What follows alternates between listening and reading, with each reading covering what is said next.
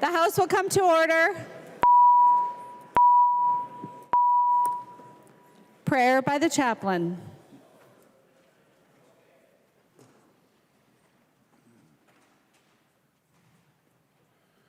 Bujuni Jani Shinabe Duggan anywagi Quawag Wasamugin in the go Makwa and do demo got conning and doing Jaba Nimi win the Ayan Oma Nungum.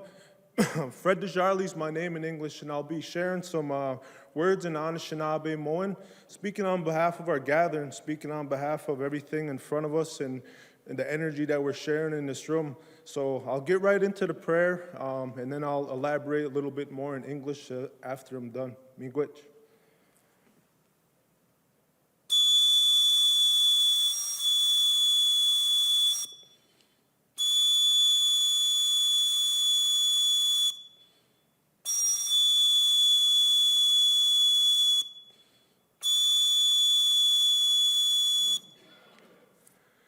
Ha nagani sin manito, wasamogin in the go, makwa and do dem, oga kaning and doing jaba. Nemi windine ayan oma manito gosh kabewi sag, niwe kagwe jimagon go manito, ganaway no mawad kina ni shinabe, ganaway no mawad kina in any wagi kwewa goma nungum.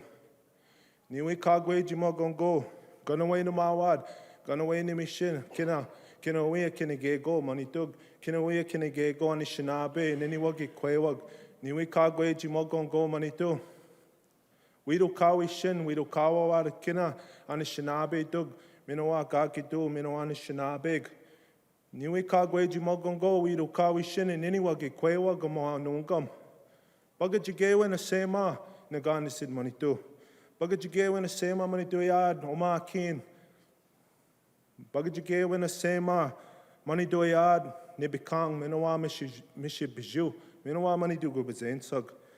Niwe kagwe jimogon go manitu. Ambe oma daga besinin. Gichi wakai gan oma. Gakabi kang oma. Minowa gakabi kang oma nungam daga bezindin. Mi go chain in dasul jig. Nembe madisi wan o gishigaki gaye manitu. Nemi go chain in a kinoya kinegego mino bima disi wan nungam. Gishwa so. Haben nunchin yog. Gishwa so kwe zaints. Gijwa so gui was ain't so manungum. Niwe kagwe jimagon go manito, Gijwa so abin nunjin Gijwa so and shinabe gichiago manungum. So I thank the Creator for this day. I thank the Creator for our kids, for our elders. I thank the Creator for bringing us all together, for everything that we have in our lives, and to share the light that we have in our heart with each other. Without that light in our heart and that energy that we radiate is a reflection of us. And this whistle that was blown represents the love of the Creator, and in the guidance of the Benesi, this Magizi, helps us all make good decisions, helps us all come together for the betterment of the person next to you, the community next to you, and everything that we have in front of us, from our work lives to our personal lives, to give us a good day and to start us off in a good day. So miigwech for letting me share some words. Aho, miigwech. The chaplain for today is Fred DeJarley from the Red Lake Nation in Red Lake, Minnesota. Pledge of Allegiance. Please remain standing and recite the Pledge of Allegiance to the flag of the United States of America. I pledge allegiance to the flag of the United States of America and to the republic for which it stands, one nation under God, indivisible, with liberty and justice for all. The clerk will take the roll.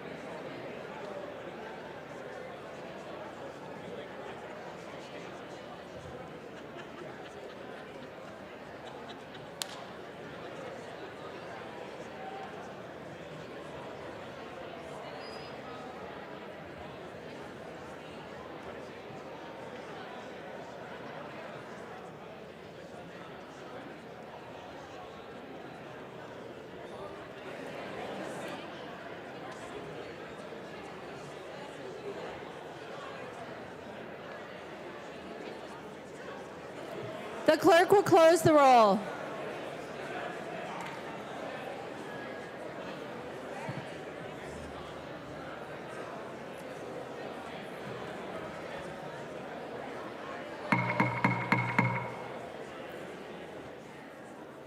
Members, please take your conversations off of the House floor.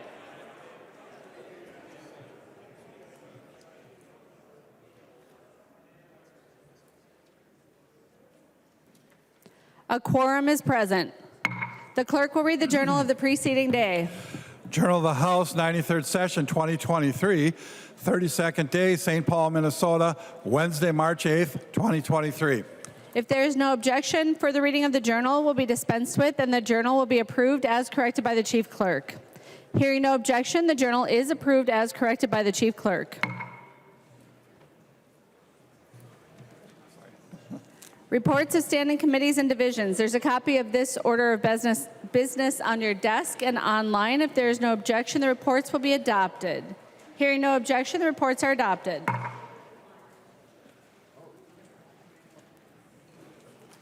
Second reading of House files. Second reading House File number 538. Second reading. Second reading House File 865. Second reading. Second reading House File 980. Second reading. Second reading House File 1272. Second reading. Second reading House File 1570. Second reading. Second reading House File 1581. Second reading. Second reading House File 1998. Second reading. Second reading House File 2234. Second reading. And second reading House File 2284. Second reading.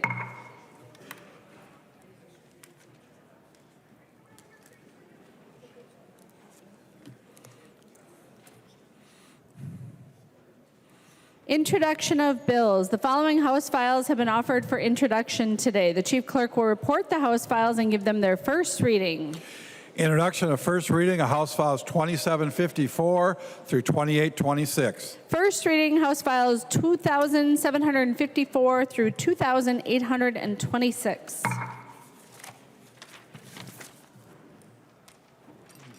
Messages from the Senate. Message from the Senate. Madam Speaker, I hereby announce the passage by the Senate of the following House file, herewith returned as amended by the Senate, in which amendments to concurrence of the House is respectfully requested. House File number 30, an act relating to public safety. The message is signed by Thomas S. Bodern, Secretary of the Senate. Richardson moves that the House concur in the Senate amendments to House File number 30 and that the bill be repassed as amended by the Senate. I recognize the member from Dakota, Representative Richardson, the author of the bill, who will explain the Senate amendments. Representative Richardson. Thank you, Madam Speaker. The Senate amendments clarifies that the Department of Public Safety may cancel or deny a registration of a scrap metal dealer convicted of a felony, and it also allows that dealers that certify compliance with the reporting requirements will have no waiting period for bona fide dealer-to-dealer transactions. Any discussion on the Richardson motion to concur in the Senate amendments? Seeing none, all those in favor, please say aye. Those opposed, please say no. The motion prevails. The clerk will give the bill its third reading as amended by the Senate. Third reading, House File number 30, as amended by the Senate. Third reading as amended by the Senate. Any further discussion on House File number 30 as amended by the Senate? Seeing none, the clerk will take the roll on the bill.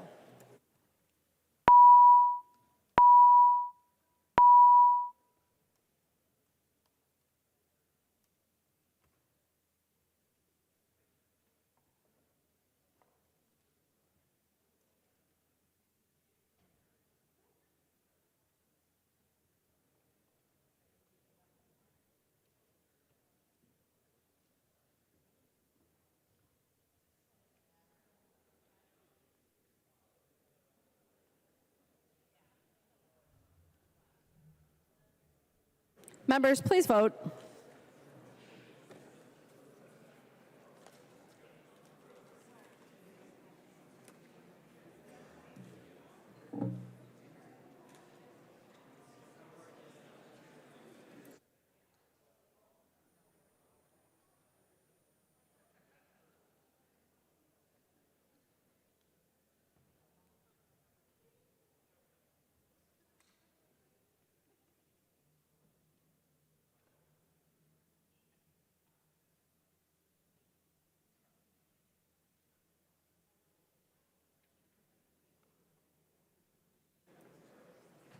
Have all members voted who would like to vote?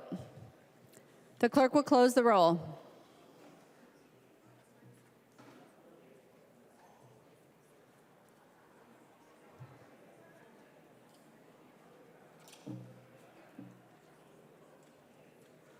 There being 109 ayes and 19 nays, the bill is repassed as amended by the Senate and its title agreed to.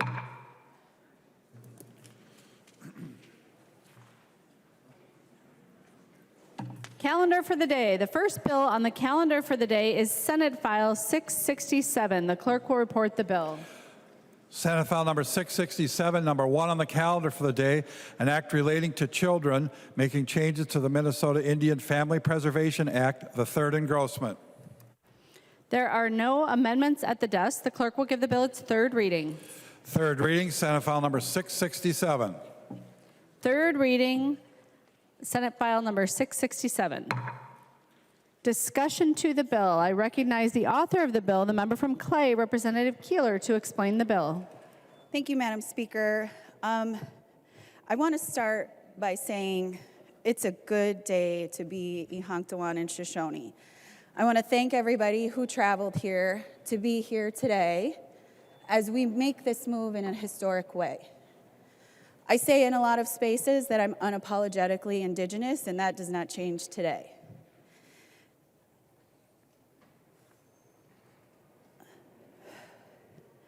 I want to remind us that we all took an oath to serve Minnesota. Minnesota consists of 11 sovereign nations and are 100% ceded treaty territories. The Constitution highlights in Article 6 that treaties are the supreme law of the land. We all were sworn under that oath. If you don't know what ceded treaty territory means, because as I've walked through this bill and have had many conversations with many of you on both sides of the aisle to help understand what ICWA is, understand what some of these words that we use are. So I'm going to take the opportunity to educate because I learned that a lot of people just don't know. So ceded treaty territory means that they were land granted to a party in a treaty. Lands were often ceded as a result of military or political pressure. Lands ceded in treaties were the principal means of the Europeans that they used to overturn a territory. Treaties were between the federal government and the American Indian tribes. There is a partnership and an agreement when this happens. In our treaties, these agreement covers things such as land boundaries, hunting and fishing rights, guarantees of peace, also to have access to health care, education, and economic opportunities. Today, what this bill does is it codifies the Indian Child Welfare Act into Minnesota law. So the Indian Child Welfare Act was designed by Congress as what many of us considered an apology act for the decades of harm that had happened to our communities through the boarding school era. If you look as we hand out the packets, there is an information sheet that shows where all the boarding schools were at and the denominations of faith that were partnered with them. I think that this is a helpful first base knowledge to understand the relationships that are developed through this, and that this bill says that we agree on Minnesota land that our children deserve the opportunity to have access to their family, their culture, their beliefs, and what I believe is the most beautiful part of Minnesota. So with that, Madam Chair, Madam Speaker, we will move on to other speakers. Thanks. Discussion to the bill. The member from Dakota, Representative Hansen. Thank you, Speaker. Today is the first time this session that I'll speak on this floor. And I'm choosing today to be the first time I speak because this is a critically important issue. As many of you know and have heard, I talk a lot about the improvements needed in our child welfare systems and the need to ensure that every kid of every race, religion, and ability in Minnesota has a great start. I spoke on this House floor last session about these issues, and we collectively agreed that the children here in Minnesota deserve all the protection we can offer them as parents, as community members, and as a government. And in that spirit and with that intent, I rise today to ask you to support this bill. And before we get too far into this discussion, I want to ground us in some relevant history. This bill is before us in the present because it is needed as a result of the past. So many things have happened that are still happening that we don't have the time to cover in one floor session today. But it's all critical to understanding why we are here today.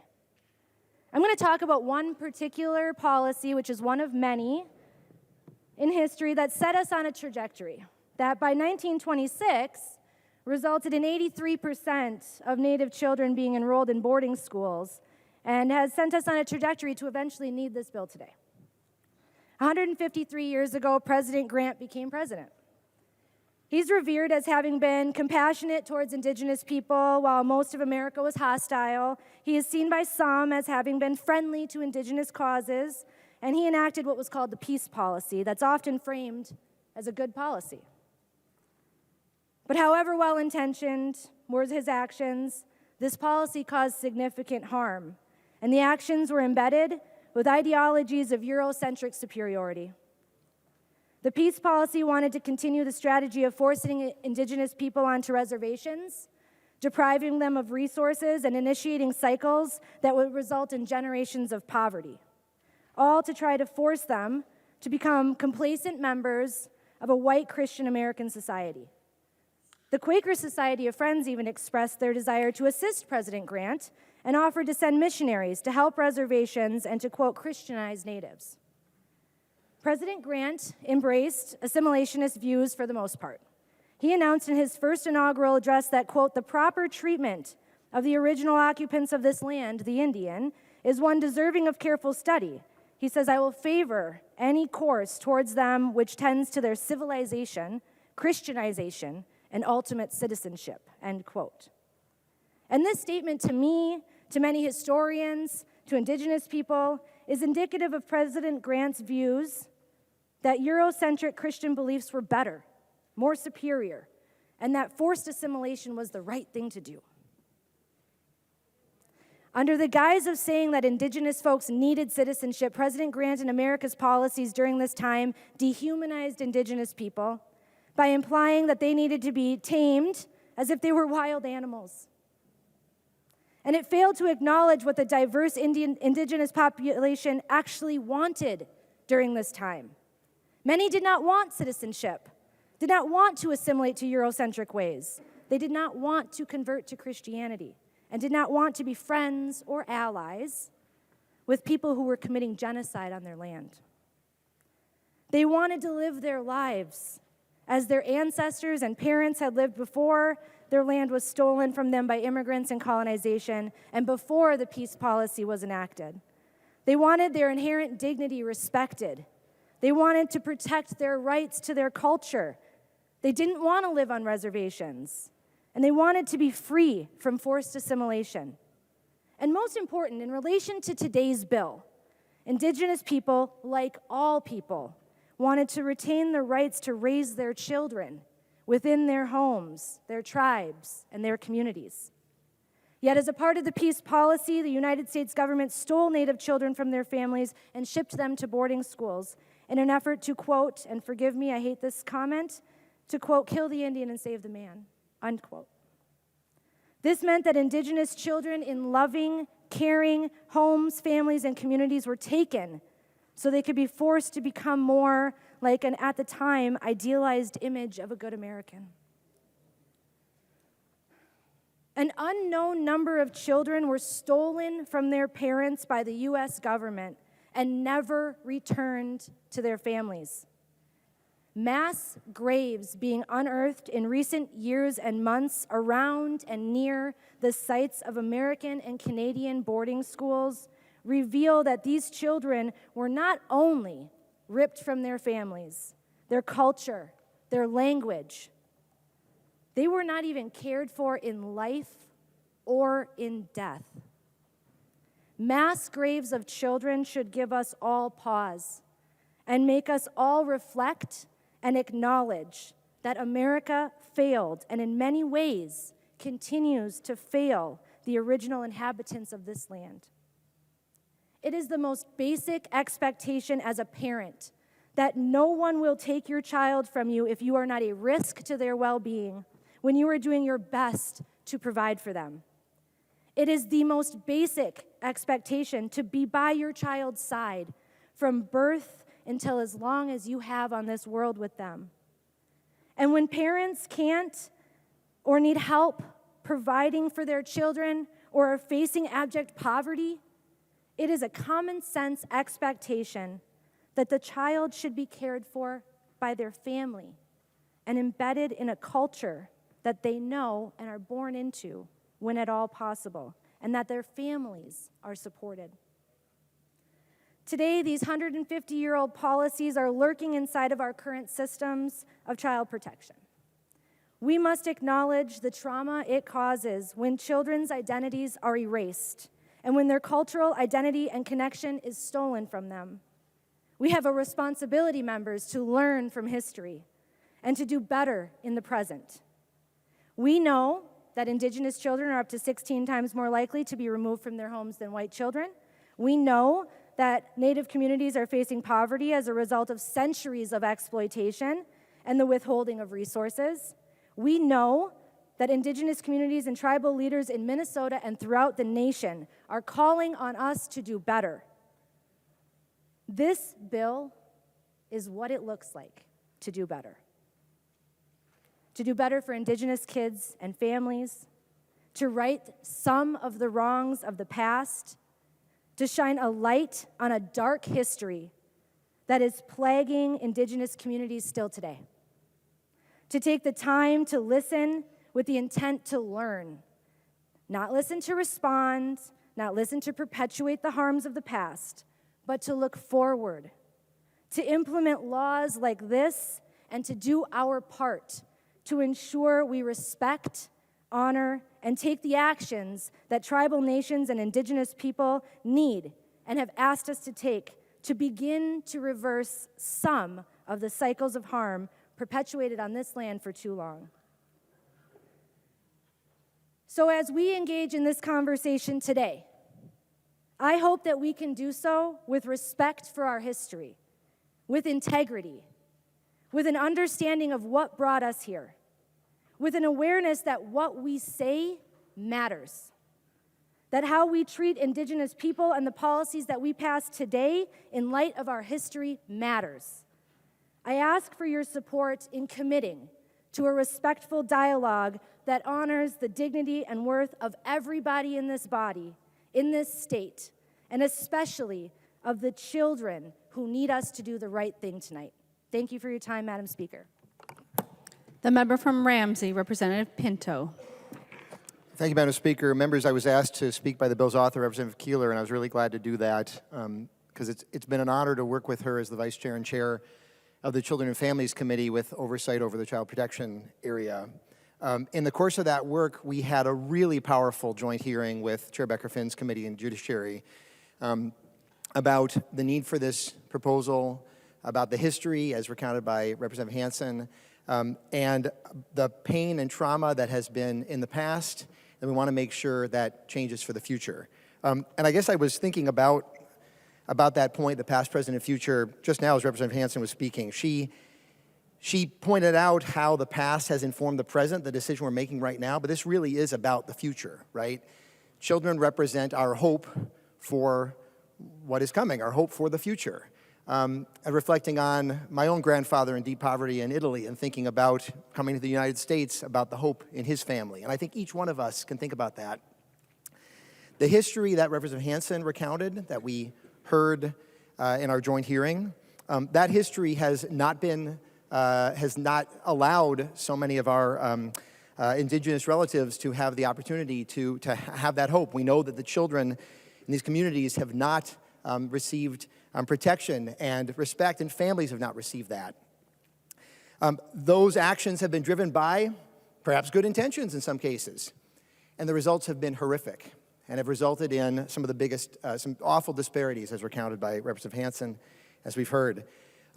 Members, this bill before us allows us the chance to speak to the future, allows us the chance to say to future generations of Minnesotans that we are determined to do right by all of Minnesota, by our sovereign tribal communities, and to make sure that we are righting past wrongs and putting things on the right path going forward.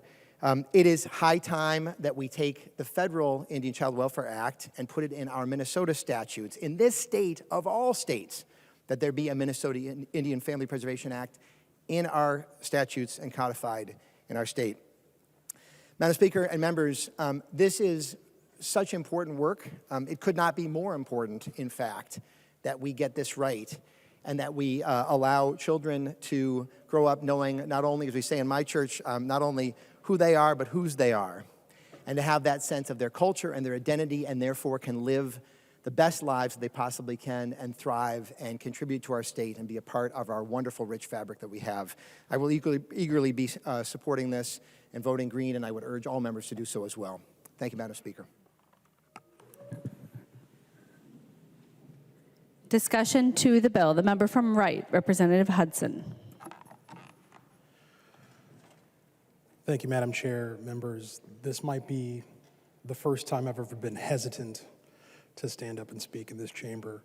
And the reason for that hesitancy is I recognize the fact that I'm in an active state of being educated. And it's always dangerous to get up and say something when you're in the process of learning. And so I think I'll talk perhaps more for the sake of the members on my side of the aisle, and just kind of share my experience of interacting with this issue and working with Vice Chair Keeler in the Children and Families Committee, and how it is that I came to be wearing the only orange article of men's clothing I could find at Target today.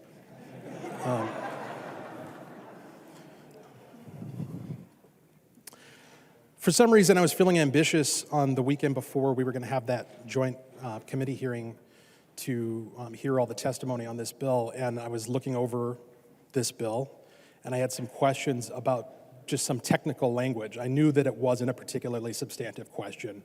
I just didn't understand how it functioned, and I was curious from a nerdy technical perspective. And so I sent an email to Representative Keeler asking for her to clarify. And she responded to that email with such enthusiasm that somebody was interested in learning anything at all about this issue, that she provided me with more resources than I could possibly have ever asked for, indeed more than I did ask for. And what struck me as I learned about the history that has led up to this bill, and what it is that's being achieved with it, why it is that it's even was authored in the first place. I don't know if it's been spoken to yet, I might not have caught it, but the Supreme Court case that's ongoing at the federal level that potentially could create a gap that this bill will fill. There were certain concepts that rang as important to me and as universal to us all. The idea of sovereignty.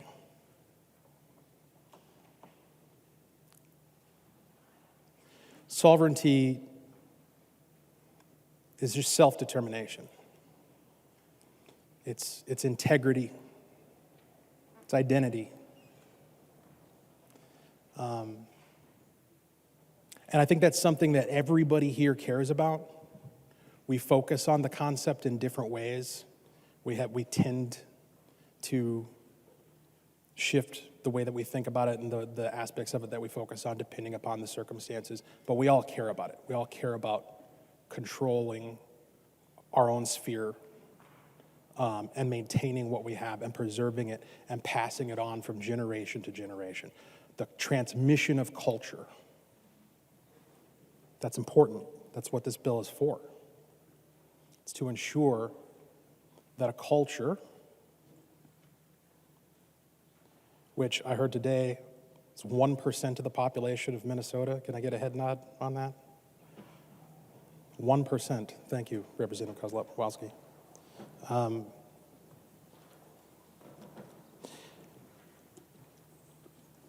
And when I reflect upon that, it makes me think of another word that we often think of in different ways, and that word is minority. I look over here, we like to talk a lot about the individual. And I like to think of the individual as the ultimate minority. You can't get less than one, not when you're counting people. And so I would, again, if there's anyone on my side who's wondering why I went to Target, it's because our value of the individual is a value of the concept of the minority. It's our value of the importance of ensuring that when you're outnumbered, you're not overrun.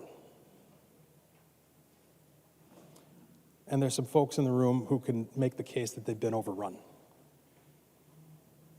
And so I'm standing in support of this because I think it's the right thing to do. I've read the bill. I think the substance of the bill and what it does, what it provides for, doesn't intrude upon anybody's rights. It upholds rights. It ensures potential for the integrity of culture and the transmission of identity and values. I don't know that I know anybody in my life, anybody in my circle that is going to be directly impacted by this, but I'm glad that people will be. So, thank you. Any other discussion before we go to the authors of the bill? The member from Ramsey, Representative Perez-Vega. Thank you, Madam Speaker. Dato ka Taino. You know what that means? That means I am Taino. I am a proud Taina warrior coming from generations of women of warriors and men of warriors that have connected and have survived through this horrible tragedy of genocide and taking away of cultures that can't be ripped because our drums are unified from the Koegel turtles of Borinquen to Turtle Island on this land. And I want to thank Representative Keeler for the importance of connecting our sovereign nations and that we're fighting together. My grandfather was ripped away in Puerto Rico, in Borinquen, in the 30s as these programs were being tested before they got to this mainland of the United States of America. My great-grandfather, Joaquin Perez, died and left alone my great-grandmother, Rafaela Pacheco, the mother of 4 beautiful Boricua boys, my grandfather being the oldest one. And they were ripped away from her home because it was stated in the laws that she was incapable of caring for her children, and they were placed in an orphanage to take away their culture. And when those boys were old enough to be drafted to war, they each served in war and fought in World War II and were proud veterans to stand on a flag, 2 flags, to fight for sovereign nations to drum in one beat for the power and the future of the next 7 generations. It is a connection and a pride that we have on this native land. And these fights, these battles don't need to happen anymore. And this is what we're doing here. And I'm really grateful because we're talking about the connections of tribes and not wanting to fear the rips of what injustices have done, in particular to tribal nations and the real people of this land that have grown and that have invited other tribes to unify as sovereign nations together. It means a lot to stand up here. I am a proud Boricua with cousins who are Boricua, mixed with Anishinaabe and Dakota, because we connect through our drums. And we're here to speak and make a drum loud so that parents of the next generations don't have to feel this pain. I've got a beautiful, beautiful village niece that is in Red Lake right now. And I think about the beautiful parents that are my best friends who have fought for this on the outside, who have survived the disparities, who have become doctors, who have become water protectors, still fighting because the fight will never be over unless it's placed and respected. And I want to thank every member who is going to vote green on this. Each of you, because you are saving the village of children, and you are saving the future of this beautiful, beautiful indigenous land of Minnesota, in which we are here to stand up and represent for what is right. Muchas gracias. The authors of the bill, the member from St. Louis, Representative Kozlowski.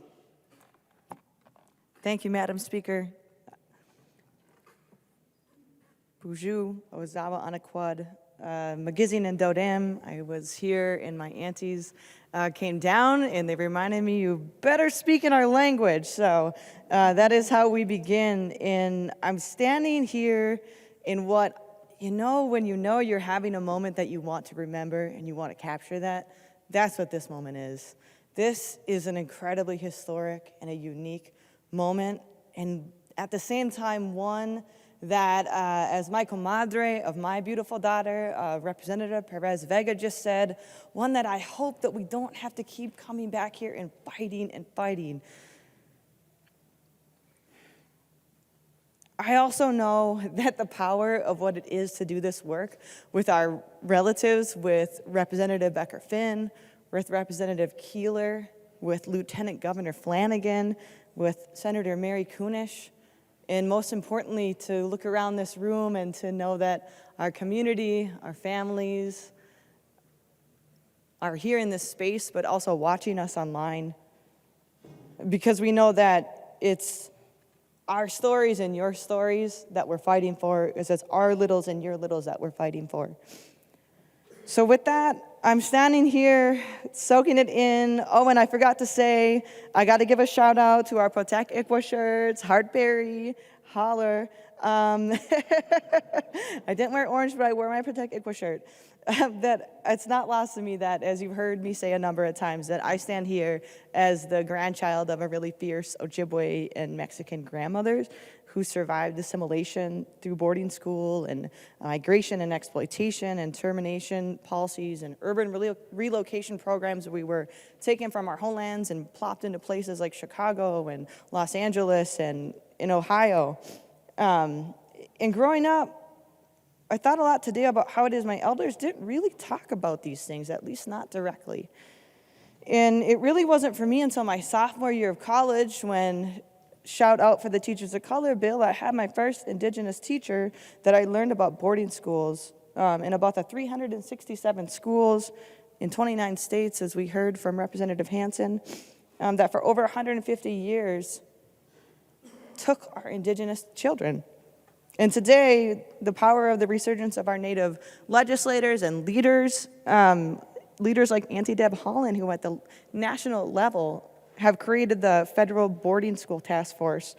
And it is that we are raising our collective consciousness and awareness of our troubled past that really reverberates today. And more, our elders are sharing their stories. Like my grandmother, who shared gripping stories of being hid in closets after her mother died because the Indian agent was trying to take her, because you couldn't be raised by your grandpa, heaven forbid. You had to be raised by your mother. And other elders in my tribal and urban Native communities who just this past summer, we sat around, we do grief ceremonies, and sat around at the stairs of City Hall wearing the orange. And many of you in this room, some of you were there. They shared their hearts and their spirits about, in Fond du Lac, in my community, they were actually out on a warm summer day playing by a train track. Anybody done that, right? But this time, they were actually lured onto a train with the prospects of candy and food, and then snatched up and taken and sent along to boarding schools. Boarding schools like Pipestone Indian School in western Minnesota, all the way out to Carlisle Indian School in Pennsylvania. Children as young as 5. My friend's grandpa, she tells a story a lot about how he went to Oneida Indian School, and he ran away over 5 times in the cold of winter. Imagine that, trying to sneak back, and you're snatched up and taken back. So we could tell stories and recant about the impacts of these boarding school era and all of these policies that went on to be able to strip us away and need to have, the spiritual act of 1970 where we could actually have our medicines and our tobacco and our pipes out in the public where we had to hide them. And the thing is that we heard story over story in every committee from the folks who showed up and shared their story and poured out their trauma for us about how they were separated. And Chair Dupuy said, these boarding schools, they never ended, and they continue today in the form of foster care. And we heard that testimony after testimony after testimony, that for 500 years we have tried to work in the policies and had things put upon us that have not worked. And this we know works. And today what it is that we are doing, that I encourage everybody obviously to vote green, that we are going to vote for something good today. And I also want to acknowledge that in the testimony that we know that not everybody has this bad relationship with adoptive parents, but people spoke of the deep grief of feeling disconnected from their communities and from their families. And I think about it how it is for me, born to parents who struggle with addictions and violence, who just simply couldn't raise me. And thanks to ICWA, instead of being entered into the foster care system, I had my grandma who stepped in and fought because she knew what it was like for her grandpa to fight for her, and my aunties and my uncles. And I spent a lot of time really angry at my family and my community because I didn't understand all this history.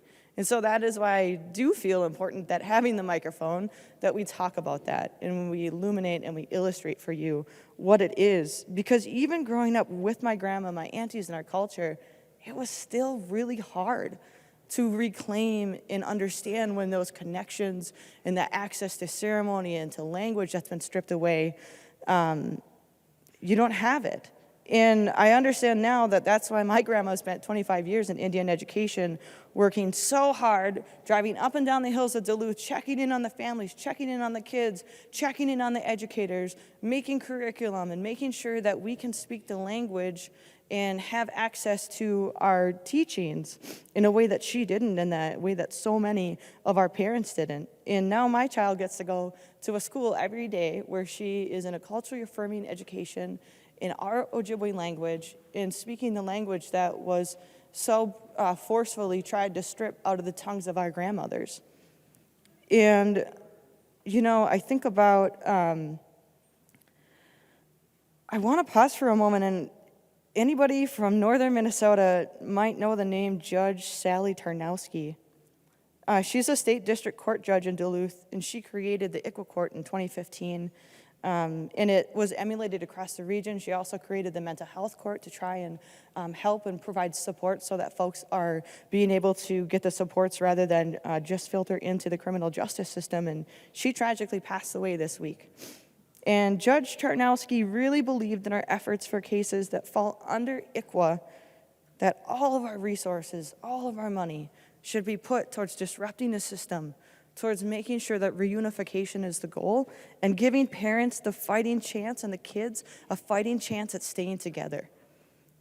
And she did something really different. If you ever walk into a court system, it's like very sort of, stiff and done a certain way. And you walk into her room, and there was tobacco on the table, and it smelled like smudge, and everybody sat in a circle, and they all sat at the same table together. And that was reflected also then in the relationships and the collaboration with our tribal nations who speak so highly of Judge Tarnowski and the devastating loss that it is. Because We know what it is like to have leaders who don't see you through a strengths-based lens, who see you as a deficit. And having people like Judge Tarnowski to see us for our strengths is everything. Because the thing is that, I see a lot of nodding heads up there, our people and our cultures are strong. And we are here, and as it was said, that we are really the seeds that are planted and grew despite every attempt to try and diminish and to eradicate us. And yet here we are. And it's people like my sister, my community member, Miranda, who with the supports that she needed after having her kids taken away through the foster care system, you know, in and out of addiction, in and out of jail, she got the supports through this court system program to go and get treatment, to do peer recovery, to be connected with a powerful Indigenous running group who helped to change those internal narratives and support to be able to find employment, to get housing, to get her kids back.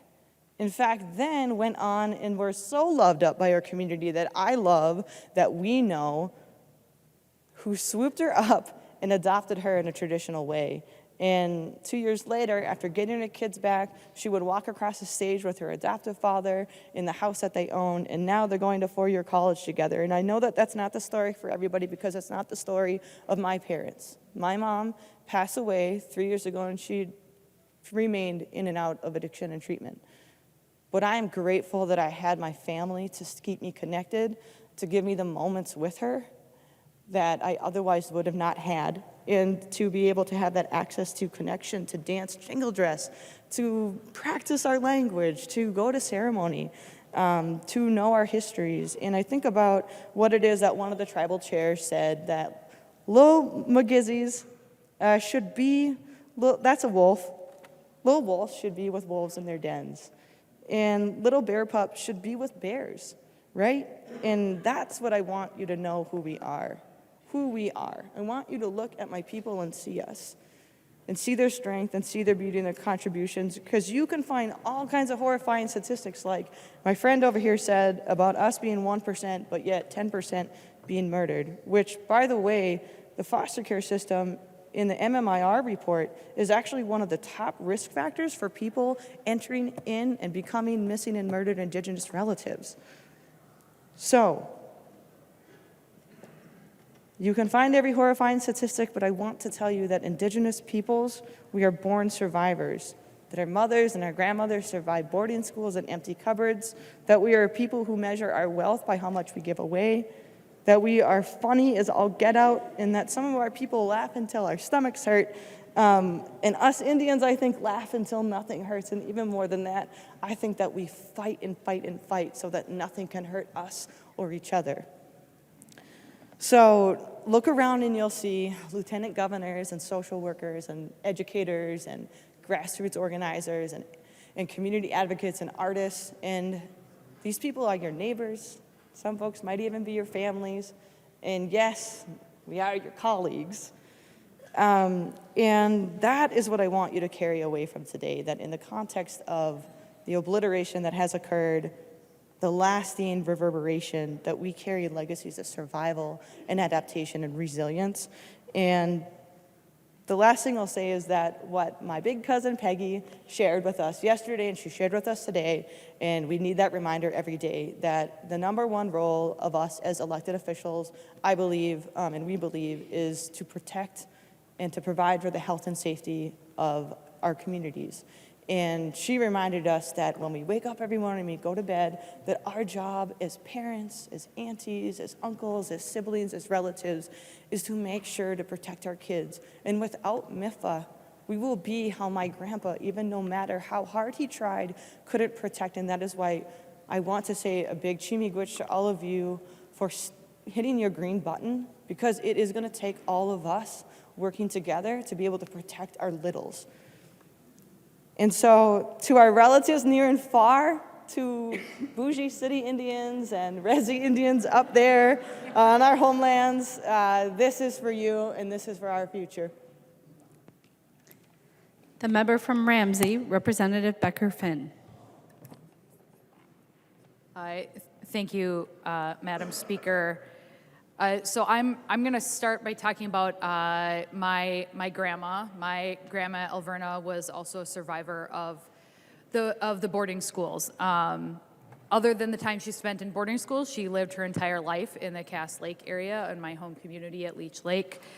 And I also want to talk about the ways that the different bills that we all work in, how they intersect. So for my family, my grandma's mom was murdered when my grandma was 5 years old. And because her mom wasn't there, similar to Representative Kozlowski's story, that's why they took her away and took her to the boarding schools. And at 5 years old, she was still learning to read and write and learning her language. And because of that, I never heard my grandma speak our language. And that was a direct result of the violence that was done to my family and what was done, the continued violence that was done by taking a child away from her home community.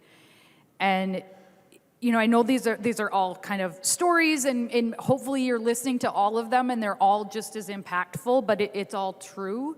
And I did want to bring up, we actually have a letter that I'm going to read to you that some of you may have read on the internet at some point, but it's a letter that sort of speaks to the way that our children were basically commodified and not treated as full children, the way that children from other communities may have been treated.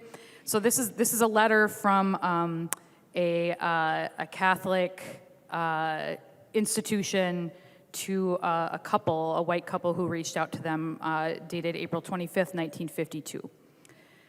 Dear Mr. and Mrs. Seeley, thank you very kindly for your donation of $10 for my little Indians. Yours is the first invitation that was ever extended to one of our papooses, referring to these children, to come and spend the vacation somewhere.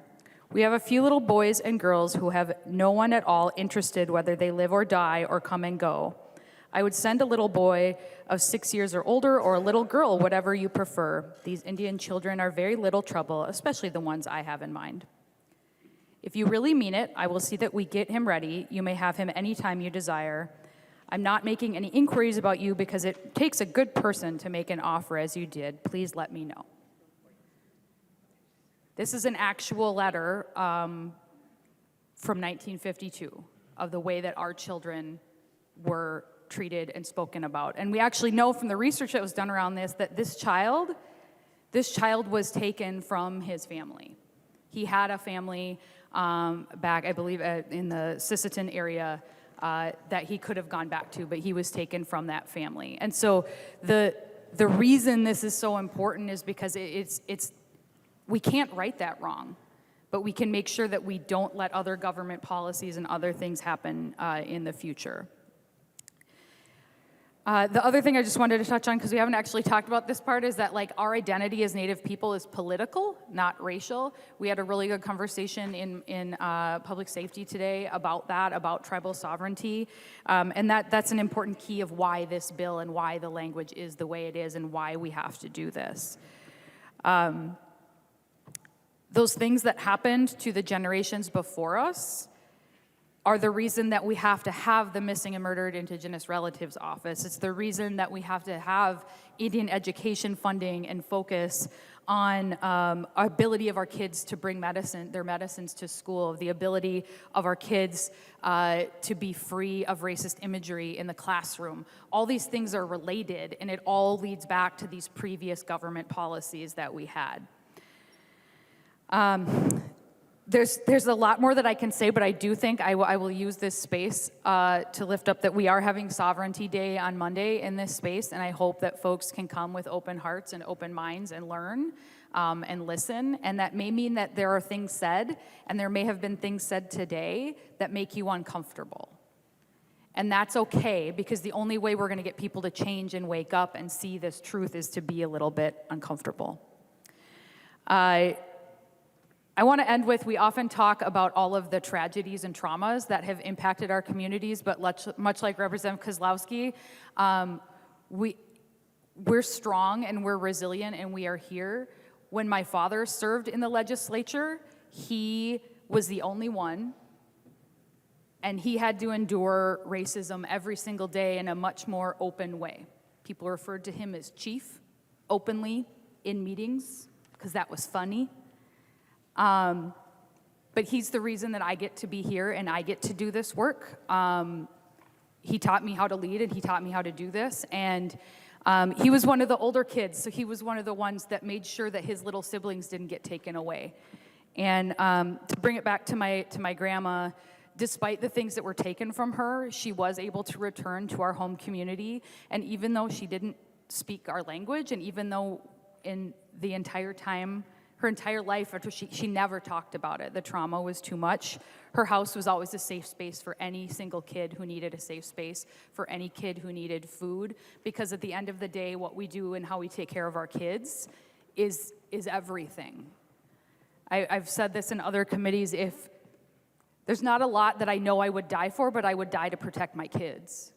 And I think that's true of any of us as parents. And that's the level of this and why this is so important.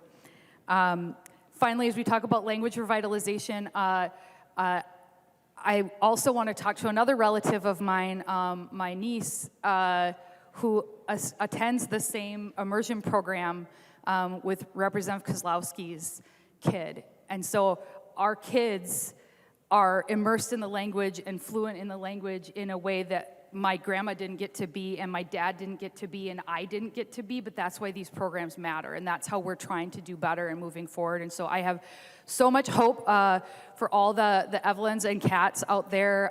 My niece actually will, if I don't know how to say something in Ojibwe, I can message a 9-year-old and ask her how to say it, and she'll send me a voice message in her little voice telling me how to say things. And so that's the power that we have when we invest in programs and try to do right by the bad things that have happened. So with that, members, I thank you all for your patience. It isn't a lot that we get to talk about these things and be this raw, but it is really, really important. This is the first time that we have done something like this at this level to protect our kids, and I am so proud to be doing it with Representative Keeler and Representative Kozlowski. We were meant to be here. We're here for a reason. The Creator put us here for a reason, and we are doing this for our kids and future generations. Minno Gijigad, it is a good day. The member from Clay, the author of the bill, Representative Keeler.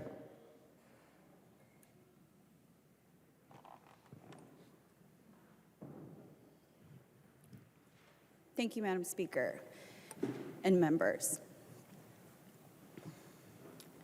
First, I want to recognize the elders and the individuals that I respect deeply sitting here in the front. We believe that we are connected through 7 generations. We believe that the work that we do is so much bigger than ourselves. And those lessons came from my elders. Those lessons come from being a part of community. Those lessons and those beliefs and those understandings come from being together with the most beautiful people that I know in my entire life. Politics wasn't something I chose, it chose me. Because over and over and over, the systems were designed to exterminate us. If we need to understand why Indigenous people are a politically protected class, it is because we needed to be saved. But now we're strong. Look at us.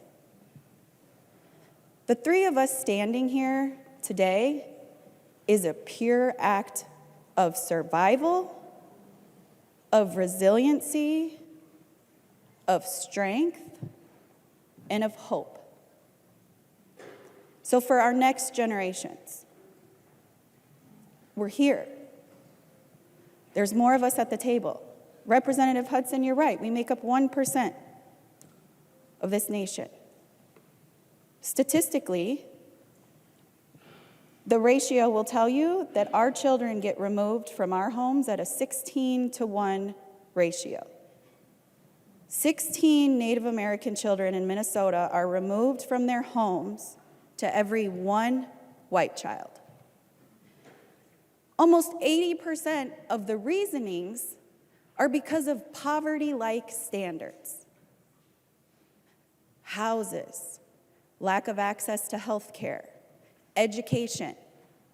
If you remember what I said when I stood up, those are all the responsibilities and the trade-off of our treaties. So we changed it to the Minnesota Indian Family Preservation Act because it is a continued act of resiliency that we have to protect our families. Our families are generational. Our families are spread wide. The way we look at family as a structure is different. I have aunties and uncles that are all over the place, right? We know that. I got aunties and uncles all over here. And that's the truth.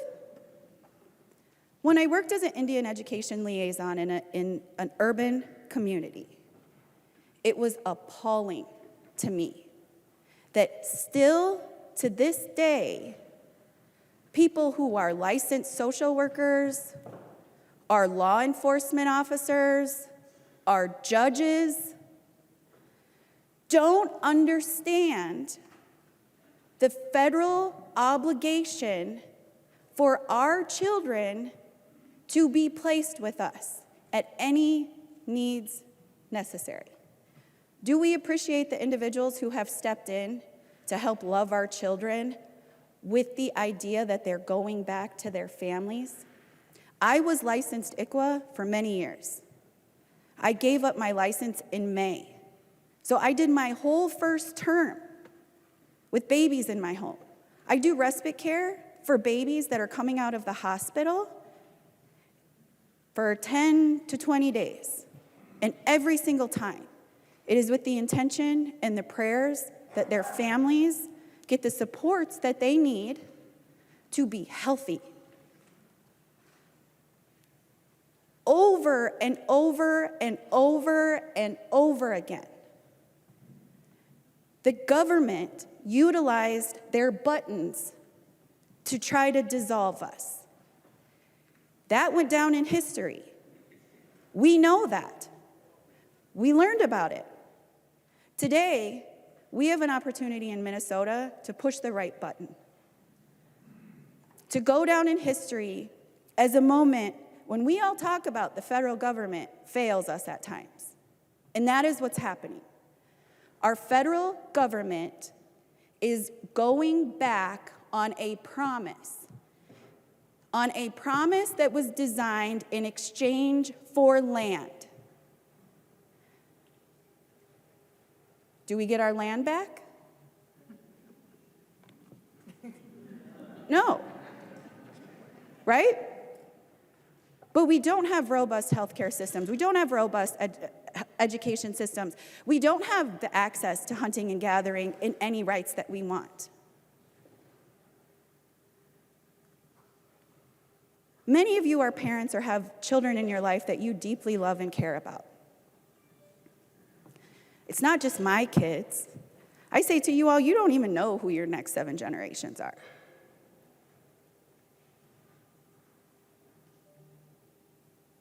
So today, members, it is a good day to be a Minnesotan because we are dual citizens. And today, we have the opportunity to say to kids that we don't even know, we do believe in the promises that we made you.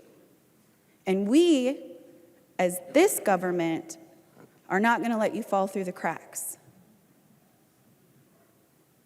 And we, as this government, are going to pass a bill today that says to all of you, we're sorry. We're sorry that we're not better. We're sorry that we keep going through this. We're sorry that we're always the worst in disparities. We sit at tables all the time and we hear, right? We hear our data points. We're 30% more likely, 30 times more likely to be homeless. We have an entire committee designed to support seniors. And seniors by class start at age 65. Do you know what the average life expectancy for an Indigenous man is? 64. 64. Representative Hudson was right. I love educating people about this because I do believe that education is the path for us to get past the pain of the past and have the hope for the future. Education is the key. We were in committee until 8:30 last night, and I told Representative Hudson, we're all wearing orange because orange is the color for boarding schools. The reason it's that color is because one of the first boarding school survivors that shared their story publicly talked about their possessions being stolen, and they had an orange top on that their grandfather gave them, and they never got that orange top back. So we wear orange to understand that we don't want any of our children to ever go through that again. We don't want any of our children to lose all of their possessions and all of their opportunities to be their most authentic, beautiful self. It's not just about the late night conversations and running to Target to get a color to match us. It's also about inviting you to my communities. Every year in my community, we have powwows, multiple of them, actually. I sent out an invite last year. Representative O'Neill and Senator Rarick drove to Moorhead in the middle of April to deeply experience the beauty in what I believe is the most beautiful thing in Minnesota. She danced with our tribal leaders, and she grew in an educational capacity. I do really believe that. So though a lot of things that we say can leave us feeling uncomfortable, education is power. Love is power. Keeping our kids together with the people who want to love them the best, but systematically maybe are in really difficult situations. I passed a bill off the floor to feed people. I passed a bill off the floor to house people. That is what family preservation is. Collectively, together, we protect our next generations. So today, members, this is a good day. It's a sad day that we have to do this because the federal government can't keep their promises. But it's a good day for Minnesota.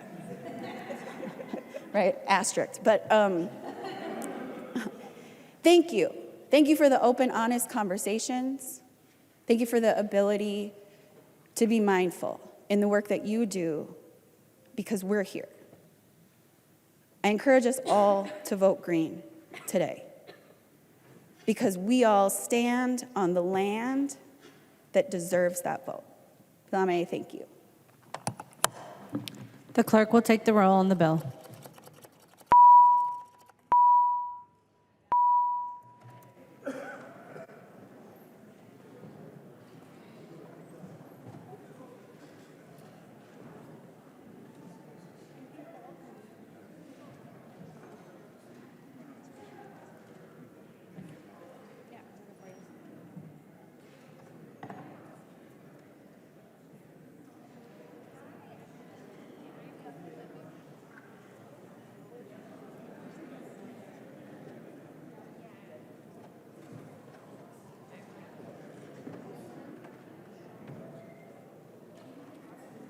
The clerk will close the roll.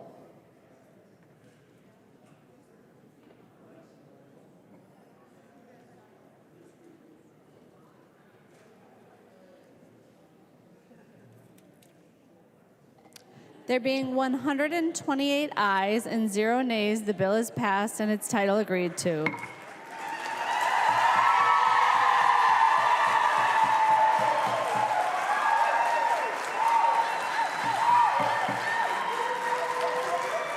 Guests and members, I don't want to stifle the joy, but we have rules where we can't do that here. So hopefully you have a great celebration in the rotunda. The next bill on the calendar for the day is House File 1104. The clerk will report the bill. House File number 1104, number 3 on the calendar for the day, an act relating to labor and industry modifying employer retaliation provisions.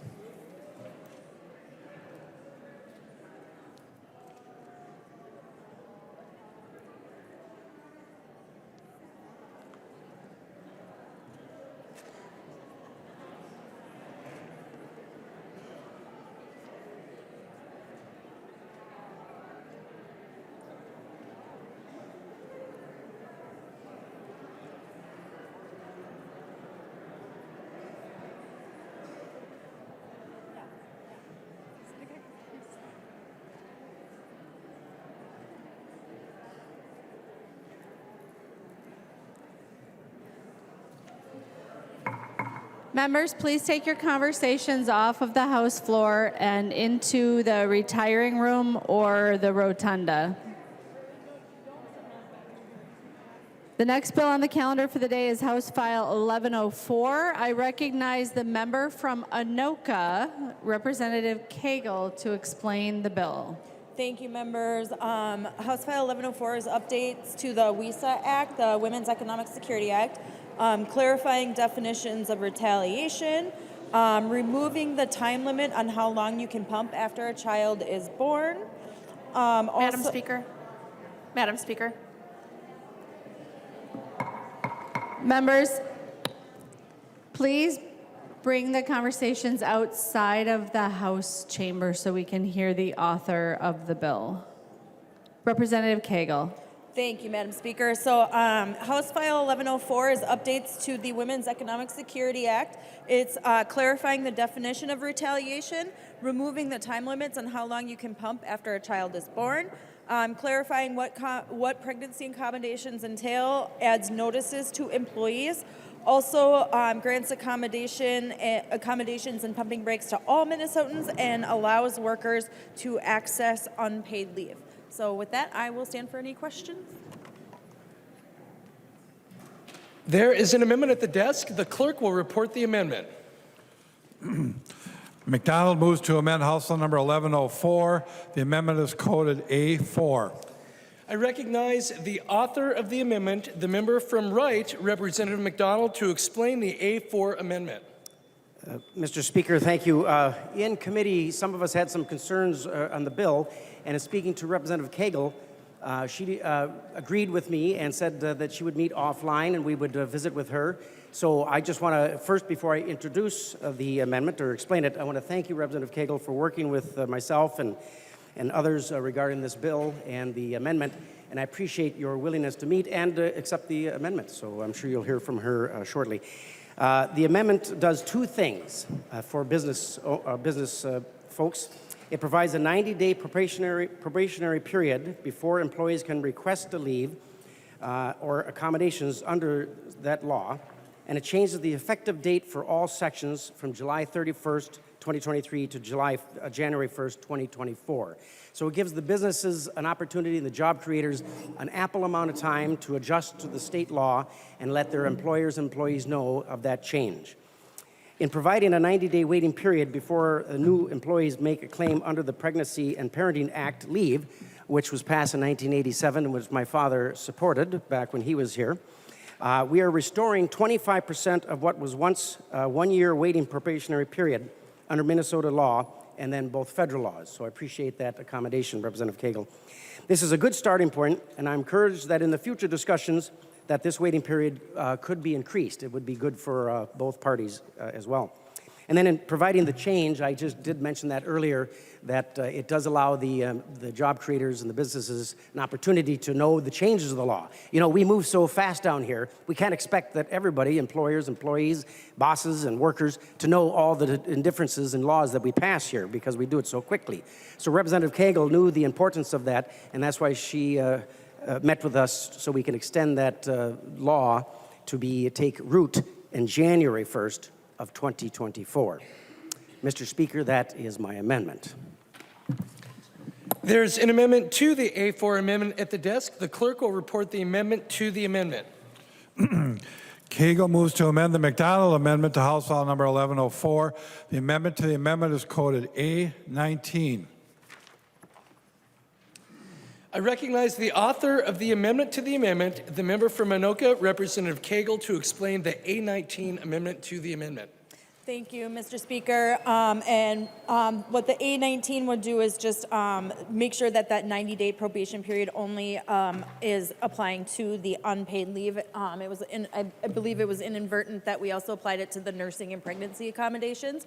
And so was able to speak with one of the Republican researchers earlier today, and I'm hoping it's a friendly amendment to your amendment. Is there any further discussion? I recognize the member from Wright, Representative McDonald. Mr. Speaker, thank you. Yes, it is definitely a friendly amendment. We're being very friendly, and I appreciate it, and I encourage all members to adopt this friendly amendment to my amendment. Any further discussion? Seeing none, all those in favor of the A19 amendment to the amendment, please say aye. Those opposed, please say no. The motion prevails and the amendment to the amendment is adopted. Members, we are now on discussion of the A4 amendment as amended. Is there any further discussion? I recognize the member from Anoka, Representative Koegel. Thank you, members. I would recommend a yes vote on the A4 as amended. Any further discussion? I recognize the author of the amendment, Representative McDonald. Members, the minority don't often get an opportunity to have an amendment accepted and working in a bipartisan fashion. It's true both when the Republicans are in the majority and when we're in the minority. So put it for the record that we do, Minnesotans, if you're watching, we do work well together once in a while, and this is one of those instances. So I encourage a yes vote for all. Matter of fact, make it a green vote, would you? Seeing no further discussion, all those in favor of the A4 amendment as amended, please say aye. Those opposed, please say no. The motion prevails and the A4 amendment as amended is adopted.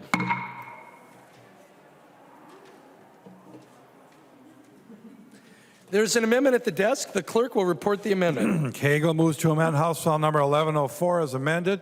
The amendment is coded A6. I recognize the author of the amendment, the member from Anoka, Representative Koegel, to explain the A4 amendment. A6. The A6, Mr. Speaker? Excuse me, the A6 amendment. Thank you.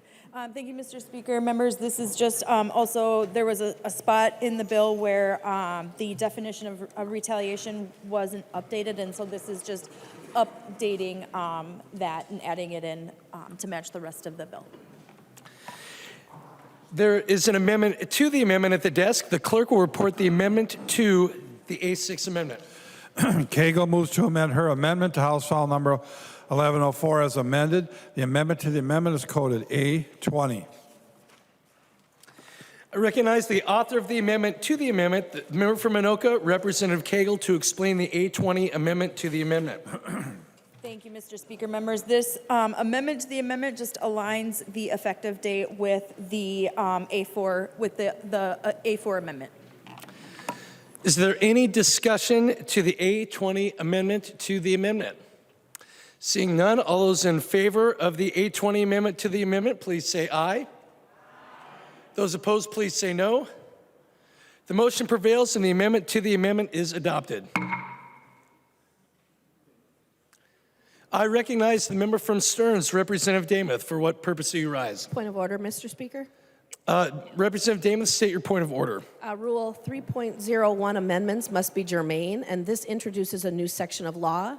The amendment, the A6, seeks to amend Section 181.275. That is not found in the bill in the 1104, and I would ask you to find this amendment out of order.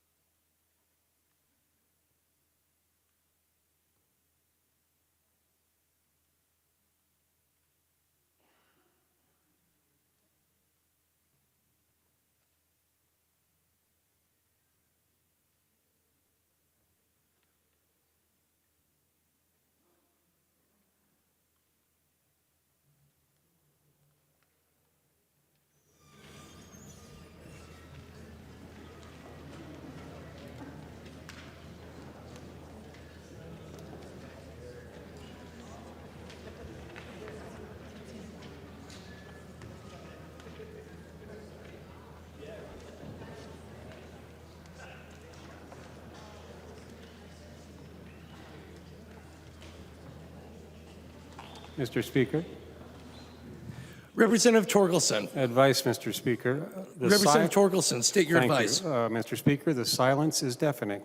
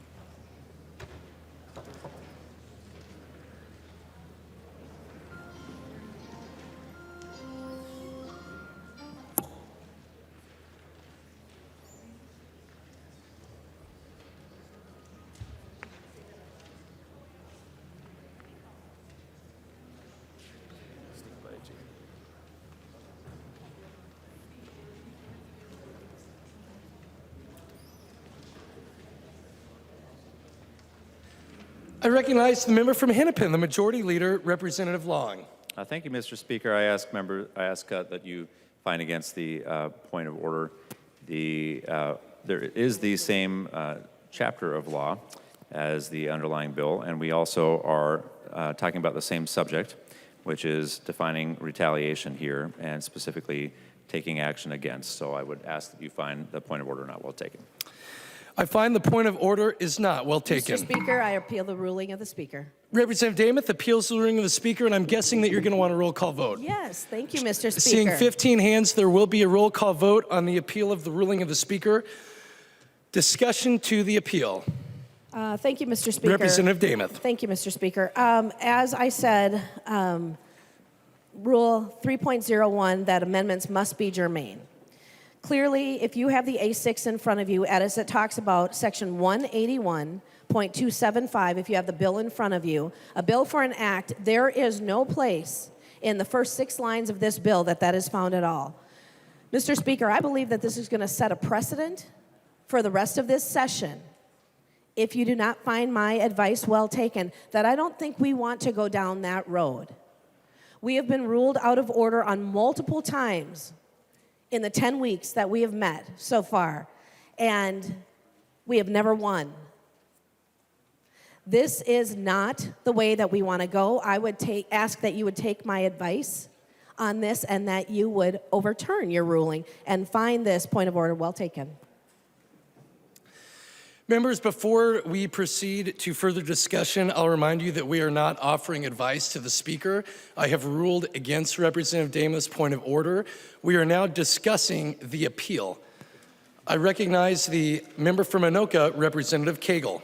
Thank you, Mr. Speaker. Members, the bill amends multiple sections within Chapter 181, so I would suggest we uphold the ruling of the Speaker. I recognize the member from Chisago, Representative New Brindley. Thank you, Mr. Speaker. My advice to the body is, I gotta say, maybe we should have had a little bit more advice to the Speaker prior to the ruling. Maybe that would have been helpful. I don't know. But this is a very obvious situation in which the body should overrule the ruling of the Speaker. And let me tell you in very plain terms why that is. Because this chamber could grind to a halt in no time if this is how we're going to play this game. You know, it's interesting. We try not to talk about our friends on the other side of this building, but it's interesting to watch their proceedings and to see that that Masons and custom and usage is followed pretty precisely. And whoever is in the majority, from my experience in paying attention, it doesn't matter who's in the majority. They work pretty hard to make impartial decisions and to make the right decisions. But we have not seen that same respect for the institution in this body.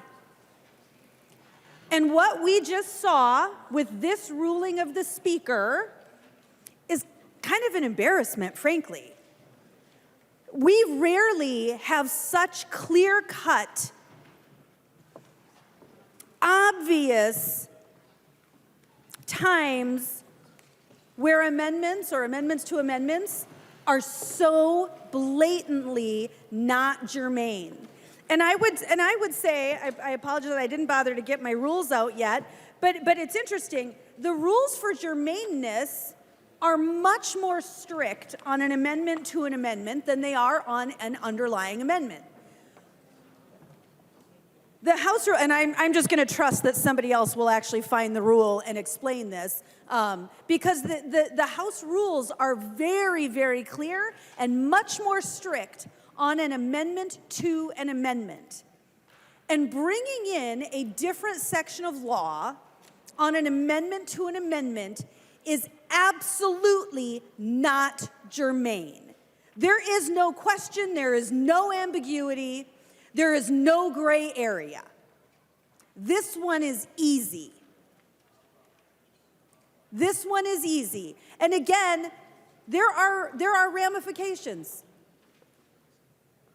There are ramifications for upholding the ruling of the Speaker on this front. You know, we as a body, we try to be very careful as a caucus about how we craft amendments, about how we present amendments to ensure that they are germane.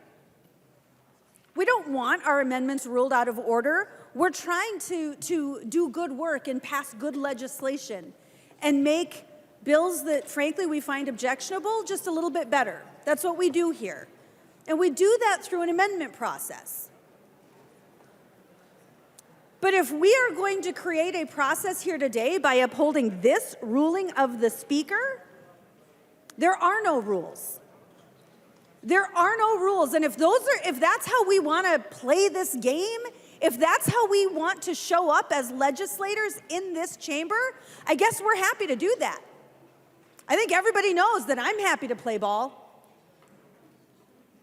If that's the way we want to play this game, if that's the way we want to behave as legislators, giddy up. Because I am happy to play that game. Because if we want to have no rules, if we just want to play some jungle ball in here, I'm here for it. In fact, heck, I've wanted that for years. I'll take it. So if what we want in this chamber is jungle ball, oh, like I said, giddy up. We're going to have some fun. We're going to have some fun. It's going to take some time. Members, I say this, and I will play by those rules, but at the end of the day, it's not what we're supposed to do. We have rules for a reason. We follow Masons. We follow our house rules. We follow our custom and usage in this house for a reason. And frankly, it's so that we don't make a mockery of this body. So we don't make a mockery of what we're doing here in making laws for the state of Minnesota. This is a serious job. Let's do it seriously.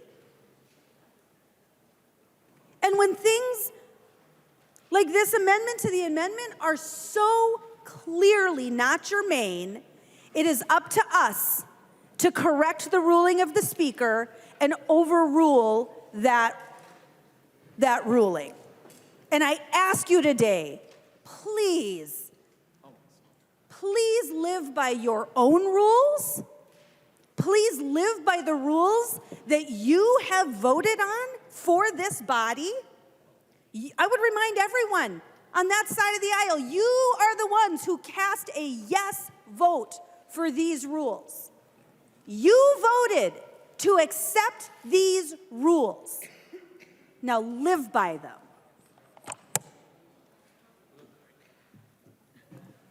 Before we proceed with further discussion on the appeal of the ruling of the Speaker, I will remind the body that the point of order was made on the A6 amendment as amended, not the A20 amendment to the amendment. I recognize the member from Carver, Representative Nash. Thanks, Mr. Speaker. I have offered a lot of amendments in this chamber since my time in the minority, and I have consistently been ruled out of order on a couple of different things. Capriciousness is not one of those, but maybe we should put that in because that's what we're doing right now. What we're seeing is a chapter of law that exists nowhere in the bill is now being moved forward as an amendment. Let me say that again.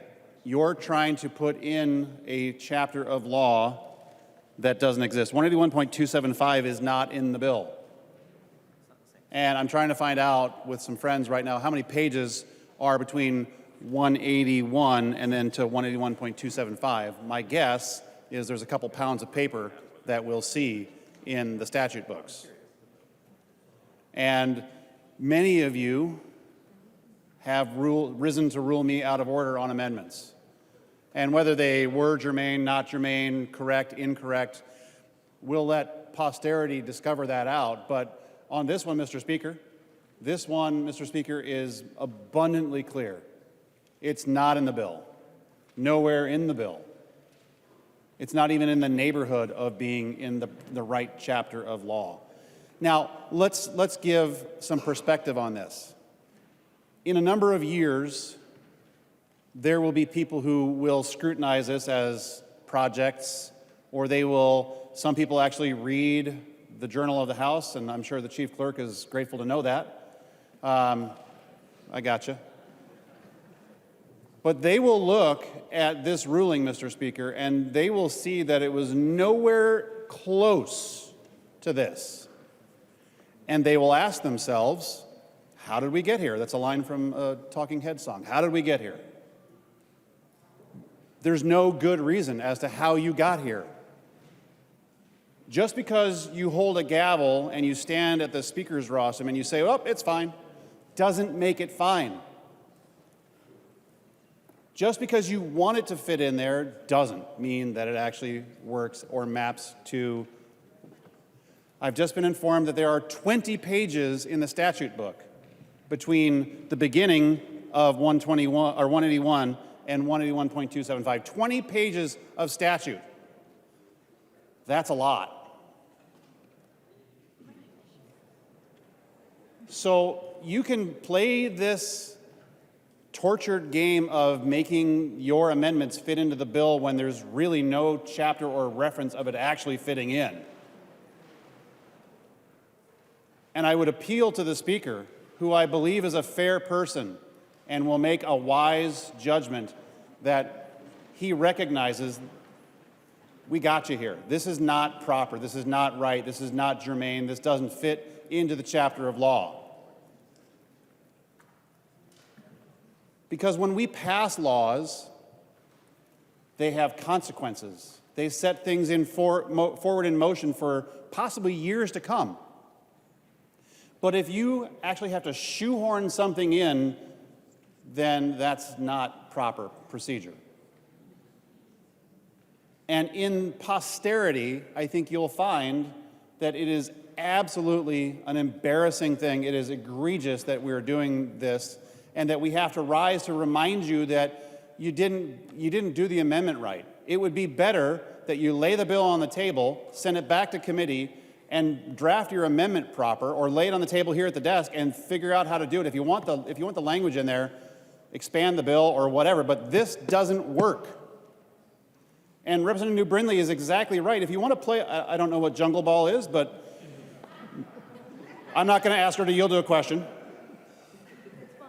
Okay, she says it's fun, so I'll run. But you're playing games with this institution. Whenever I bring people from the district down here and I tell them what an amazing place this is, I always have them look up. And you'll know the tour is with me because we're looking up out in the rotunda and we're looking up here. If you look at this and you realize what an awesome responsibility that you have been charged with, do you really want to fumble the ball this much? Do you really want to shove this into the bill when you know full well that it doesn't belong there?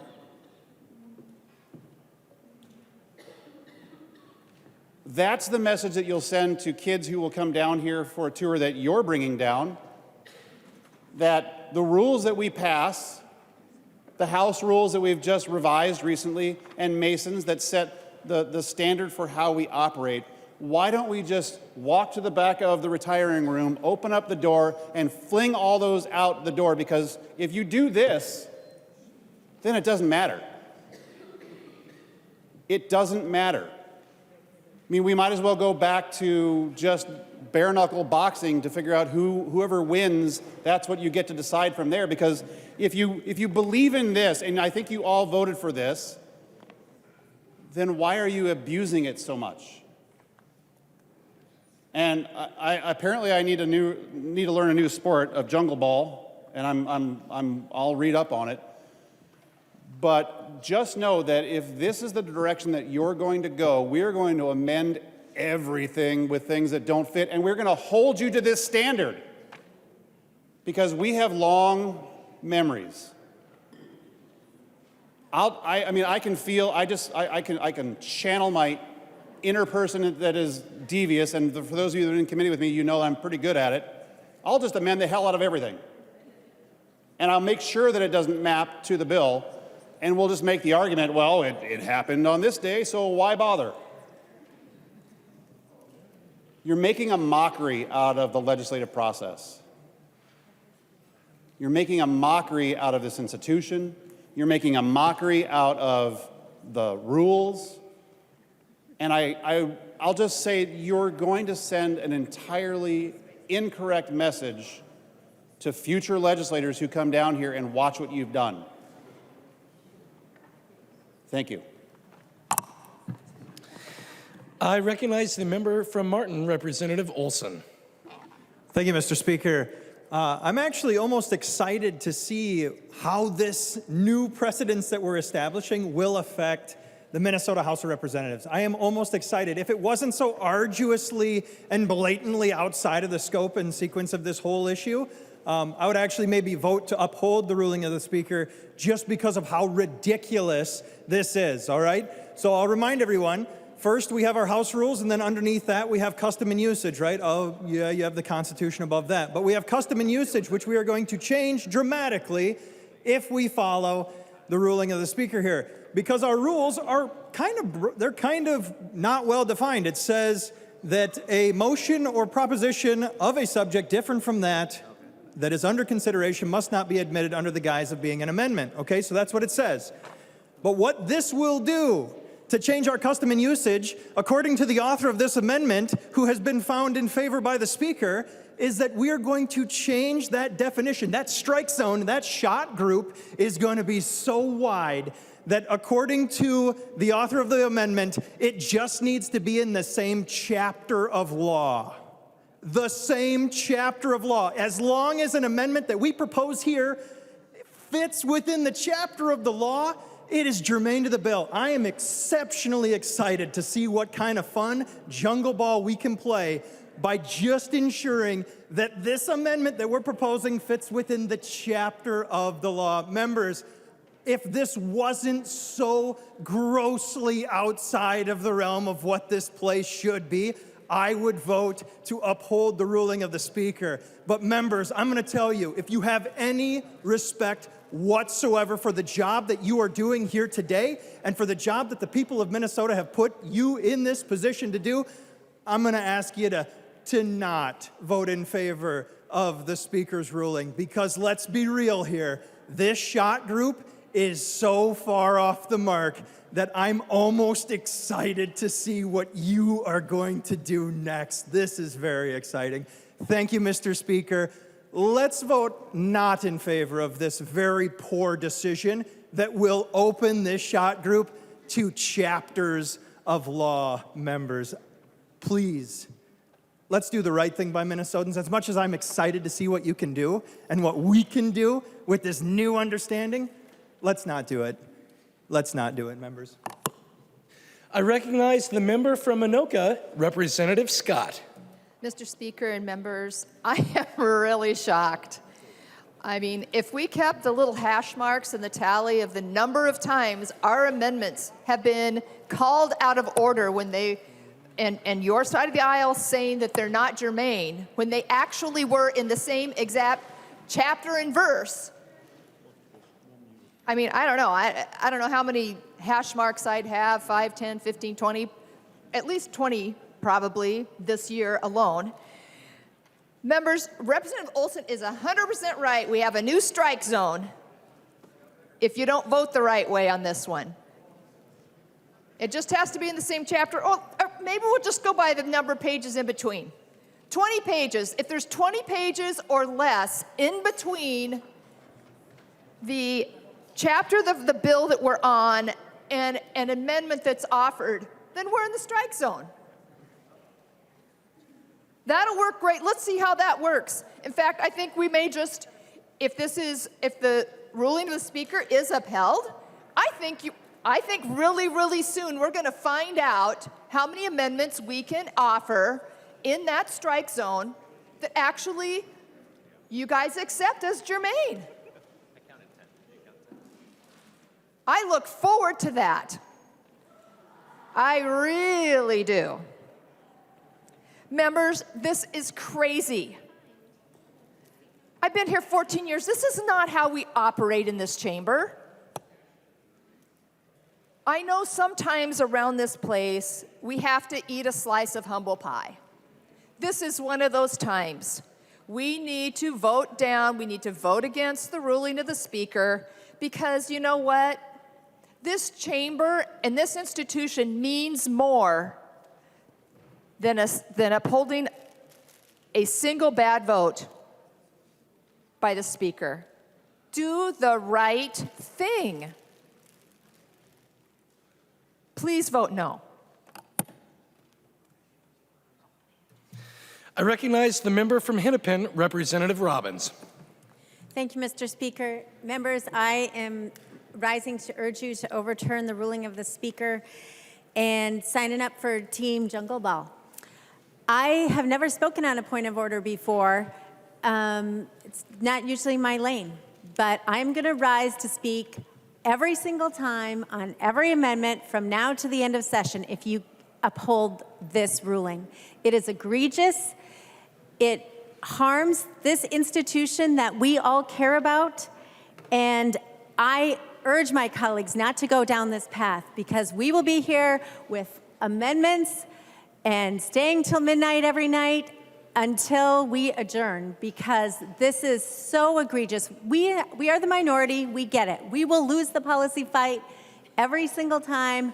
We get you have the votes. But for you to trample on the rights of the minority and the institution that we all care about so deeply by allowing this ruling to stand is honestly incredibly discouraging, and we are going to fight that because we care about this institution and we are willing to go down as a team all day, every day to make sure that this is not the new strike zone. So I urge you to overturn the ruling of the Speaker, because we will all be ready. I recognize the member from Anoka, Representative Niska. Thank you, Mr. Speaker and members. You know, I'll come back to everything that everyone on this side of the aisle has said about the precedent that this is going to set and the results that it's going to cause. Absolutely correct. I promise you, they're absolutely correct. And I'll come back to that. But I wanted to start by talking about how unnecessary it is today to set this precedent. If this were a standalone bill, you could pass it. You have the votes to pass it. If this were amended into the bill in committee, you could pass it. You'd have the votes to do that. If we just sent it back to committee today to get this into the bill, you could do that. You could pass it, or you could just pass it as a standalone bill. Or, here's something revolutionary. You could be careful and less reckless in the legislative process than you've been up to this point, and actually have put this in the bill before it got to the floor, where the rules say that the amendments have to be germane and that this amendment is going to be out of order. All of those things are things that you could do, could have done, or still could do to not set this precedent. So I hope you will still do that. My kids hope you'll still do that because they'll get to see me more for the next few weeks than they'll get to see me if we uphold the ruling of the Speaker. Because I promise you that every option, every procedural mechanism that the minority has to slow this place down is going to be exercised if we uphold the ruling of the Speaker. That is a statement about the precedent and the custom and usage that we're setting. It is also a personal promise and a very, very strong prediction about the inclination of the 24 other freshmen that I've gotten to know, as well as the other members of the minority caucus. If rules don't matter, if we're playing Jungle Ball or Calvin Ball, and maybe some of you grew up like I did reading Calvin and Hobbes, where Calvin would just change the rules every single time, so he always won. If that's the game we're going to play, then the only thing that we have on this side of the aisle is how long we're going to talk. That's all we have, okay? And if that's what you want to tell us, then in the immortal words of Mitch McConnell, you're going to regret that decision a lot sooner than you think. Okay? That's a promise. That's a promise. That's a promise, and that's a statement about the precedent that we're setting, the custom and usage that we're setting. So that's one path. There are a lot of options down the other path. We can send this bill back to committee. Representative Koegel can bring a new bill that just deals with this non-germane part. You can pass it. There are plenty of ways to fix this problem that do not involve setting the precedent that you're trying to set today. And trust me, it will be a disaster. Please vote no. I recognize the member from Wright, Representative Hudson. Thank you, Mr. Speaker. This is the first time I've ever gotten up to participate in one of these fun-loving wheeling and dealing rules fights. But the reason why I'm standing up to this is in my capacity as a first-term member, in my capacity as a freshman. There's 25 of us over here. And I believe that the most effective form of instruction, let me back up a little bit, because our work in the Children and Families Committee comes to mind, because we talk a lot about early childhood education and the impact of early learning and the patterns that get set, the habits that get formed, and how vital that is. That's a metaphor for the experience that every first-term member in this chamber is having right now during this session. Let me tell you what I've learned after 8, 9 weeks, however long it's been, of being in the legislative session. After having an orientation, both partisan and bipartisan orientations, where the point was repeatedly made, we thought sincerely, that the institution is of greater value than the fight, that custom and usage and tradition and decorum matter, that the rules should be upheld.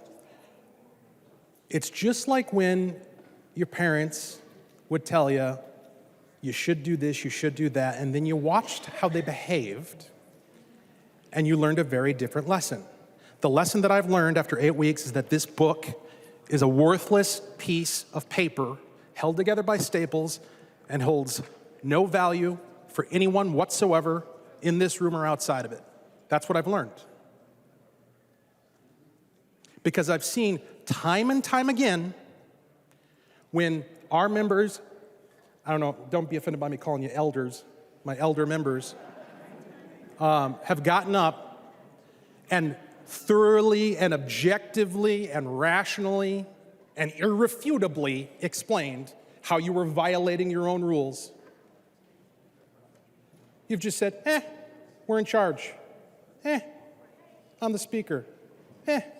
We got the votes. That's the lesson I've learned. And I don't know how long I'll be granted the honor of serving in this chamber. And I don't know if our caucus will ever be in the majority again. I have no idea. But I would urge you to think about the future. Because if that's the lesson that I have learned, and it's the lesson that the other 24 members have learned, and it's the lesson that any subsequent new members of this caucus learn in the minority going forward for however long we're in it, and then someday the day comes where you're on the other side of this transaction, boy, you better believe we are going to act the way we were taught by you. Think about the future. Thank you. I recognize the member from Olmsted, Representative Quam. Thank you, Mr. Speaker and members. About 8 years ago, I was in the majority. There was a determination from the seat up there, the person holding the gavel, I felt was wrong. I disagreed, stood up, challenged that. And the person up there was overturned. 8 years ago, being in the majority, right mattered. The correct decision mattered. No matter what was spoken a little bit earlier, that's not going to change for me. But frankly, I'm a firm believer that if you're determining the law or right or wrong, it doesn't matter who is the person that made the determination or who was being charged. Right and wrong is independent of the person involved. And that's the way I feel. That's why 8 years ago I felt that and did the right thing. I just hope there are more members here that understand doing the right thing is the right thing to do. I recognize the member from Morrison, Representative Schultz. Thank you, Mr. Speaker and members. I love this body. It's the reason I ran for the House and not the Senate. And for those of you who don't know, it was a decade ago where we were at this exact same place in the way that our government was. A Democratic House, a Democratic Senate, and a Democratic governor. And I happened to be interning that first session and truly came to appreciate this place at an even deeper level. But prior to that point in time, I watched for a few years while I was in college as we were under different rules at the time, and some may call it the Wild West. And it was the best reality TV out there. And for me, I'd far rather watch this chamber debate during that period of time than ever work on my college classes. I listened to debate after debate from members of this body, and they'd bring in amendments. They'd bring in amendments that had just been written that day. They weren't pre-posted, and that's what they termed the Wild West. I think that's maybe when I kind of really started to appreciate the House. And as has been spoken tonight, we have this surprising chance to expand the strike zone, have a little bit more fun.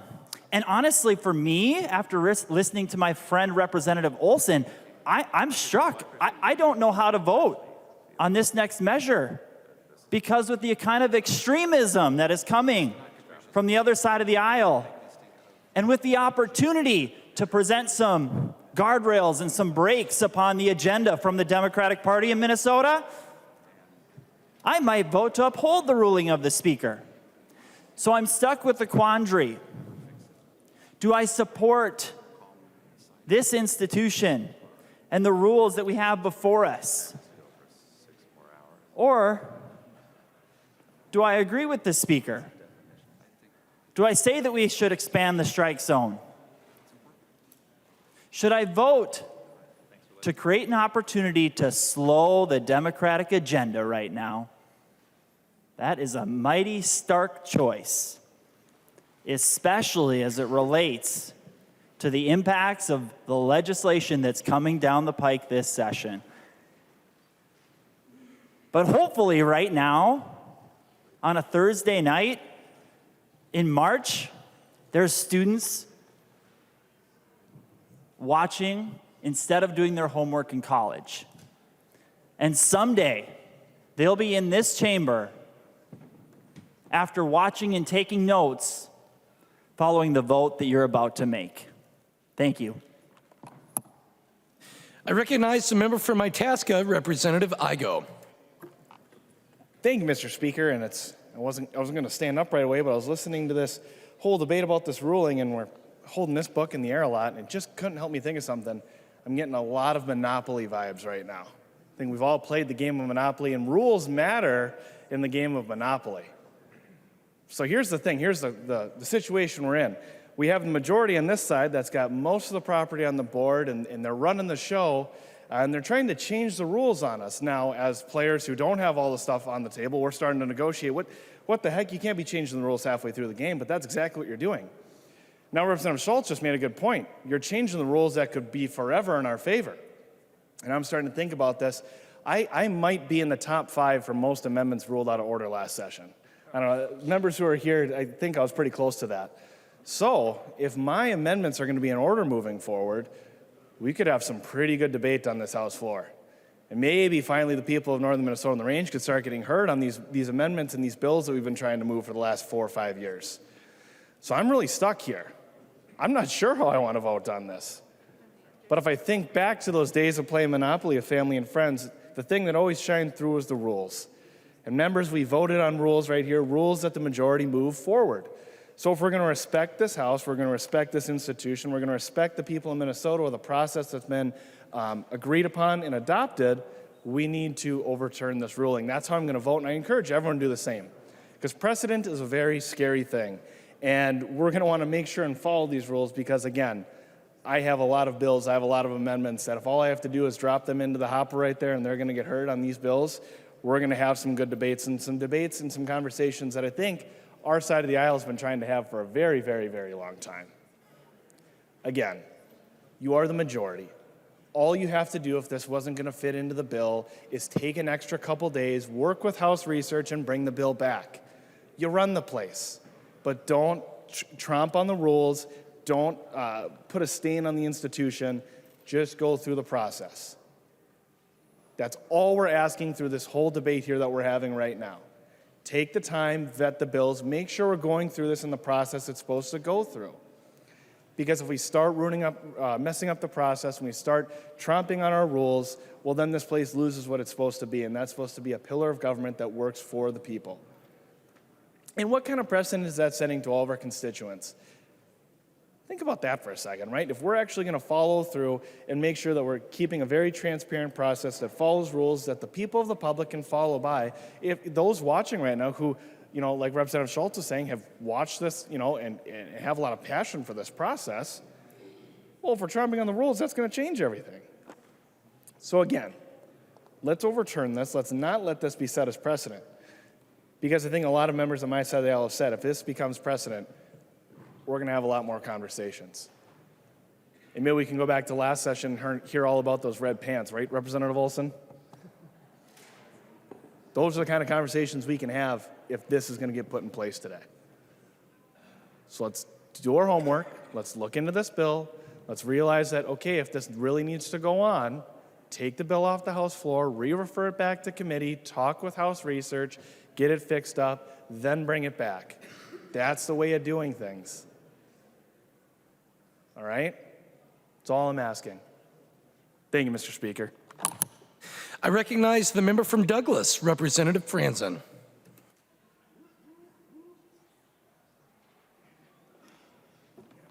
Thank you, Mr. Speaker, and members, I too rise.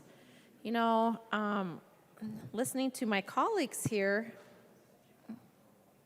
Representative Schultz makes a great point about the Wild West. I actually miss the Wild West because you had to actually use your brain and think. The amendments came on the fly. Right then and there, you actually had to make a decision and vote accordingly instead of having this time, you know, the 24 hours, post your amendments 24 hours in advance, where then we discuss in caucus the amendment. But as those amendments are posted previous to caucus, it allows the majority party to say, you know what? That's actually a really good amendment that the Republicans are offering, and if we accept their amendment, then we give them a win. And it looks like to Minnesotans, then we're getting along and being bipartisan. So instead, let's offer an amendment to their amendment, and we have the power of the gavel. We have the members that we will tell how to vote in caucus, that we are not going to accept their amendment, and we are going to rule it out of order. And majority party, we're all going to stick together, and we're going to rule against the minority party. This is actually this situation here that we're in right now is actually a good reason why the 24-hour amendment rule is really dumb. This precedence that you are setting, the majority party, is actually very shameful. Now, I've heard many of my colleagues say, well, I haven't spoken on this point of order before, but if this happens again, I'm going to start speaking, and you're going to regret it. Well, I'm pretty sure many of my fellow friends across the aisle love to hear when I do stand up and speak. And I am just here to tell you that my word is my word around this place. It's all we have. It's all we all have is our word.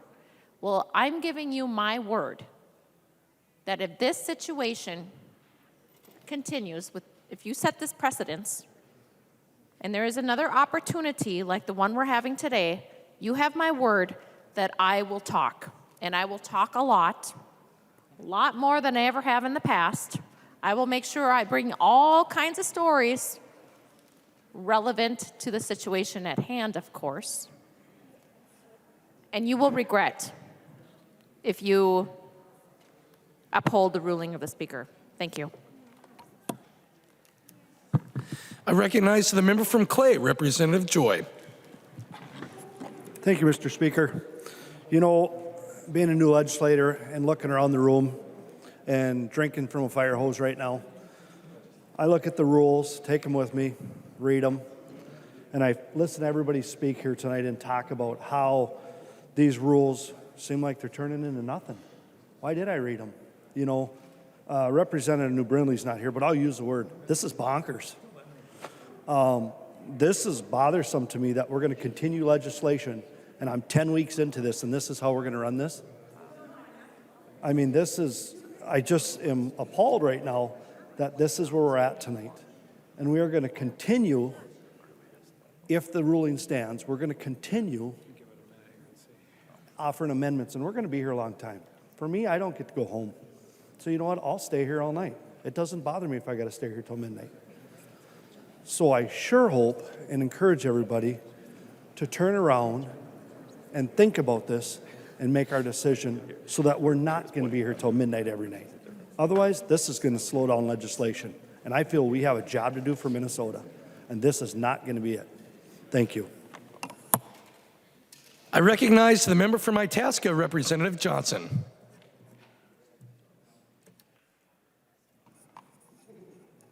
Mr. Speaker, members, it's not often I stand on a point of order, but this is getting, as Representative Joy stated, bonkers. Mr. Speaker, I believe last year you were up on that up there standing when we had a debate about same type of issue.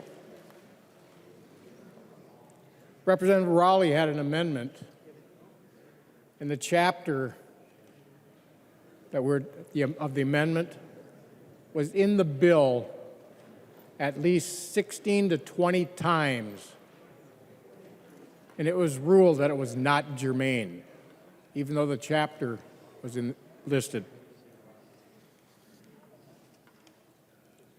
Where we're headed down the slippery slope is not good.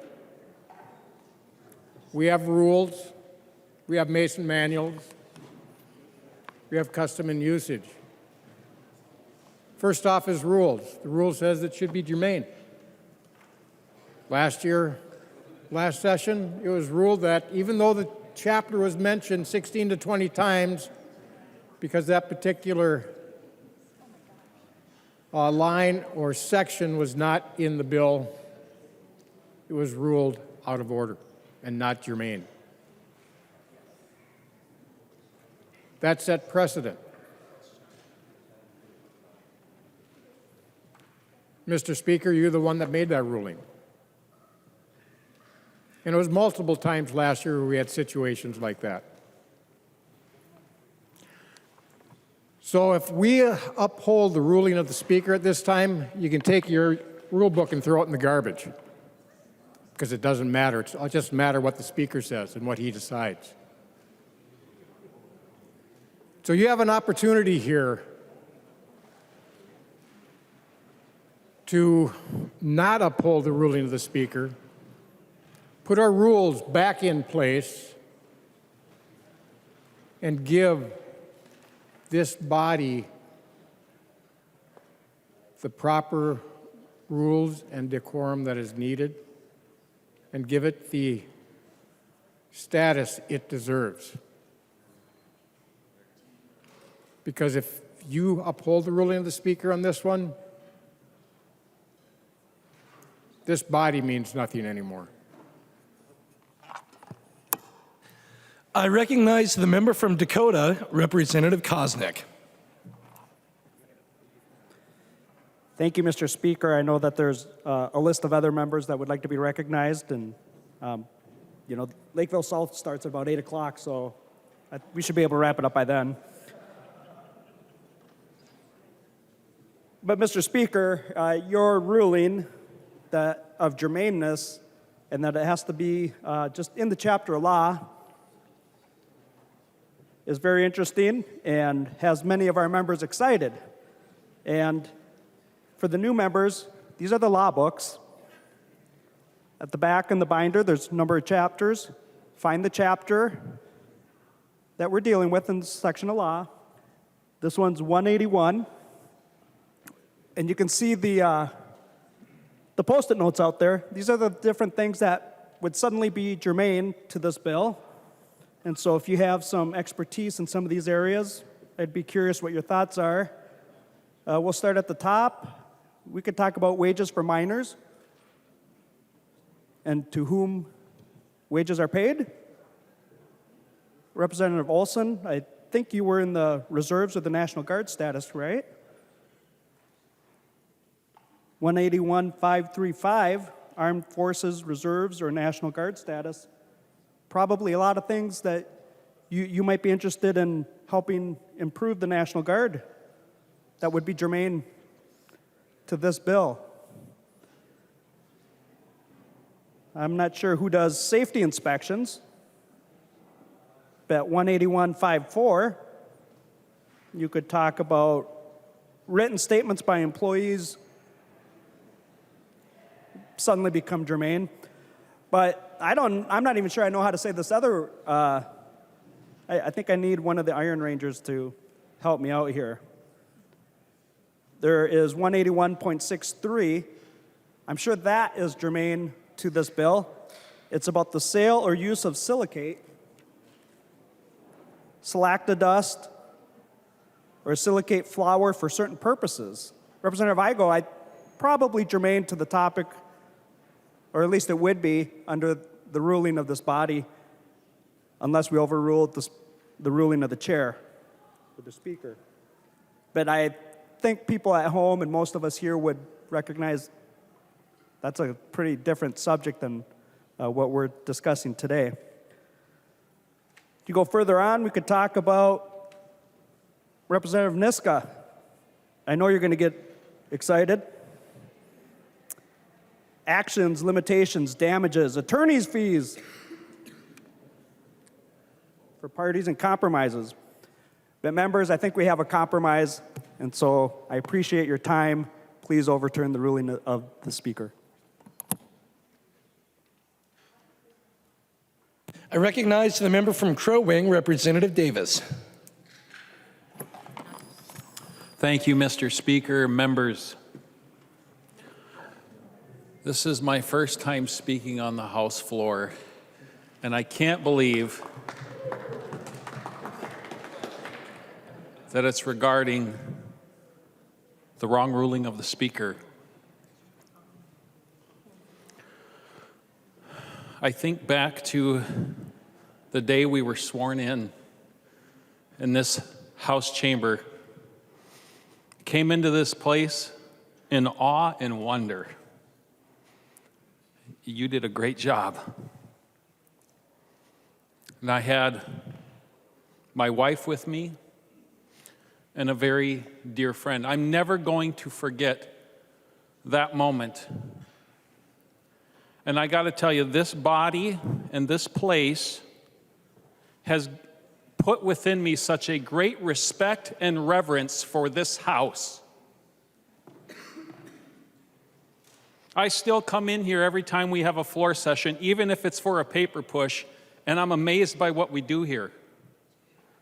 For me, the honeymoon of this job has not wore off. And Representative Davids, I hope it never wears off.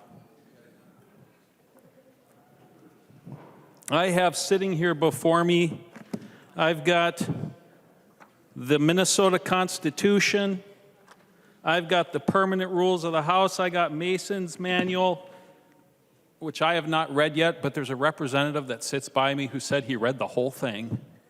My goodness. I've got the joint rules, and I've got the U.S. Constitution in my heart. These rules matter, and you know what? These rules are the foundation of what we do here. They are the foundation of what we do. They are the things that uphold this house, that keep it standing, that keep it operating the way Minnesotans want it to operate. To me, these rules are sacred.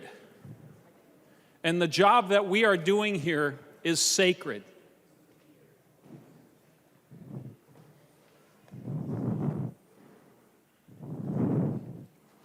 I have another document before me. It's called the Bible. I live my life by those wise words. In Psalm 11:3 says this: if the foundations are destroyed, what are the righteous to do? Members, we're here, no matter what side of the aisle you're on, we're here to do the right thing. We need to overturn this ruling because we cannot destroy the foundation of this house. I have to confess something. I have to repent of something here tonight. I just heard you say, "Oh, Lord." I have to repent of some. I was actually just a little while ago, I was getting all excited when you brought up Jungle Ball, and you brought up, Representative Weigel, Monopoly.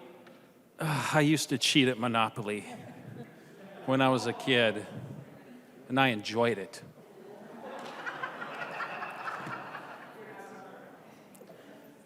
Well, I'm sorry today.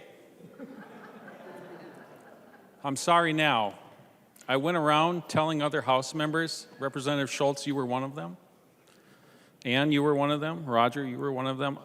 I told them, gosh, I'm really kind of hoping that we uphold the ruling.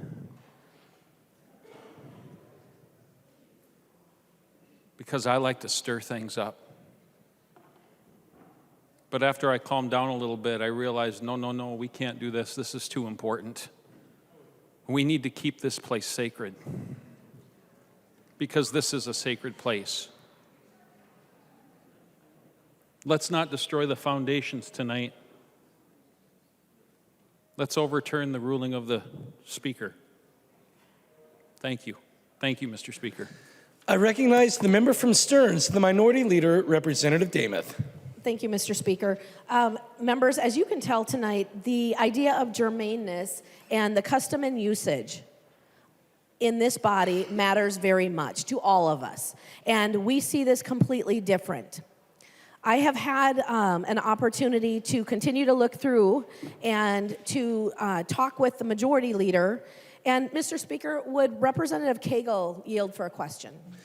She will yield for a question. Representative Demuth.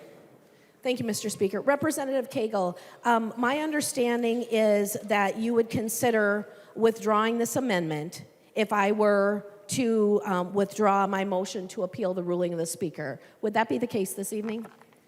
I recognize the member from Anoka, Representative Koegel. Mr. Speaker, Representative Demuth, I would be willing to do that. I also think, though, that if we're going to have that discussion, we should also look at the A16 amendment as well then. Representative Demuth. Thank you, Mr. Speaker. And Representative Koegel, thank you for your willingness.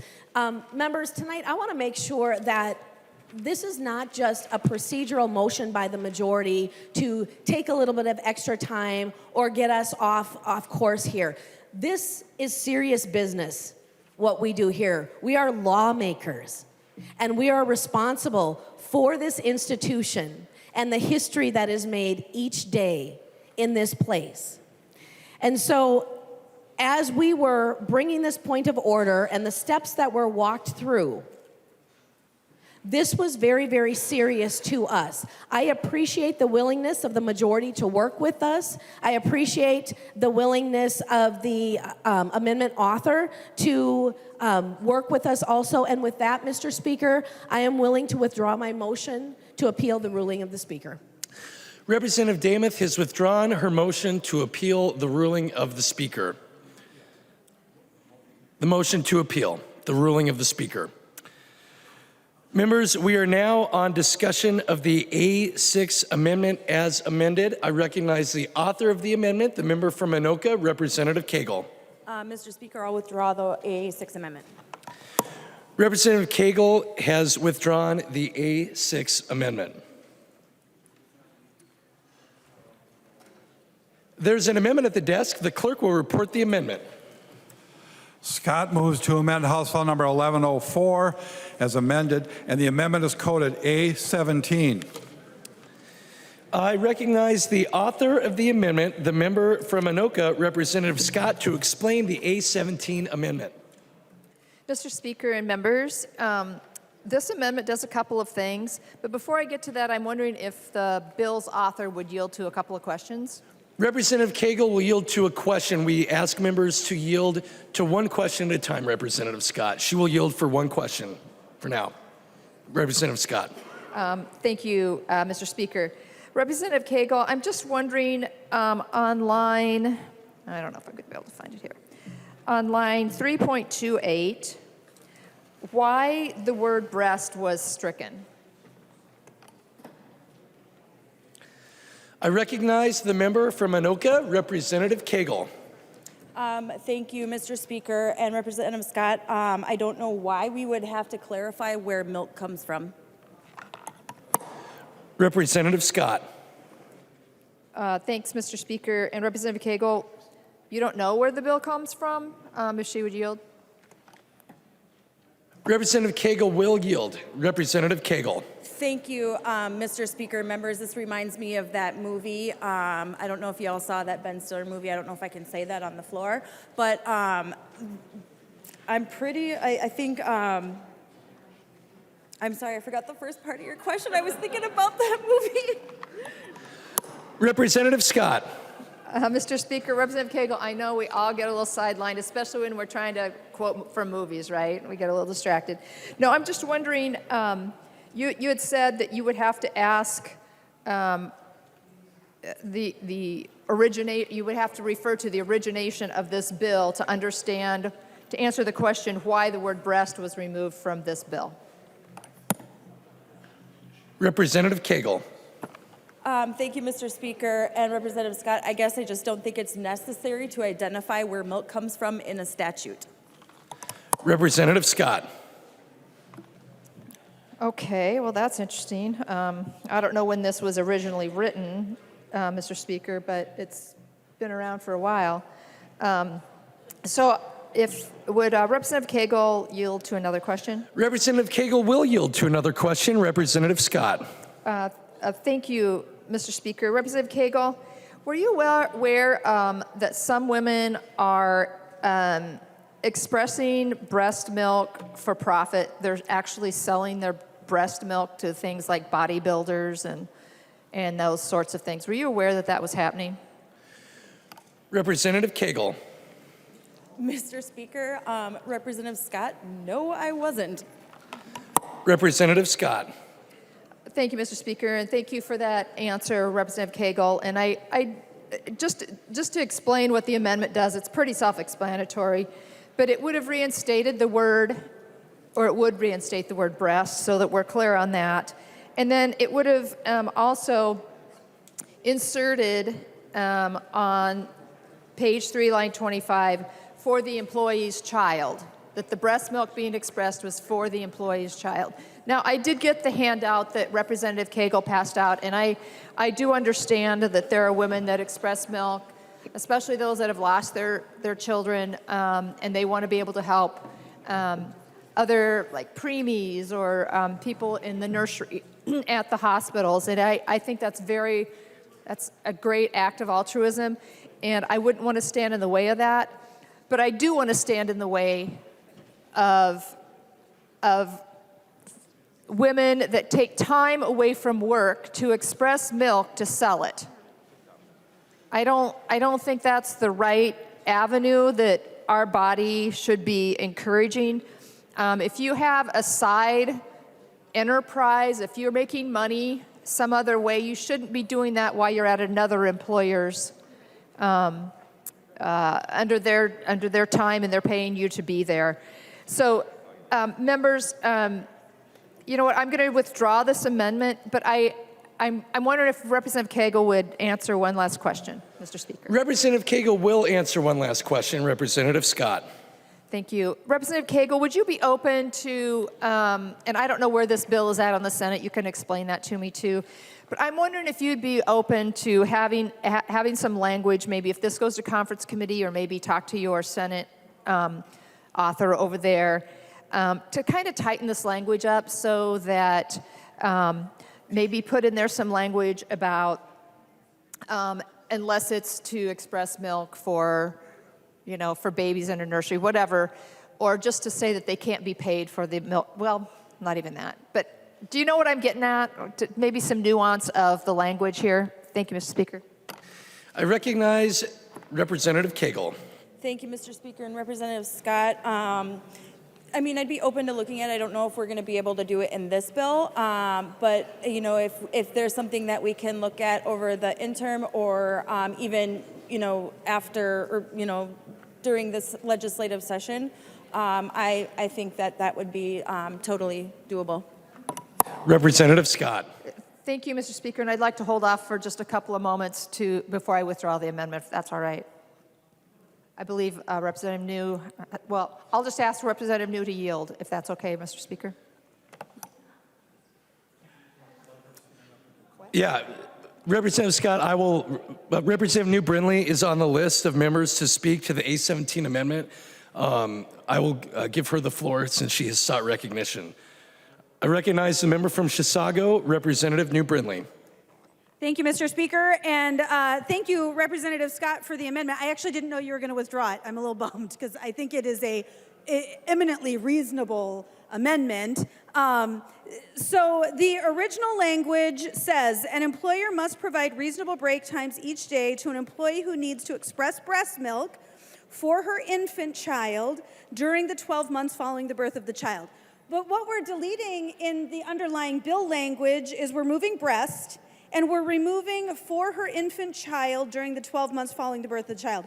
So now, this literally just says that an employer has to provide a break for an employee who needs to express milk.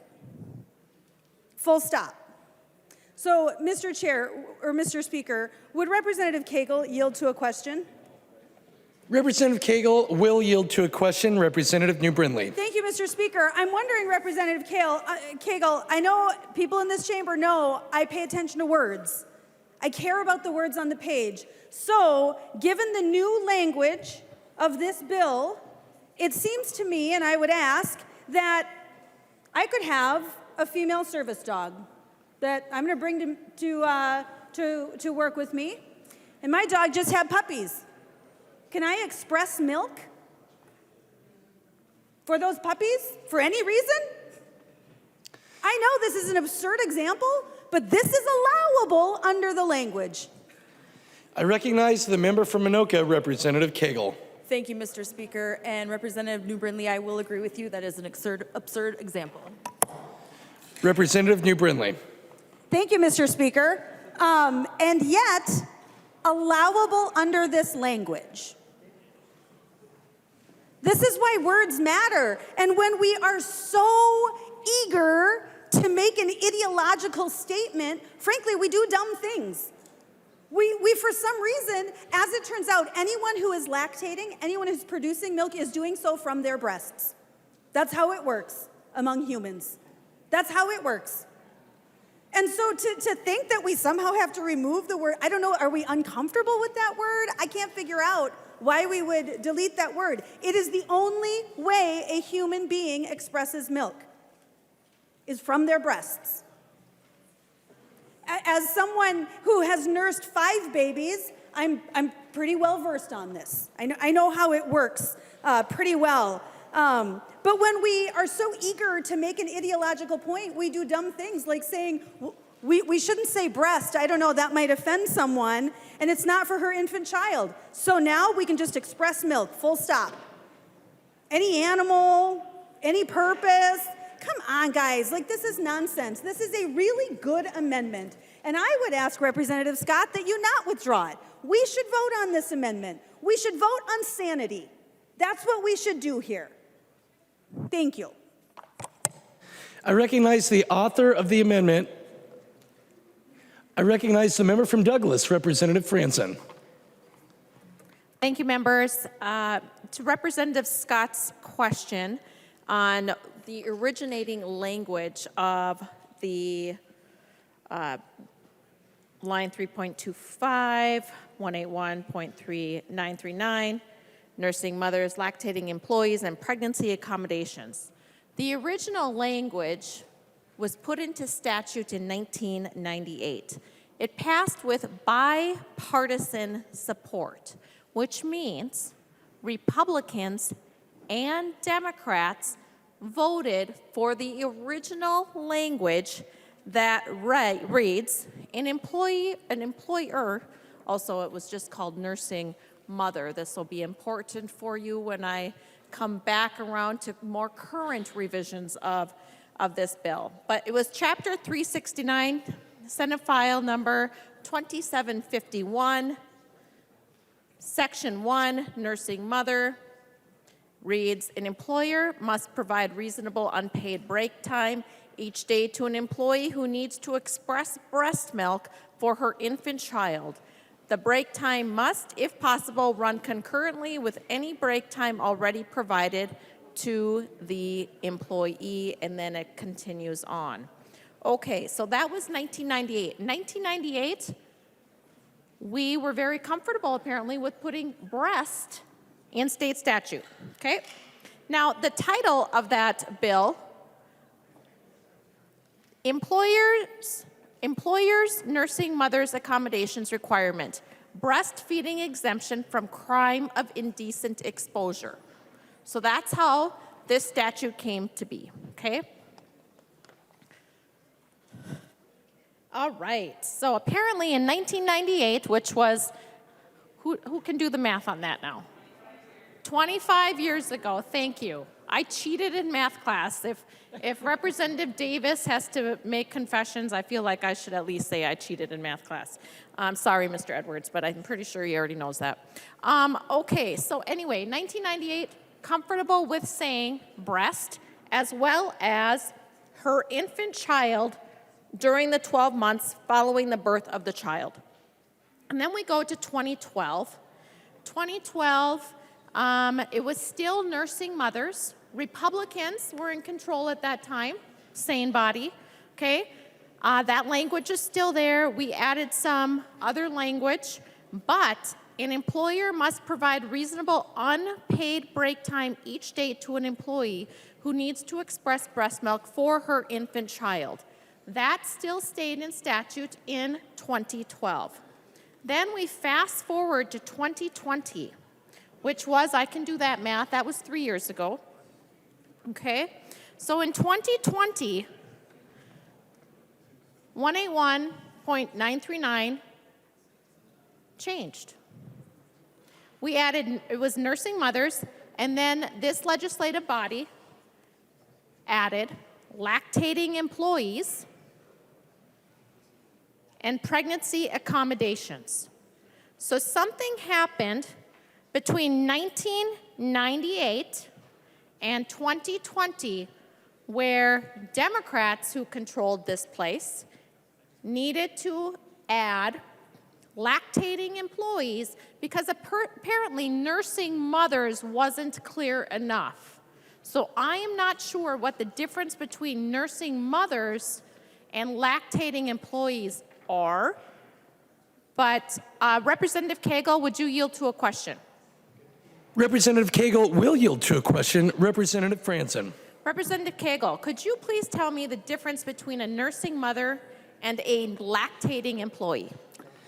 I recognize the member from Anoka, Representative Koegel. Thank you, Mr. Speaker. And Representative Franson, I think kind of going to the handout that I sent out, some people lose their children, and so they might not be providing milk for their own child. They're doing it for bereavement purposes or donation purposes. And so really that's the crux of, we want to make sure that, that no matter who you are, no matter where you work, no matter what your job is, that your child has access to the best start possible, which means that you are able to give them breast milk. Mr. Chair, or sorry. Representative Franson. Mr. Speaker, yes, thank you for putting that on the record. We totally support that. What I am very concerned about, though, is somewhere between 2020 and 2020 and 2023, that we want to change the language here that is very different from the original language that was passed in 1998. And so I hope that Representative Scott doesn't withdraw her amendment. I think it would be a great vote, as Representative New said, on sanity. Is there any further discussion to the amendment? I recognize the member from Olmsted, Representative Hicks. Thank you so much, Speaker. People create their families in different ways. Some people are able to naturally conceive children and have them. Some people aren't. Some people get cancer that removes their uterus and their breasts. Some people are never able to conceive children. Some people choose to expand their families through adoption. Other families use surrogacy. My best friend in the entire world sacrificed her body 3 times to help a family expand and have children. After she was a surrogate, she pumped milk for them because it was important to her that all children, especially ones that were not biologically related to her and that she would never parent, but that she carried in her womb for 40 weeks, had the best access they could. And because of the way the law is currently written, she struggled to get those accommodations at her job. And I am proud that we are working to change that. Everyone should have the right to expand their family in the way that makes sense for them. And if there are people willing to support them in that, we should allow them to do that. Thank you. I recognize the author of the amendment, the member from Anoka, Representative Scott. Thank you, Mr. Speaker. And I've listened to everyone on both sides of the aisle talk about this. And I think people have had some valid points, and I don't disagree with those. But I do think that the language should have been more nuanced to get across what you're actually trying to do with the bill, rather than the word changes that you made. Because again, this would allow for women to express milk at work, and we've established, Representative New, you're absolutely right. There's no breast involved with this. So she's absolutely right on her point. But I think, members, we need to be careful about what we write in our bills. And Representative Koegel, I'll just state it again. I hope that you will work on the language of this, because I don't think it's right, and I don't think it's your intention with this bill for a woman to express milk at work that she's going to get paid for. I don't think that's what your bill intended, so I would really like to see that language tightened up. Mr. Speaker, I would go ahead, you know what, let's take a vote on this. I won't ask for a roll call, but let's take a vote on this. And Representative Koegel, I'm glad to work with you in the future on getting some good language. I mean, I know this is passage, but maybe with the Senate author. So, Mr. Speaker, I would like to go ahead and have a vote. Thank you. Is there any further discussion to the A17 amendment? Seeing none, all those in favor of the A17 amendment, please say aye. Aye. Those opposed, please say no. No. The motion does not prevail and the amendment is not adopted. There's an amendment at the desk. The clerk will report the amendment. New Brindley moves to amend House File number 1104 as amended. The amendment is coded A9. I recognize the author of the amendment, the member from Chisago, Representative New Brindley, to explain the A9 amendment.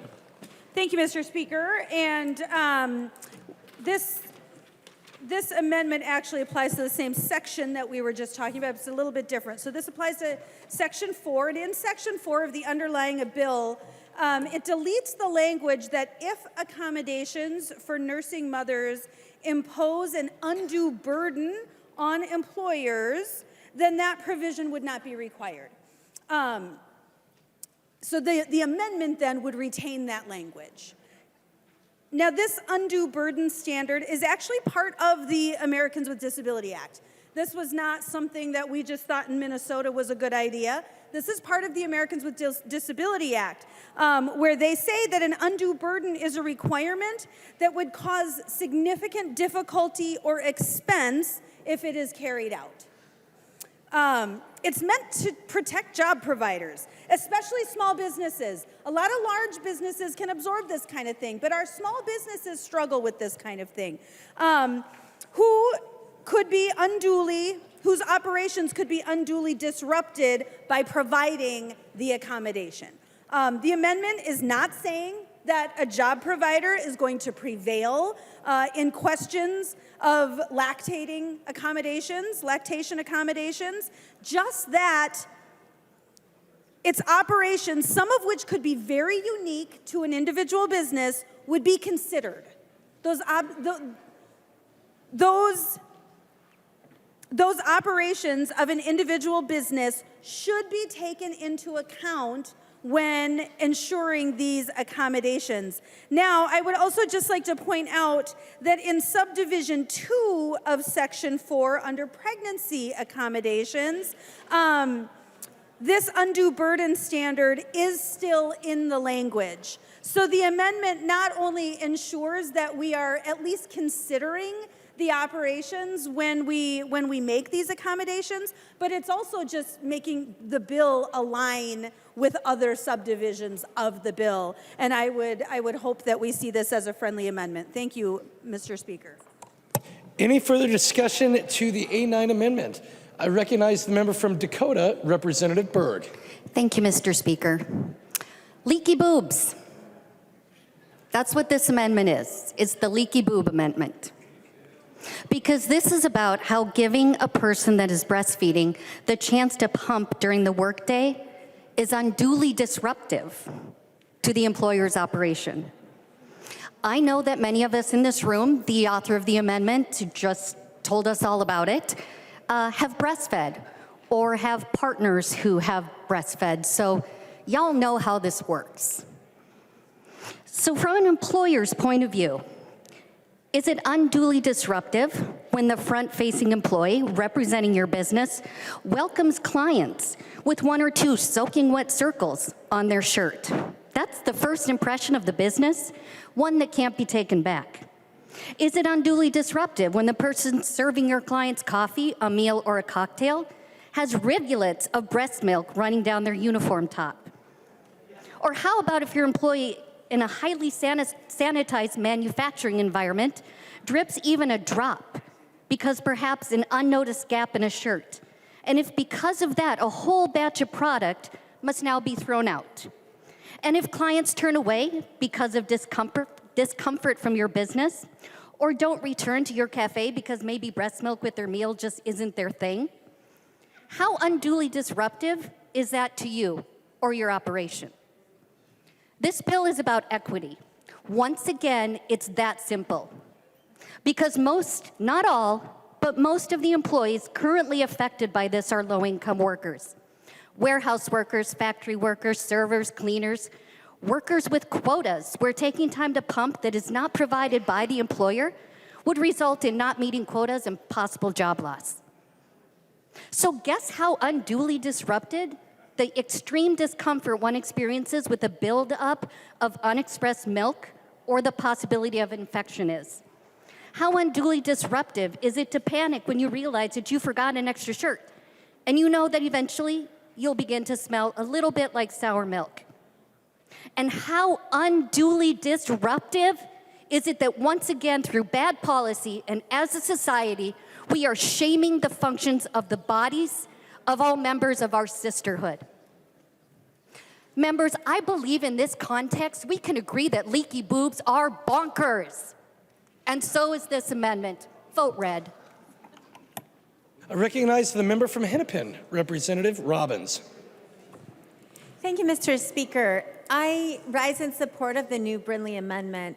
I think that we're looking to foster a culture of accommodation, and that's been working well in this state under this law since 1987. And taking out the unduly disruptive language, but then inserting that employers must provide a clean, private, and secure place for lactation is sort of doubling down. So under current law, where you just have to provide accommodation and it's not unduly disruptive, it's worked well. We have from the fiscal note that they do not expect any cost to the state because last year, Dolly, under the whole section of statute, only received 2 complaints, and they expect only 0 or 1 additional complaints per year going forward. So current law has worked well, and small businesses want to accommodate moms who are lactating, and they figured it out. But taking that unduly disruptive language out and adding in the language that Representative New Brindley is just leaving in, which says they also must provide a clean, private, and secure room, will be a huge burden on especially small employers. I'm not sure that I didn't see a definition of secure, but if a small employer, we're talking employers under 21 employees, have to, or in this case, if the bill passes, any number of employees, has to provide a secure room for lactation, they may have to build a different room. They may have to add on to their facility. I think we really need to understand that the Representative New Brindley amendment doesn't touch that language, but by also then taking out, as the bill does, the unduly disruptive language, this is going to be a real hardship for small businesses. And so, members, I just want to appeal to you that current law that allows the unduly disruptive language to remain in the bill has worked well by the admission of Dolly, and I just think keeping that in there will provide some opportunity for small businesses to work with their employees to figure this out, as we have been doing since 1987. Thank you. I recognize the member from Polk, Representative Keeler. Well, let's all get in the party.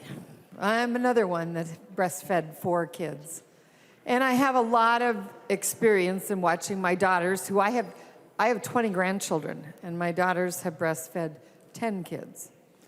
So let's go back to, I really appreciate, would support New Brindley's, Representative New Brindley's bill, or amendment, excuse me. Because work can accommodate when it needs to. My eldest daughter was a teacher while she was breastfeeding after she took her maternity leave. And when babies get older, it's not as challenging to do all of the things that need to be done with the breaks that you can have. And she too expressed breast milk so that she could feed Ava when she was at work. Or dad could, or whoever was babysitting Ava. And that works really well. And Representative Hicks made the comment, what a wonderful thing for someone to do, to provide breast milk. This conversation, I can't believe we're here. The businesses that are already looking to provide work, this just makes common sense. I'll work it out with my employer. All of the conversation about the challenges that you can have can all be fixed. My eldest child is 44. Oh, almost 45. Oh my gosh. Anyway, regardless, medical professionals have figured out all kinds of ways to manage these issues in a long-term setting, as opposed to the worries that I used to have, because there were no products then to keep us from having wet shirts. And it was not fun, and it is not comfortable, and it is sticky, and oh my gosh, not a good thing. But let's talk about common sense here. This is nobody going to work the first, 12 weeks after you've had a child. Then when you go to work, you don't breastfeed babies like you do when they're 2 weeks old. And certainly if you were expressing milk, you would do it on a regular schedule. And either way, you can work it out with an employer. And I just believe that Representative New Brindley's amendment is a smart way of handling it. And we're getting way too prescriptive for businesses. Thank you. I recognize the member from Hennepin, Representative Joachim. Thank you, Mr. Speaker. I wasn't going to speak on this, but why not? We all have, right? I've also breastfed 3 babies. Unfortunately, my first one never took a bottle, so it was a long road, man. Second one, missed the window, had to breastfeed him into a sippy cup. That sucked. So by the third time's a charm, my family got smart, and he was a great nurser. But that was also a time when we had a young family, and my husband's a teacher. And I worked a lot of evening jobs, our first 2 kids, and we shuffled around, and then he picked up 3 other jobs to make ends meet. But I still would come, when he'd come home at night on Fridays and Saturday days, I'd go and waitress to make some extra money. And I was very lucky to have the owners of the restaurant be absolutely amazing about giving me a few minutes to pump, because I had to. Because that child, even though he was great at nursing, he didn't really like formula. So the owners were wonderful. It was a restaurant. There was no break room. The first time they saw me trying to express in the bathroom, they're like, take our office. They had a tiny little closet office. Like, don't do that. We want to take care of you. All our wives did this. But it was really hard to try to find the time in between your tables, especially if there was a rush, to go and breastfeed. And I could see an employer looking at this unduly disruptive, and that language is very flexible. I felt lucky that I had employers that understood, but this language leaves it up and is very subjective to that employer who could have easily looked at me and said, either you can leave your shift, you're done, you can go express in the bathroom, or I'm sorry, you have 10 tables you're waiting on. You need to keep doing your job. So, members, I just urge a no vote. I recognize the member from Goodhue, Representative Altendorf. Thank you, Mr. Chair. Let's add to the list of things that I didn't think I would rise and speak on is leaky boobs. Representative Berg brought this up and she called it the leaky boobs amendment. Oh, I forgot. I'm supposed to also say, I nurse 5 children. So I do know something about this as well. The problem here is actually very, very simple. The problem is that the Democrat Party totally does not think a business owner, a small business owner, would be able to make this decision on their own, would not have the compassion for someone who needed to have this done. The problem here is that the Democrat Party Minnesota continues to think that they know better than you, that they have more compassion for people of Minnesota than the business Representative owners Hollins, have. state your point of order. Thank you, Mr. Speaker. Mason's Manual, Section 124, attributing motives of a member. Representative Hollins, could you explain a little bit more about what has caused you to raise this point of order? Representative Altendorf is assigning the motives of the Democratic Party, which is uncalled for in this particular situation.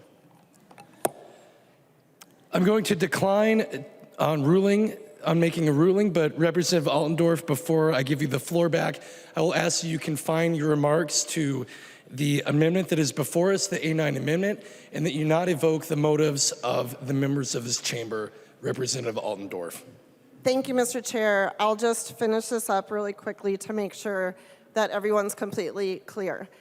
Is the amendment, we do not believe that the government has to make these decisions for the individual business owner.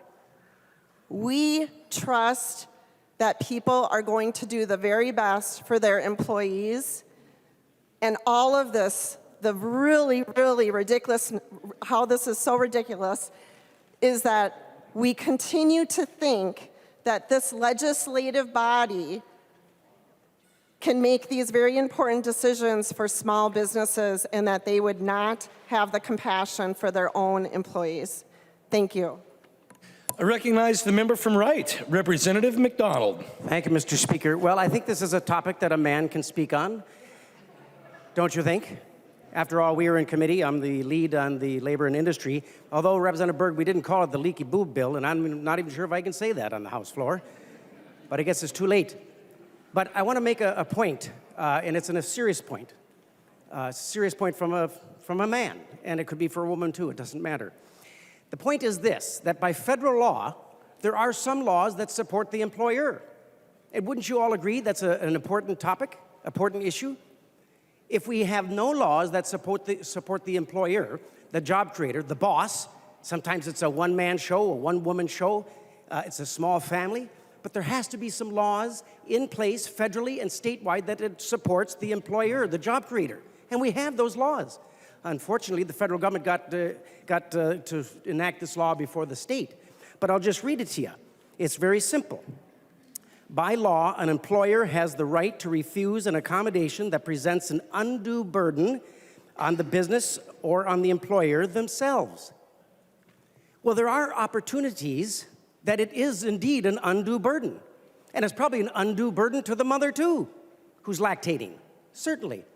But in a larger business, folks, we know that they have the human resources, they have the personnel to deal with those issues, but small businesses don't. So by taking that undue burden, you do open it up to civil lawsuits for small family businesses. Now let me talk to you about small family business. I'm one of them, and I don't mean in size, I mean in number of employees. There's a relationship there that happens between the employer and the employee.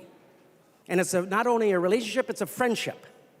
And if you think that by state law we have to take out laws that protect the employer or the employee and not trust that relationship in a small business, that's ludicrous. And it's not trusting our job creators and the family business. So Representative Koegel, I do rise, actually Representative New Brindley, I rise to support the amendment because if we continue to erode laws that protect the employer, the job creator, then we'll have little jobs left. It's a different era today. People are working from home. And if we continue to erode laws for employers, that'll only progress. And we'll have empty streets in Minneapolis and St. Paul and all cities, big cities around our country and our state. It's bad enough the crime is there, less alone more laws taken away from employers. So just think about it, members, that it is an important provision in federal law, especially when it comes with the Disability Act as well, that undue burdens is kept in law. Don't retract that from state law. It's an important provision. Just think about it for a moment. And I encourage you to support the New Brindley Amendment of undue burden and keep that in the law that's there today. Mr. Speaker. I recognize the member from Washington, Representative Anderson. Thank you, Mr. Speaker. I didn't expect to be speaking on this either. I have many employees, and we provide this already, but I don't fall under the small employer that this bill would affect, obviously. My concern, and it goes to Representative Brindley and Brindley's amendment, is the word secure, clean, private, and secure. I know Representative Joachim talked about how she was able to express milk at a private office when she worked as a waitress somewhere. Many, many small employers under 20 do not have a private office. They may not have a secure place where someone can go privately express breast milk. Specifically in the bill, it says it can't be a toilet. So what does that mean? And maybe I can ask if the author will yield. I can ask, how does a small employer who may have a, let's say it's a Subway store, and all they have is they don't have any back kitchen, all they have is a toilet, which doesn't qualify, how would that be handled for these small employers? Representative Anderson, are you asking the author of the amendment or the author of the bill to yield to a question? I'm sorry, the author of the bill. Thank you. Representative Koegel will yield to a question. She will yield. Representative Koegel, proceed to answer the question. Thank you, Mr. Speaker. And members, I was going to save this a little bit to my third reading speech, but this one's for you, Representative O'Driscoll. I know we were talking about this in the hall. One of my favorite jobs when I was in college was working at Pizza Hut. And I don't know, I really have been thinking about this lately, and maybe just because it's state hockey tournament time. And one of my favorite bosses that I've ever had that is probably the person who had the biggest butterfly effect in my life. And I only worked at Pizza Hut for maybe like 2 years. Definitely one of the funnest jobs I've ever had. When I first started there, one of my coworkers was pregnant. And Lori, our boss, did everything she possibly could to make sure that that she was taken care of, that we were doing the right thing. But Pizza Hut's a corporation, and there's only so many things that my manager could have done to make sure that she was accommodating us because her hands were tied. Lori was the one that knew us. She knew what our families were going through. She knew what we were going through. She was the one that was there for us. And this woman wasn't just my boss at Pizza Hut. She was somebody who was at our weddings. She was somebody who invited us to her kids' birthday parties still. And I don't know if anybody has watched the movie Hockey Town that follows the Hermantown Hawks. But 2 of her children were on that team, Indio and Aiden. And she passed away this past summer from cancer. And so when I think about her, and how much she wanted to do for us employees, I guarantee that she would have cleaned out a walkout cooler or found a room downstairs and built what she could have to make sure that we had what we needed. I don't think that corporate Pizza Hut would have allowed her to do that, but if I know that if she would have gotten down, because she was also raising kids during that time too. And so, I do trust our employers and our employees because I've had a lot of great employers, a lot of great bosses. But as Representative McDonald and I talked about in my office, we're not legislating for the best of us. Unfortunately, we're legislating for the worst of us. And yes, I do trust employers out there to do the right thing. Not all of them. And that's where this comes into play. Thank you, Mr. Speaker. Representative Anderson. Thank you, Mr. Speaker. Will Representative Koegel yield for another question? Representative Koegel will yield for another question. Representative Anderson. Thank you. Pizza Hut is a large employer, so would have been covered anyway under other, federal and other state legislation. My question is for the small employer who is very small, maybe it's a one-room, maybe it's a food truck, maybe it's something.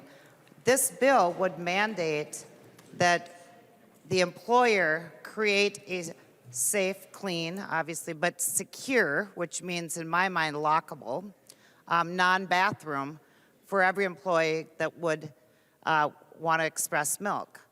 And so my concern is that that's impossible for many very Point of order, Mr. Speaker. Representative Tabke, state your point of order. Thank you, Mr. Speaker. Under Mason's Manual, Section 101, debate must be confined to the question before the body, and right now we're debating the amendment and not the bill. So that is my point of order, Mr. Speaker, is that we must combine it to the amendment at this point. Representative Anderson, please confine your remarks to the A9 amendment, which pertains to page 3, line 31 of the bill, House File 1104, and line 1 of page 4. Representative Anderson, I will give you the floor, but I ask that you confine your question to that part of the bill, which is what the A9 amendment is seeking to amend. Representative Anderson. All right. Now I'm looking at the bill.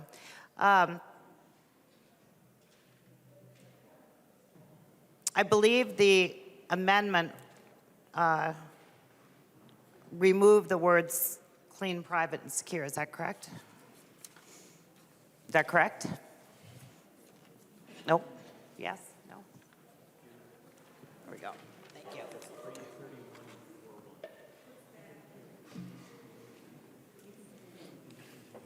Okay.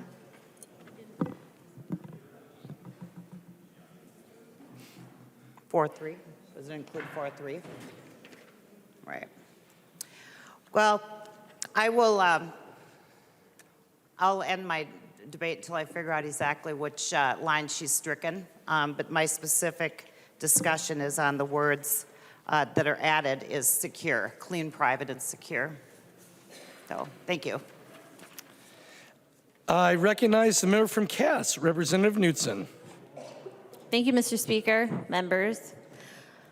I also have nursed children, 4 of them, twins, actually, so I understand this very well.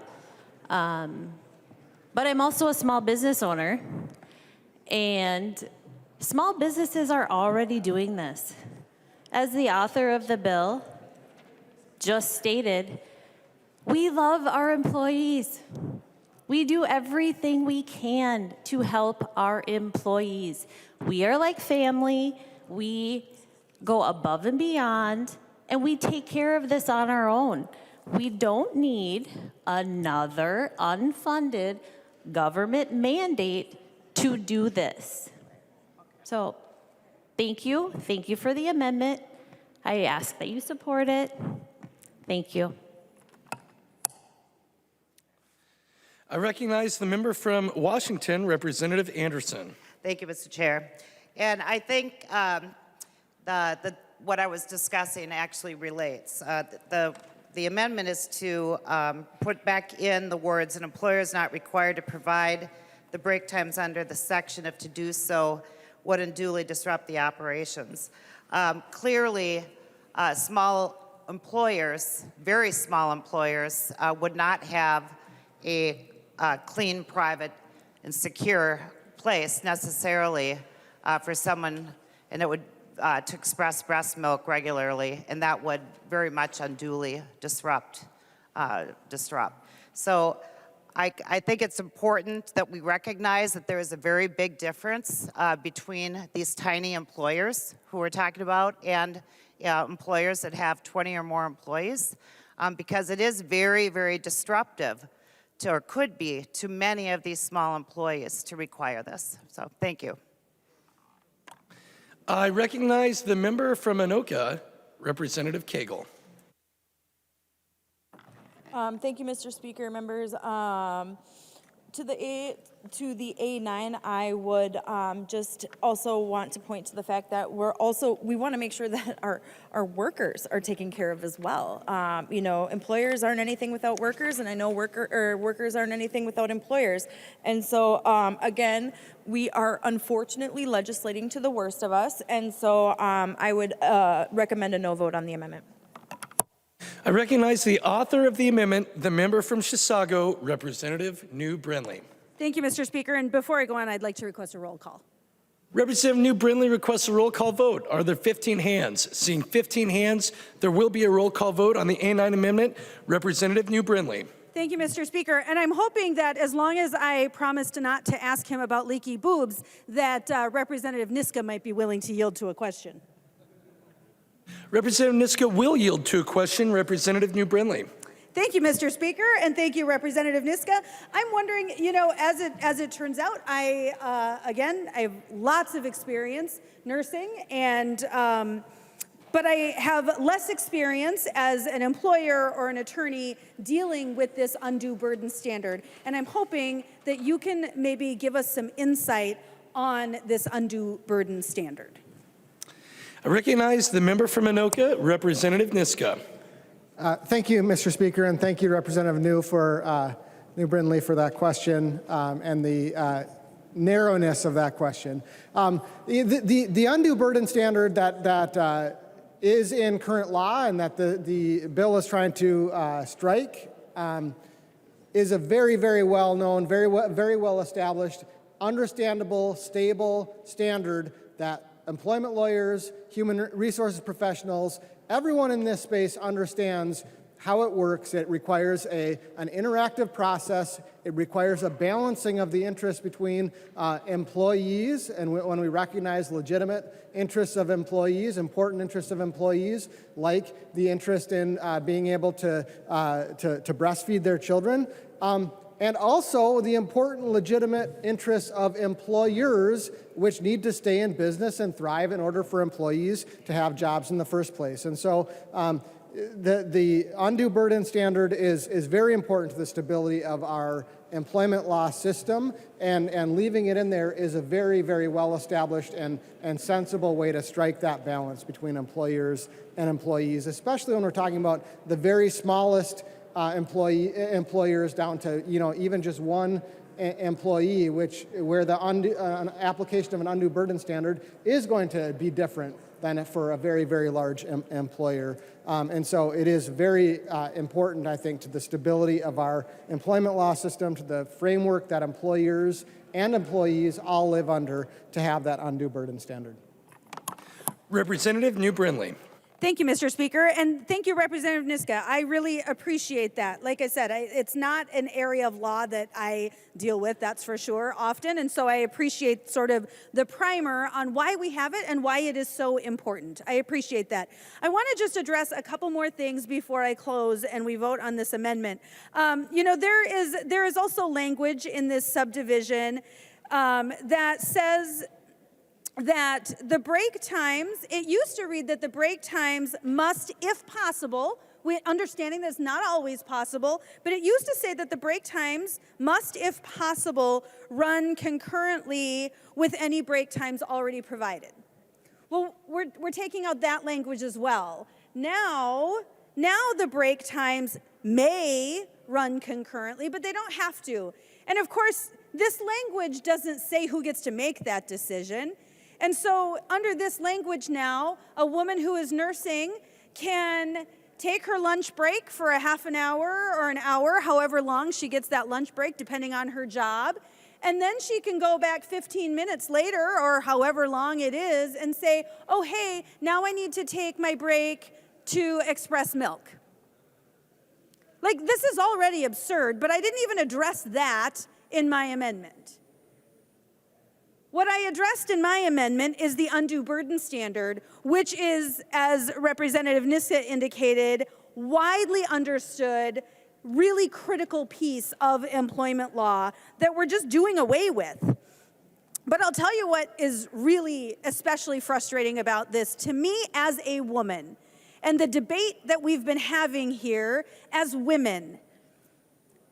As a woman who spends a lot of my discretionary time trying to build up, train, help other women to become leaders, particularly in the civic realm, I get very frustrated when we as women choose to say, hey, we need all of these special rules. As it turns out, I, as a very strong, capable woman, am also capable of figuring out how to express breast milk during my break.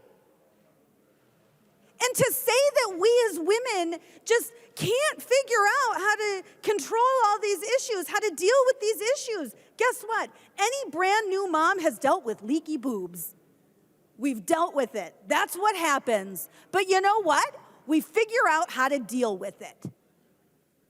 But the debate tonight is embarrassing.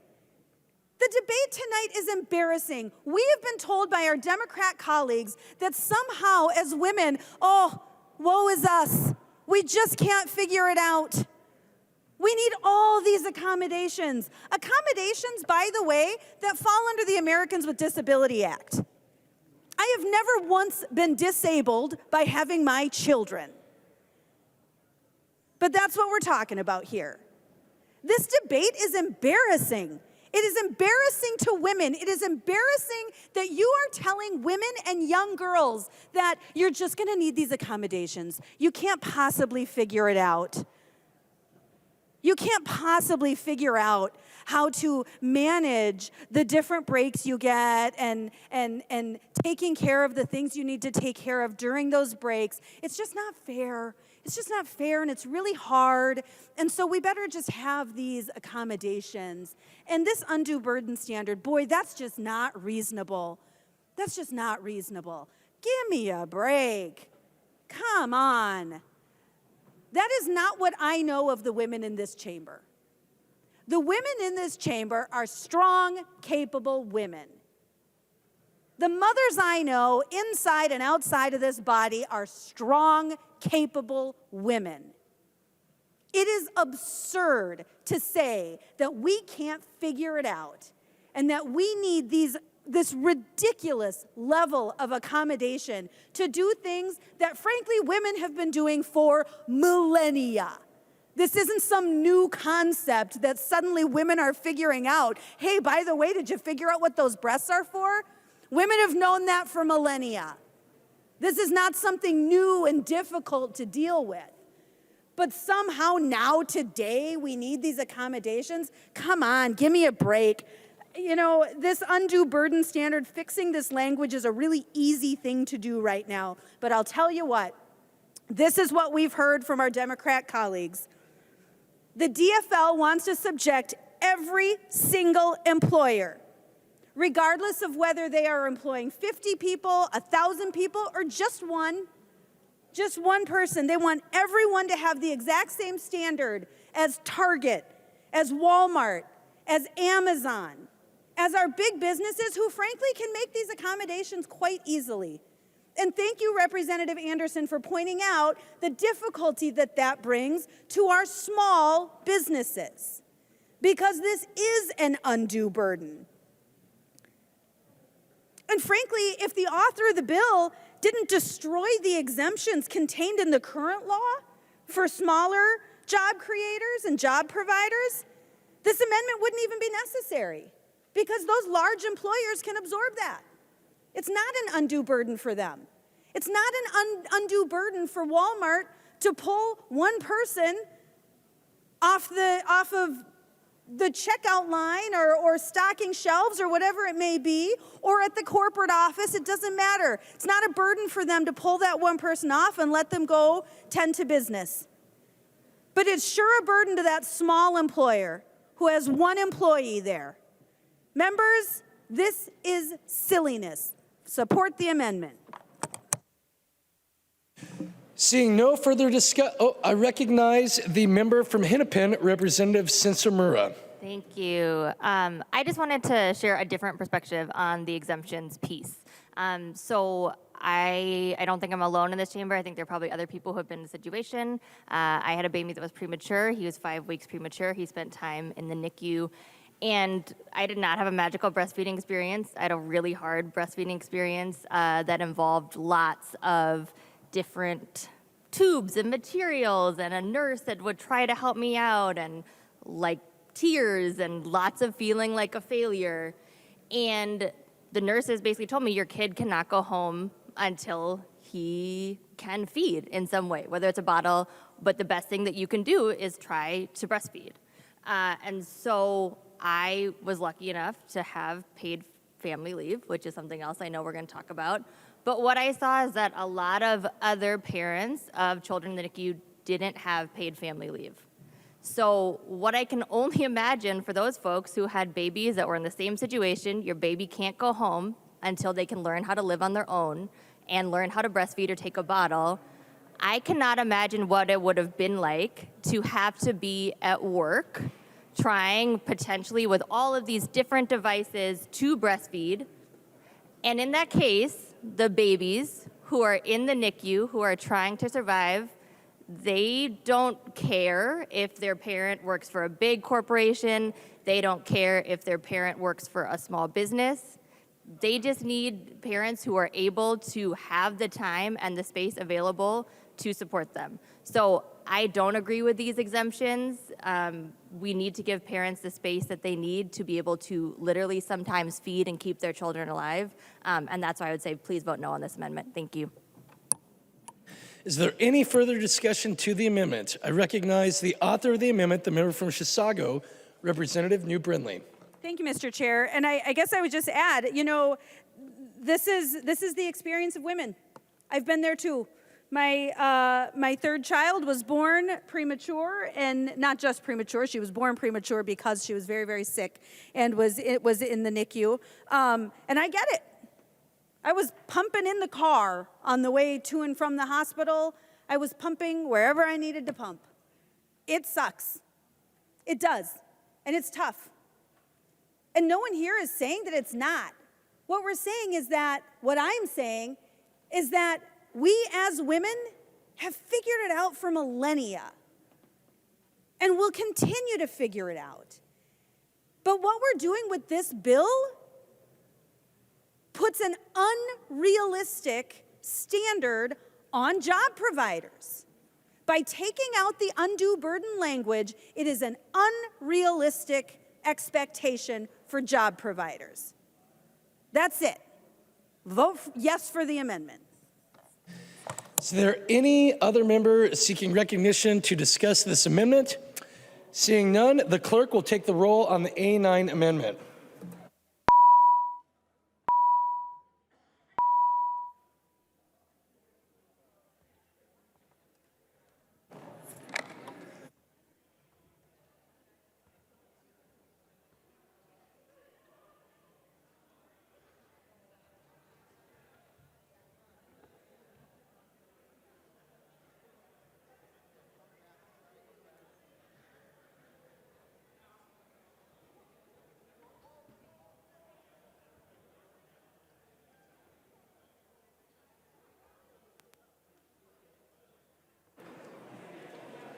The clerk will close the roll.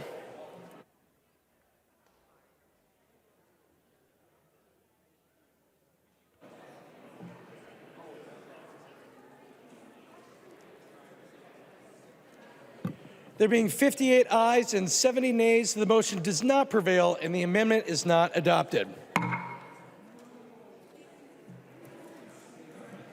There's an amendment at the desk. The clerk will report the amendment.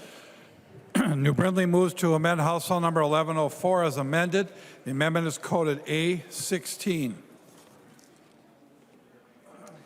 I recognize the author of the amendment, the member from Chisago, Representative New Brindley, to explain the A16 amendment. Thank you, Mr. Speaker. This amendment is relatively simple, and I'll just tell you what it does. Basically, we've got a lot of provisions running through the House right now for leave, the paid family leave bill, safe and sick time, and this is another 12 weeks. And so essentially what this amendment does is ensure that we are very cautious about stacking all of this leave on top of each other. In the paid family leave bill that's moving through the House, that alone would allow up to 24 weeks of leave, and this would add an additional 12 weeks. As I've looked at it, and I would look to others, I don't see anything that would preclude stacking things like workers' comp on top of that, any number of other programs. So this amendment basically just ensures that, that you can't stack all of these different things indefinitely to take that leave from work. And I would ask for a roll call, Mr. Speaker. Representative New Brindley has requested a roll call vote on the A16 amendment. Seeing 15 hands, there will be a roll call vote. Representative New Brindley. Thank you, Mr. Speaker. And I would ask for folks to vote yes, this is a common sense amendment. I recognize the member from Anoka, Representative Koegel. Thank you, Mr. Speaker. Would Representative New Brindley yield? Representative New Brindley will yield for a question. Representative Koegel. Thank you, Mr. Speaker. Representative New Brindley, will you please point me to the line and page on which section 181.943 is in my bill? Representative New Brindley.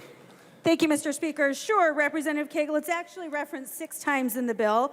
You can find that on page 5, line 18. I'll let you find that real quick.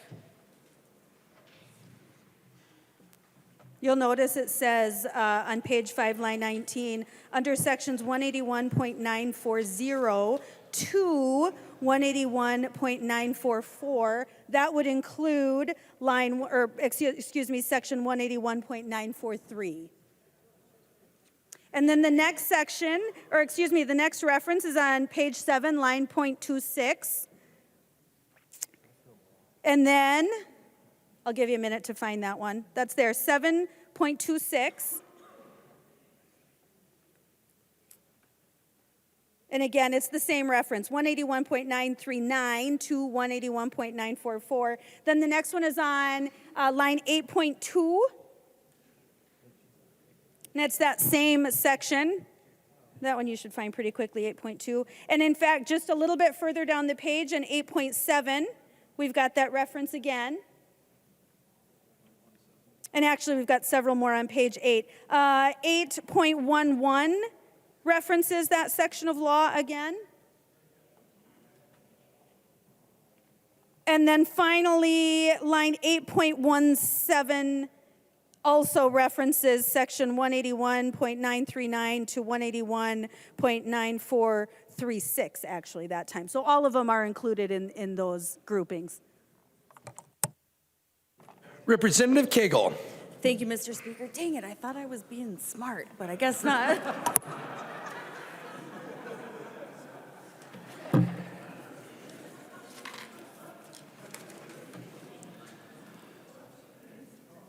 Any further discussion? I recognize the author of the amendment, Representative New Brindley. Thank you, Mr. Speaker. Frankly, it's just a common sense amendment. I get it. We're talking about employers. We're hearing a lot of these different kinds of bills right now. And frankly, this bill just allows for the 12 weeks. So by itself, that's fine. But we just want to ensure that as these things are passed into law and how this interacts with existing law, we want to make sure that we're very cautious about how these things stack on top of each other. This can create a real tenuous situation real quick. You know, we've had, I know every one of us is having conversations, and it doesn't matter the committee, because it affects every committee of jurisdiction. We're all having conversations about workforce. And we're hearing a lot of bills to make sure that we are taking care of our employees, but that does still need to be balanced with the needs of our job providers and our businesses. And as we know, right now, it is difficult to find anyone to come to work. And if you can find somebody to work on a temporary basis, you're going to pay a premium for that person to come in and work just for a temporary period of time. And so we need to make sure that we are cautious and judicious in how we are applying these standards. And so I want to make sure that we are careful about not being able to stack this benefit on top of benefit on top of benefit to make sure that we've got some sanity in this system. Thank you, Mr. Speaker. I believe, Mr. Speaker, I already asked for a roll call. Representative New Brindley, you requested a roll call vote, and there were 15 hands, so there will be a roll call on your A16 amendment. Seeing no further discussion, the clerk will take the roll on the A16 amendment.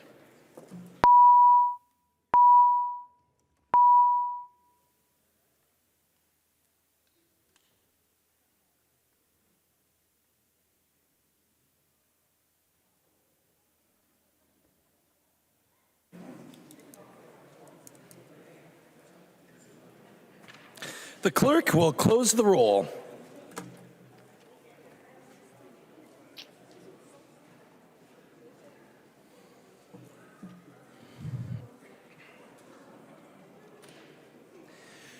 There being 58 ayes and 70 nays, the motion does not prevail and the amendment is not adopted. There is an amendment at the desk. The clerk will report the amendment. Robbins moves to amend House File Number 1104 as amended. The amendment is coded A12. I recognize the author of the amendment, the member from Hennepin, Representative Robbins, to explain the A12 amendment.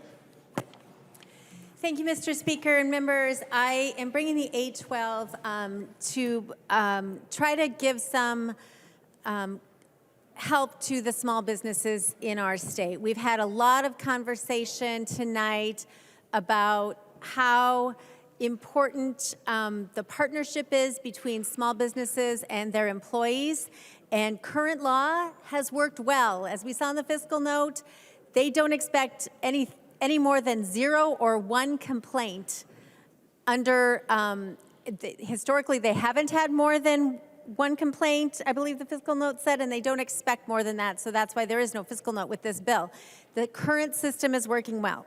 Under current law, the leave portion of the statute allows an exemption for employers with 21 or more employees. The lactation part of current law is a carve-out for employers that have 15 or less employees.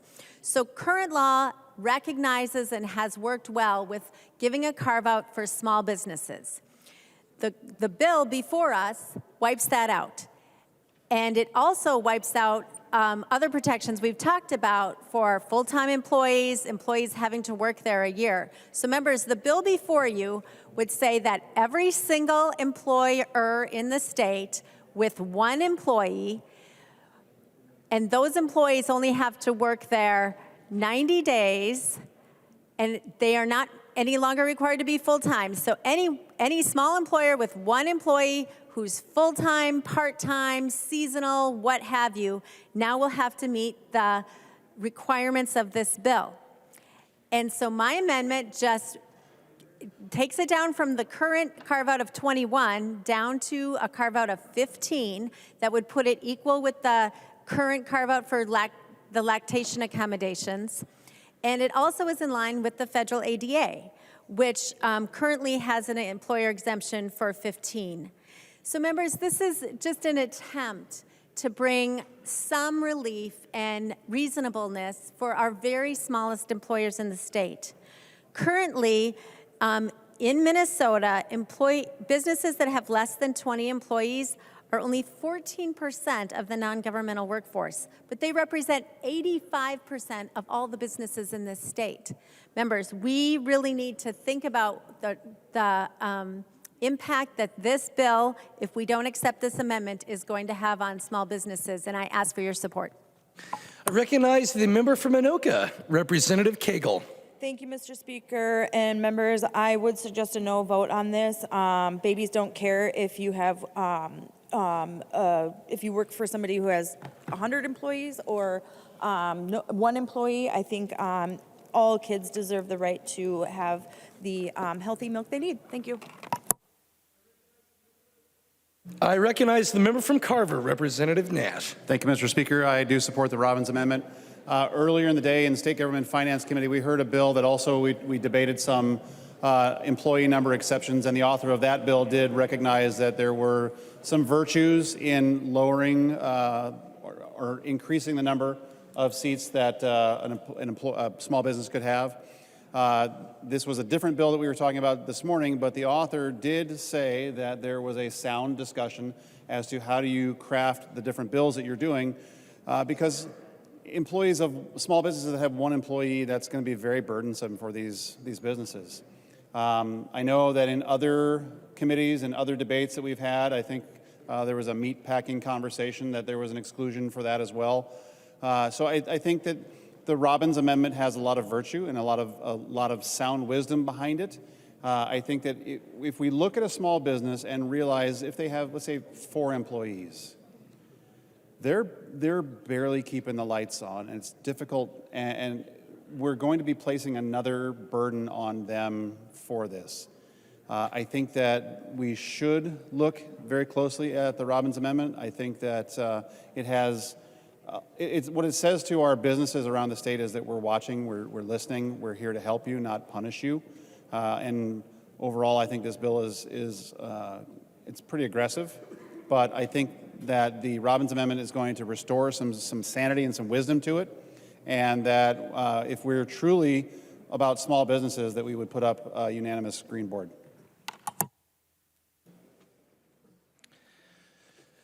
I recognize the author of the amendment, the member from Hennepin, Representative Robbins.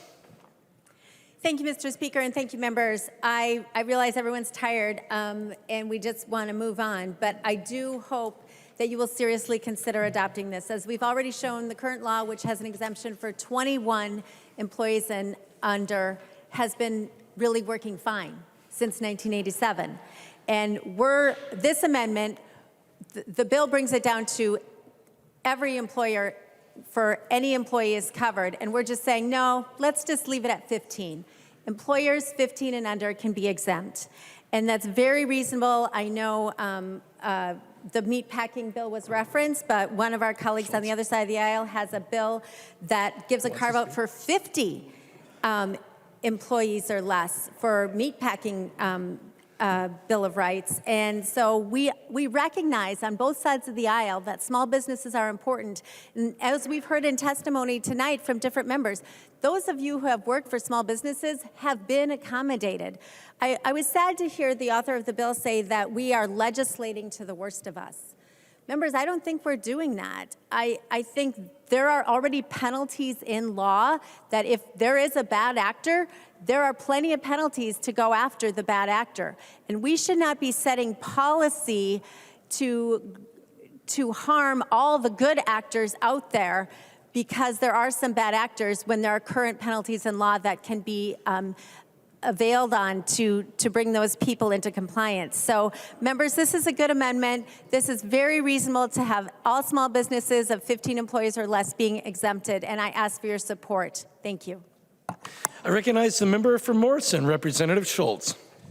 Thank you, Mr. Speaker and members, and thank you, Representative Robbins, for bringing this amendment, and at this time, I request a roll call. Representative Schultz has requested a roll call vote. Seeing 15 hands, there will be a roll call vote on the A12 amendment. Representative Schultz. Thank you, Mr. Speaker and members. Representative Robbins does excellent work on this, and I want to compliment her for the detail that she's offered to the body this evening and referencing many different points in law at different levels of government where this reasonable exemption and guardrail has been placed. And as we move forward in our state, it's really important that we create a place, a space in our economy for small businesses to thrive. And Representative Robbins' amendment does exactly that, and I urge your support of it so that we can be more in line with guidance, especially from the federal level, and that's exactly what Representative Robbins' amendment does, so vote green on this amendment. Thank you. Seeing no further discussion, the clerk will take the roll on the A12 amendment.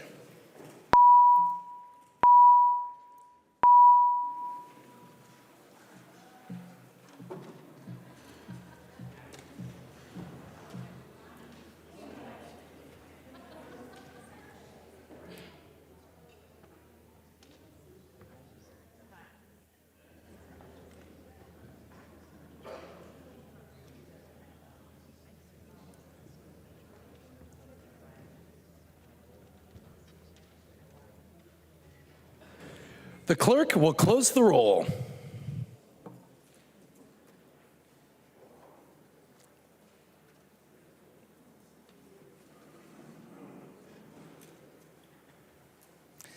There being 58 ayes and 70 nays, the motion does not prevail and the amendment is not adopted.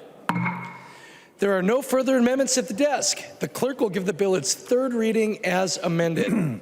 Third reading, House File Number 1104, as amended. Third reading as amended. Discussion to the bill. I recognize the member for Minoka, Representative Niska. Thank you, Mr. Speaker and members. Well, the hits keep coming for small businesses. They keep coming for entrepreneurs. They keep coming for the potential businesses coming to Minnesota. Businesses want to create jobs. They want to take care of their employees, but they need certainty, and they need the law not to just keep shifting on them and creating new burdens and new potential sources of liability and new sources of litigation. Unfortunately, that's what we're doing tonight. And in particular, we're creating another opportunity for drive-by lawsuits. And so, Mr. Speaker, I was hoping that Representative Koegel would yield to a question.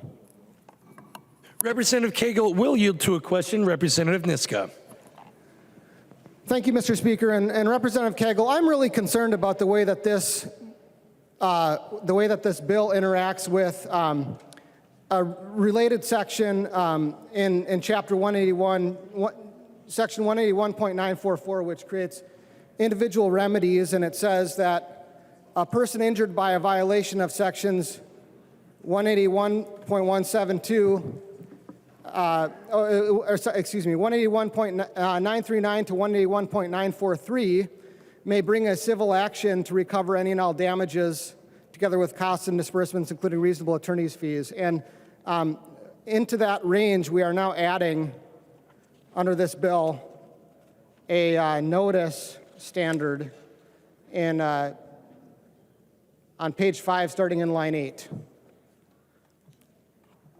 So subdivision 3 that we're now adding to 181.939 under this bill requires a notice to employees.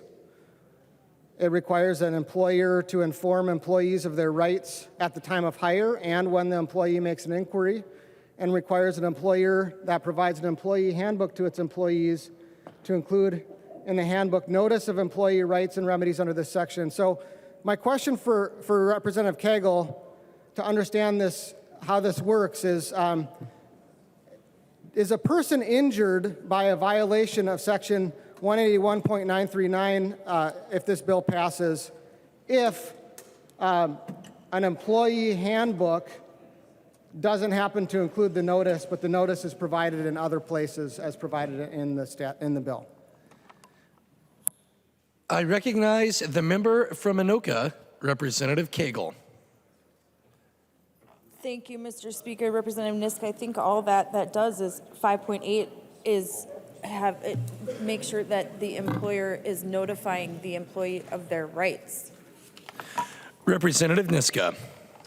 Thank you, Mr. Speaker. And Representative Koegel, the question is about whether all of the notice provisions in subdivision 3 have to be followed, or if an employee does receive notice other ways, but as it says starting in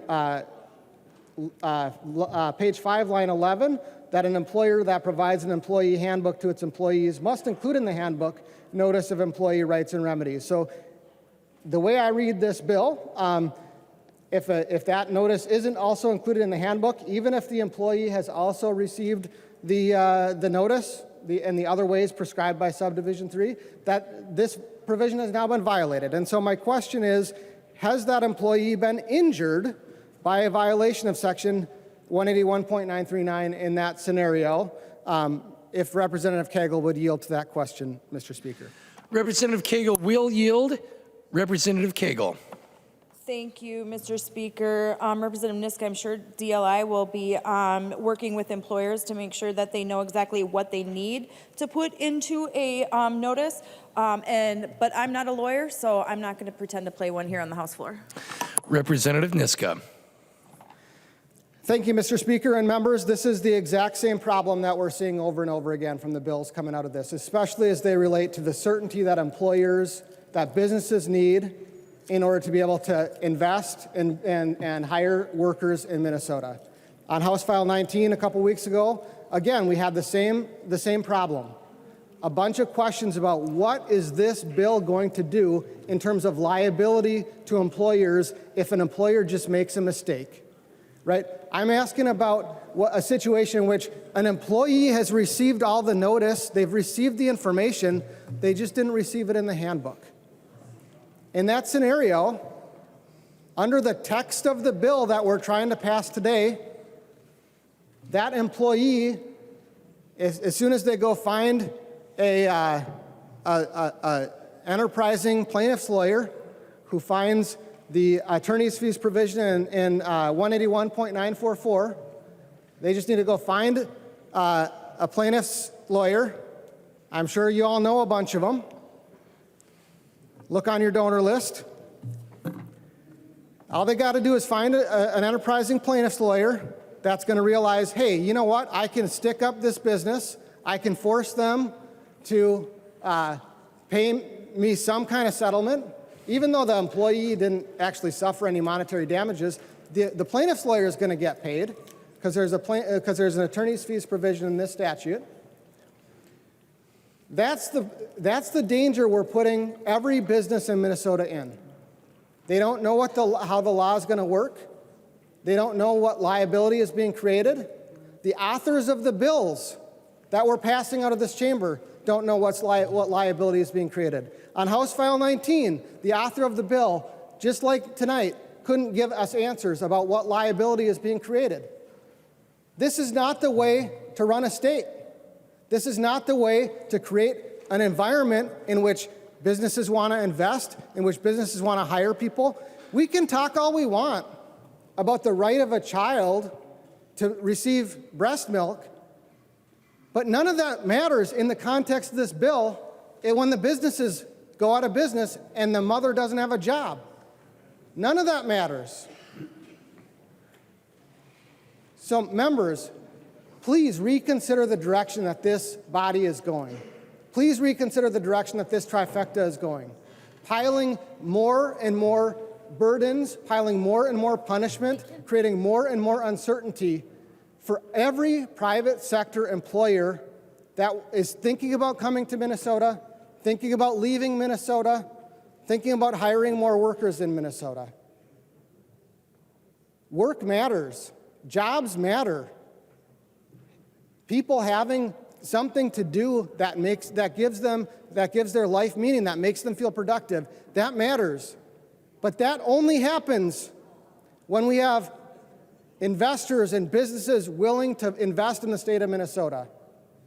And what House File 1104 and House File 19 and House File 2 and many bills that are coming through this body and that are being pushed as priorities of this trifecta are telling those businesses is, go to Wisconsin, go to South Dakota, go to Tennessee, go to North Dakota. Point of order, Definitely Mr. Speaker. don't go to Representative Minnesota. Agbaje, state your point of order. I am rising to a point of order on Mason's 101. Debate must be confined to the question before the body. We are not debating where people are going, but what the contents of 1104. Representative Niska, please confine your remarks to the bill that is before us, which is House File 1104. Representative Niska. Thank you, Mr. Speaker. Members, for the reasons that I have stated, House File 1104 is going in the wrong direction. It's part of a lot of things that are going in the wrong direction in this state. We're going to have a lot of work to do. In 2024, I think a Minnesota comeback is going to start, but we're going to have a lot of work to do to undo the damage that's being done by this body, that's being done by the body across the street, and the majority trifecta in this state. Please vote no on 1104. Make that job a little bit less difficult for us when we start that comeback in 2024 and 2025. Please vote no. Thank you. Recognize the member from Carver, Representative Nash. Thank you, Mr. Speaker. I'll be brief. Everybody should smile over there for that. When I drive through the district that I represent, and even the district that I had before that I've lost some of, that Representative Harder has picked up, I know a lot of these small business owners. And some of them are close, dear, personal friends. Some of them I attend church with. I've been known to frequent a brewery or two with many of them, and some of them are breweries. There's a theme there. But what I know is this, that those small businesses fought like crazy to stay open from the pandemic. And what we've seen in House File 1104 and other House files that have been passed, earned sick and safe time, paid family medical leave, a lot of these other things, is the assumption that businesses, this is my take, businesses are doing something wrong, we have to fix that, we have to enable that, we have to make them comply. We're going to make them comply. You know, I have 6 kids, 3 sons, 3 daughters, and our middle son, we call him Navy Boy because he served in the Navy, was just home. His younger brother and he were wrestling on the floor. And the younger brother, who is massive, he is 6'5", 220, and just set a weightlifting record for the state of Minnesota for his age. He deadlifted 611.8 pounds. So older brother is at a serious disadvantage when they were wrestling on the floor. And it was fun to watch. I just stood back. My wife usually says, go fix this. I'm like, no, because they'll throw me around like a rag doll. But one of them eventually had to tap out. That's what businesses are going to eventually do. They're going to tap out. They're pinned on the floor. They have choices. I had one business said, Jim, you know what is remarkable about Wisconsin, North Dakota, and South Dakota is that it's a short drive for me and my family. The climates are very similar, and we don't have to put up with this. And then they inserted a word that I'm not allowed to say here on the floor, or the speaker will gavel me down. But that's what you're doing to businesses. You're assuming that they'll just take it. That you can make a mandate after a mandate after a mandate, and I think the penalties here are $3,000 per violation. Well, come on. Small businesses are oftentimes run by their HR department, and all of their back office stuff are run by the same person. There is an inevitability that something's going to be missed. But if they miss it, we're going to hit them with a violation of $3,000 after they've had to make accommodation after accommodation after accommodation. And when does it stop, majority party? When do we stop building things off the back of small business owners in the state of Minnesota. When is that going to happen?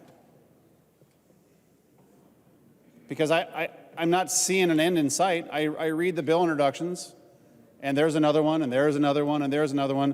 But 1104 is kind of a smack in the face. And I don't disagree with a lot of what is being talked about in this bill, but it's the execution. It is the details, the back office stuff that becomes very problematic when you shove it down the throat of small businesses across the state. And again, many of the small businesses in my district, they're still paying off credit card debt that they used to stay alive, to pay their bills, to stay open so that you can clobber them with more bills like this. And I just want to ask, have you stopped and talked to some of them? Because the ones that I talked to, their credit score is in the tank. They have maxed out their cards. They're gently coming out of this. We start in session here and smack in the face. All this stuff is hitting them full bore. You know, I know that you've introduced a bill for a fifth-tier income tax. That's cheery news for a lot of these folks. But stuff like this generally assumes that you're going to do things that are potentially very well intended, but the execution of it just, it's like a smack in the face to business owners. And sometimes I don't know what to say to them. I run out of things I don't know how to explain it. I don't. And I would love to hear from the majority party, when is the end in sight? When will you tap out instead of making the small businesses tap out? Members vote no. I recognize the member from Stearns, Representative Perryman. Thank you, Mr. Chair. My grandmother taught me to never miss a good opportunity to be quiet, but I can't be quiet right now. I am a small business owner, and I was elected by my constituents because I campaigned as a business owner with smart thinkings, with managing budgets, and handling rules and HR, and they thought that would help me to be a great legislator here today. And so I'm going to fight for small businesses of what I'm standing up for today. I'm standing up for the interest of Minnesota small businesses and what another bill like this will do to us. Small businesses, 20 or less employees, are about 85% of our businesses. 20 or less employees. And I know that because I have been the St. Cloud Chamber Board president 2 times because I believe in small business so much. And then I have bought small, different businesses. We are already experiencing decreasing margins. We are already experiencing mandates that I'm going to have to do so much paperwork that it's going to cost me because I'm going to have to hire all these new mandates that being put on us. We continue to rewrite the labor regulations for complications on small businesses. My employees don't even know what the heck they're going to be encountering when all these bills are passed, because I'm going to have to rewrite my whole HR manual. Every week we seem to be passing something different, and it's going to cost us more and more. How much more can we give as a small business? How much more do you want Main Street businesses to shut down because of the crap we keep voting in? I'm sorry, I'm upset because I have been a small business owner for 25 years. And I believe in my people, and I believe in the small business owners. They know how to do it. They've been doing it for years. Again, I think a week ago we asked how many people in here are small business owners. And I'm not sure, we didn't get an answer. That's a hypothetical question. I'm just saying that out loud. But if the last person that gets paid in a small business is the business owner. And why do you think that is? because we care about our employees. You know what? I don't think I ever thought when I campaigned and got elected, I would be on a respectful floor like this and with great people like you talking about leaking boobs. I mean, I really just kind of took that back. But this bill has statements in it about leaking boobs, and my head goes to, okay, where are small businesses going to have this happen in their storefronts? Because small businesses have small storefronts. So there's another cost. They're going to have to find something to get this done. The last cost was the sick leave costs. I, have been talking to my employees about that. There's so much confusion with these things that we're passing.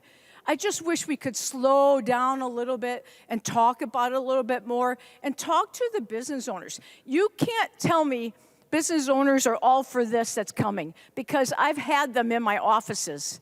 They have already told me it is wrong to keep passing mandates on small businesses and stress them when we're already stressed.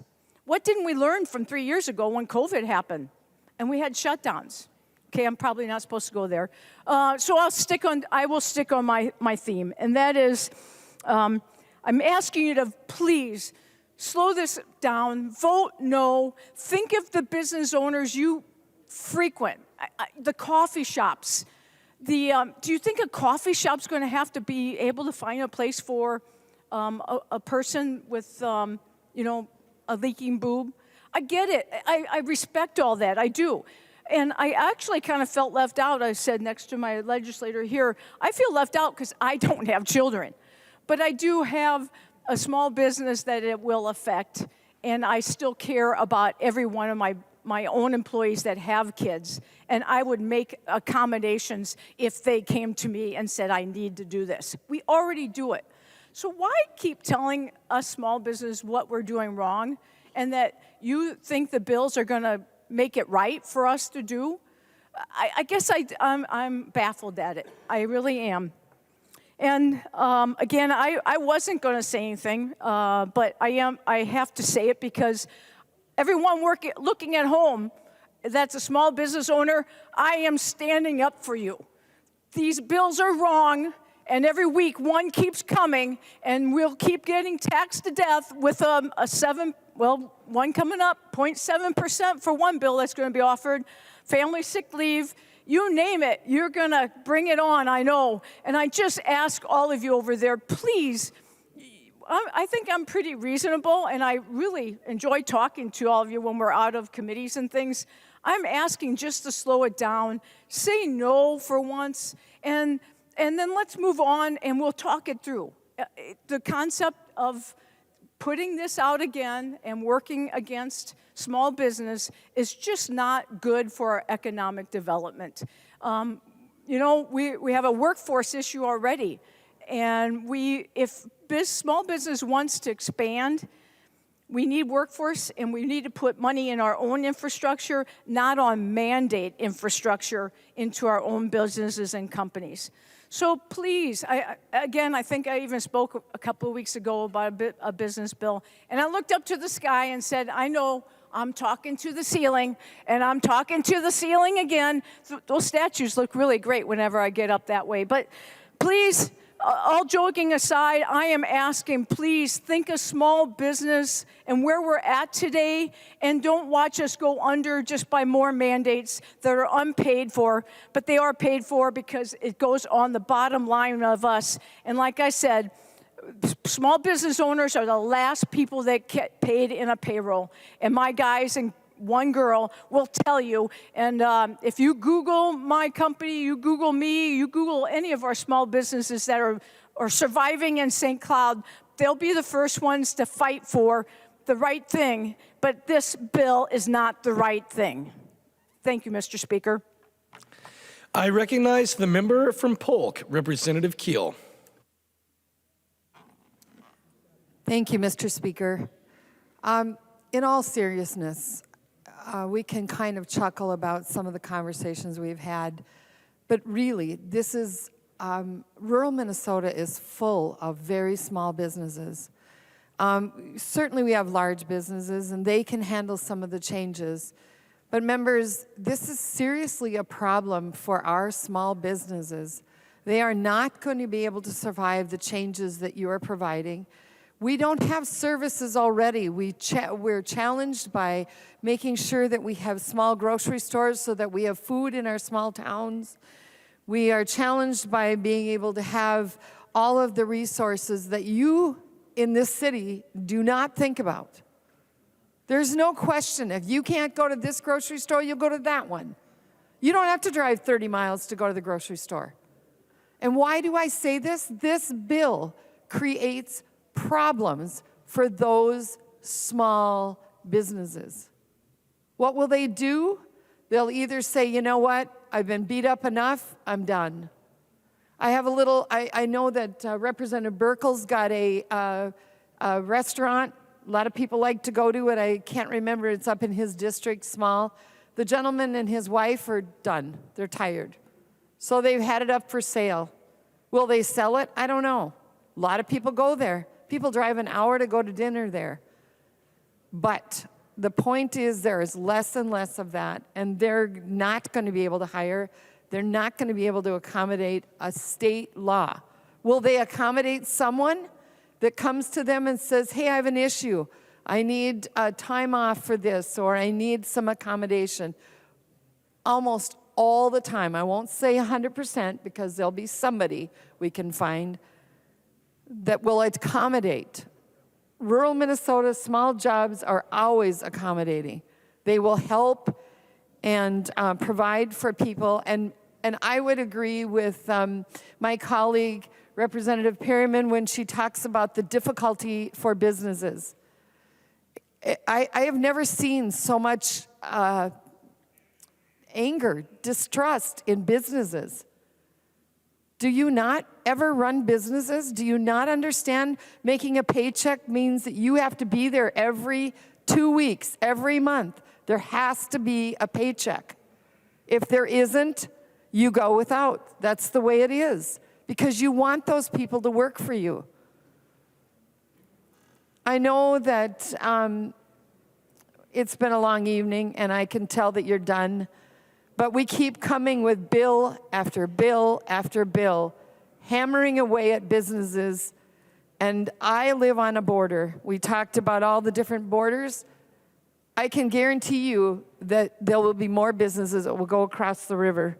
And you can say to me, oh, that's just extreme. That won't really happen. Well, I can remember Representative Linchewski, the tax chair, and I think it was in 2013 or 14, we did a tax on tobacco. Now, I'm not a supporter of tobacco, but we were going to help people curb their need to smoke. So we were going to tax it, and they were going to quit. Do you think that happened? No. The 5-foot tobacco counter in Minnesota went to a 2-foot tobacco counter. Okay, so we reduced it, right? Right across the river. They had brand new stands. Everybody went shopping there. And if they went shopping there for tobacco, my small stores in the Minnesota side said, well, you know what, Deb, they're not just going for tobacco. They're going for tobacco. Oh, gas is a little cheaper because they don't tax their gas so much. Well, I'm here. I'll just grab some groceries. And maybe I'll do a little more shopping. And less of my small towns have those available stores.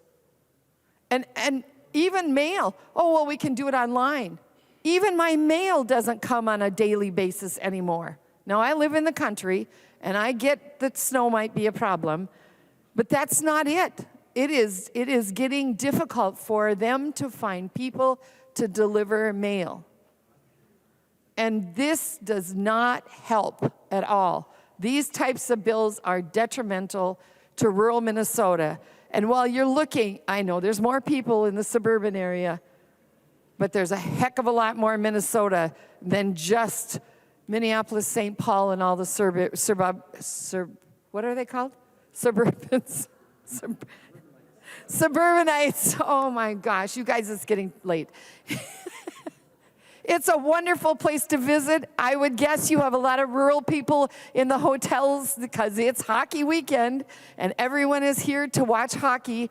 Good old War Road is way down all the way from up at the northernest most parts of Minnesota.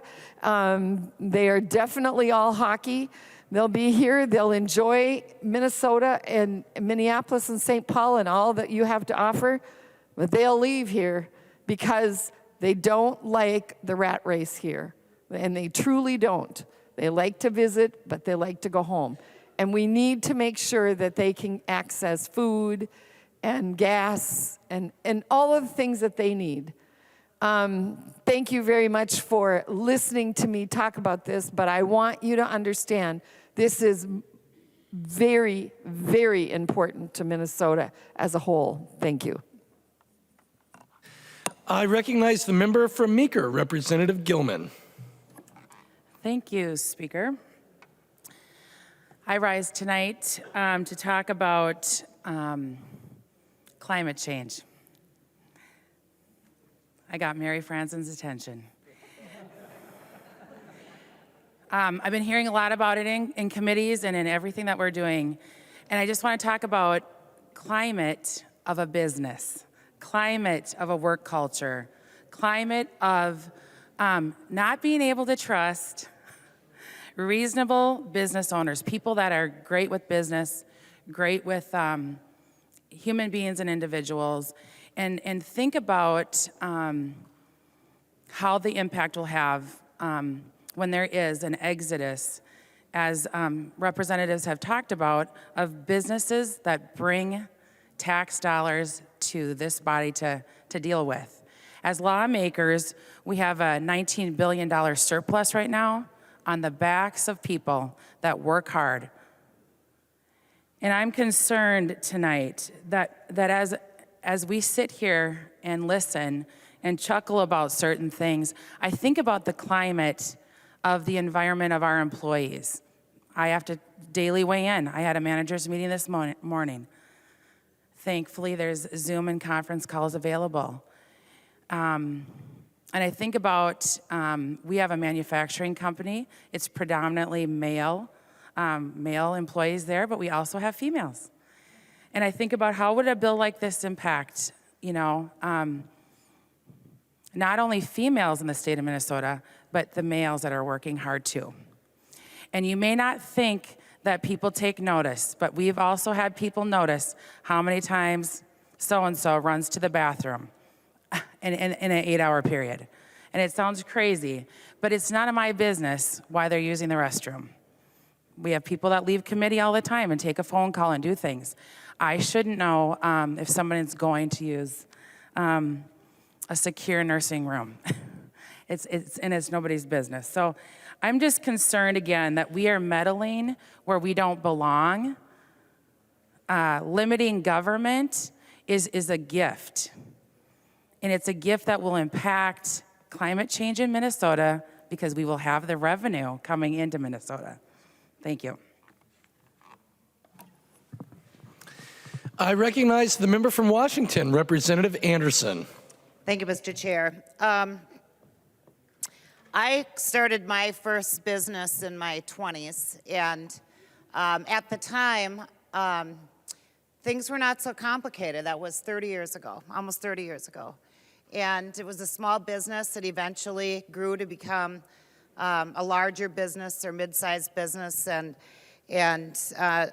But at the time, I was able to learn things and learn the rules and the regulations and everything that the state of Minnesota and the federal government passes and the onerous that they put on companies.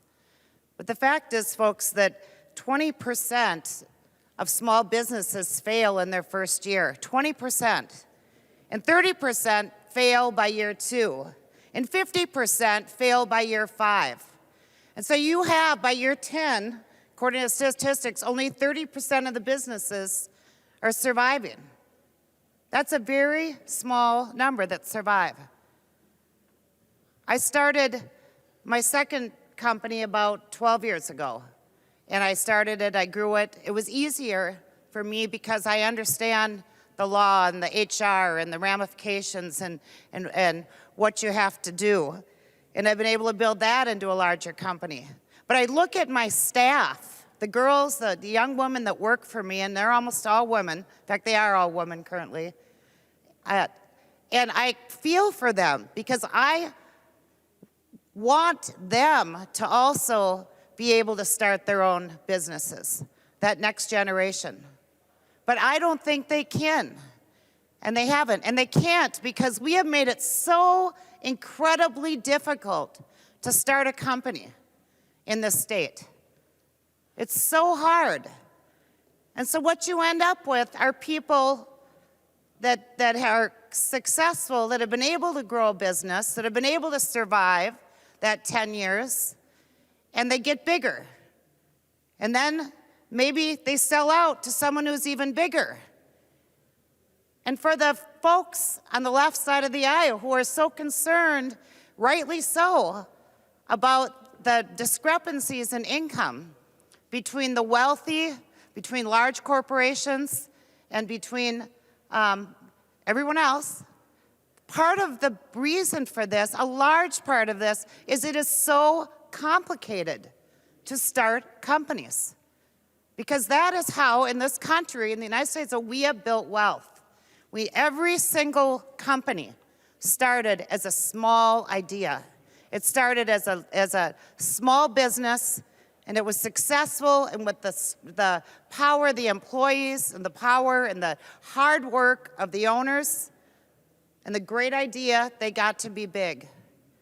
And if we keep harming small businesses in Minnesota, we are not going to be incubating the next generation of entrepreneurs. And you're going to see every little small shop not only in greater Minnesota, but in Minneapolis, okay, that are owned by 2 or 3 people, a family, immigrants in many cases. You're going to see them struggle to compete with Targets and with Walmarts and with the bigger companies. And it's because of all the rules and regulations and the erroneous things that are being put on our small businesses. Government is killing small businesses. And if that's what we want this country to become, then we'll support bills like this. But that's not what I want. And I don't think it's what most of us want. We want the little guys, we want the immigrants to come here and be successful and start companies and start whatever they're going to do. But those folks are going to be under the regulations now of this bill. You are hurting them. You're really, really harming those people. And that's the next Bill Gates, and that's the next Elon Musk. I know a lot of my text here doesn't like Elon Musk. She keeps telling me that. But those folks started companies with ideas. And it could be someone in any one of our towns that starts the next big company.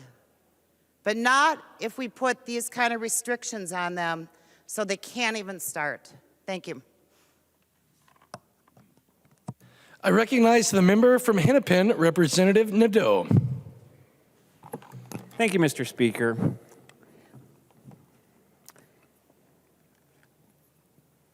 I feel like the Lorax for small business members, it's the last time I stood to speak. We talked about another impact on small business. And I remember when this body used to really think about putting mandates on healthcare providers, on our plans, on small businesses. We'd really discuss what those were and balance that with the economic impact of that. What are the costs versus the benefits? And it seems like this year, and I don't understand where the disconnect is between this side of the aisle and that side of the aisle when it comes to small businesses.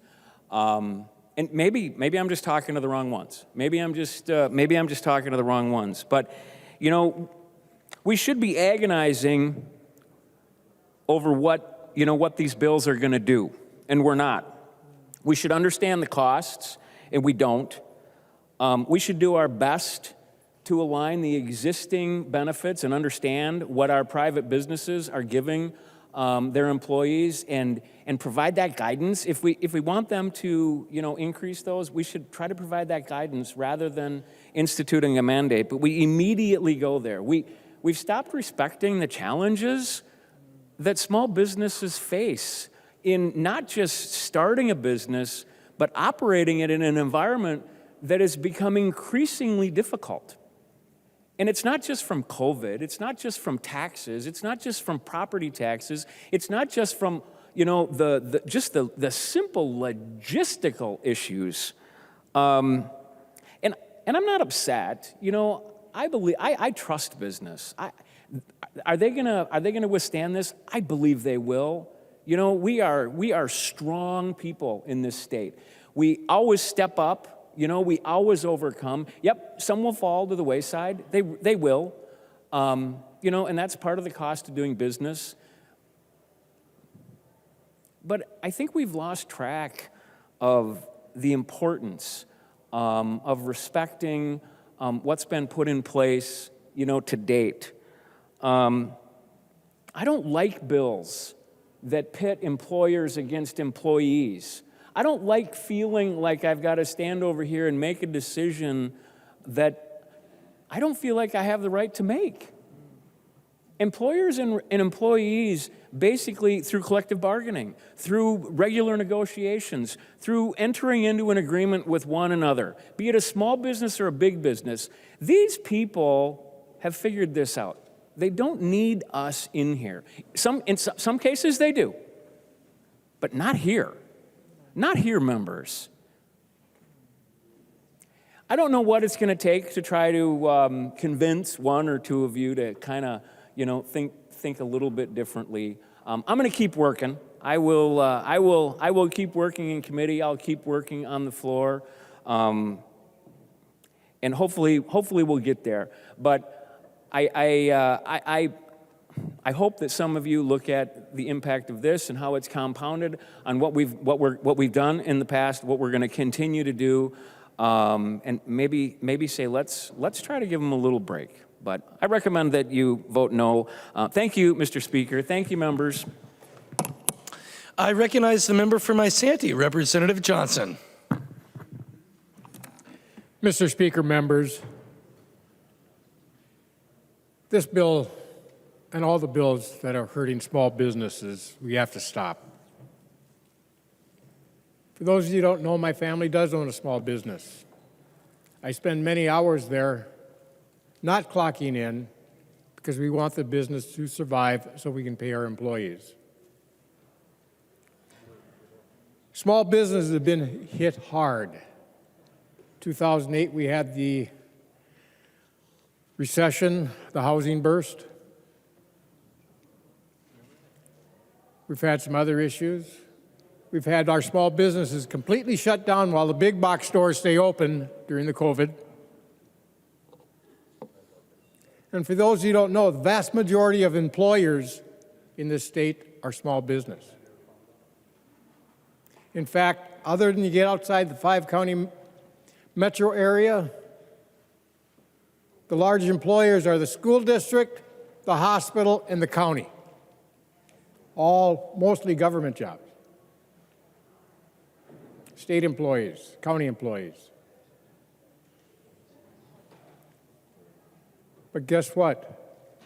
Those employers don't pay taxes. They don't pay property tax. Small business does. We've passed a lot of bills that's going to be rough on small businesses, which is fit by the federal standards is 50 employees or less. Some of these bills, we try to get it down to 5. And no.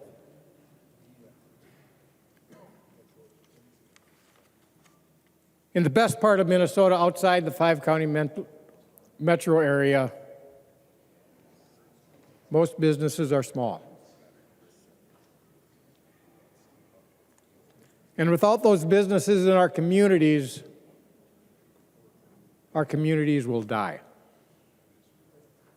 I have a baker in my town, and Marty struggles every day for employees, getting the product she needs to make the donuts and the bread, trying to keep the equipment working. And now we're putting more and more burdens on businesses, small businesses, our mom and pop stores. What's interesting, there's a bill entered today. Another one that's going to hurt our small businesses. Over the next 5 years, by this bill, they're going to raise the commercial, industrial, and property taxes. 45% increase in revenue over the next 5 years, 9% a year. Small businesses are already having trouble keeping their doors open. And the small businesses are the backbone of my community and most of the communities on this side of the aisle.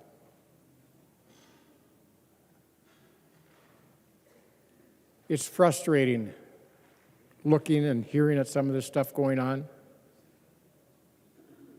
knowing that it's going to actually be detrimental to my community what your side of the aisle is pushing on us.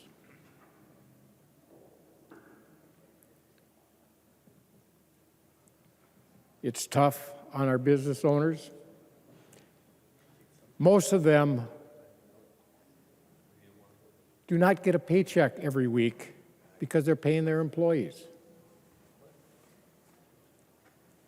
If they can find employees. I have numerous restaurants in my area that are for sale, but nobody wants to buy them because they see the headaches that this body is putting on them. Not knowing if they'll survive and stay in business.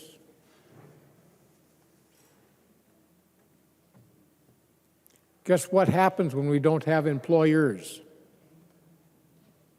We don't have employees.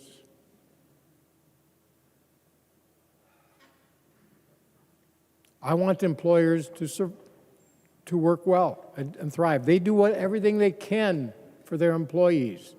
They help them when they need it. When they're in financial straps, a lot of them will actually help their employees with loans and work things out so they can get things done.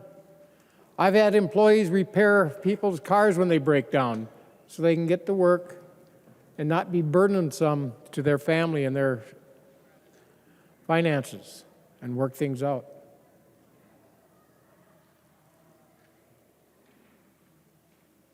We don't have we're not fortunate in most of the state to have the big industrial skyscrapers and stuff that you have down here, large employers.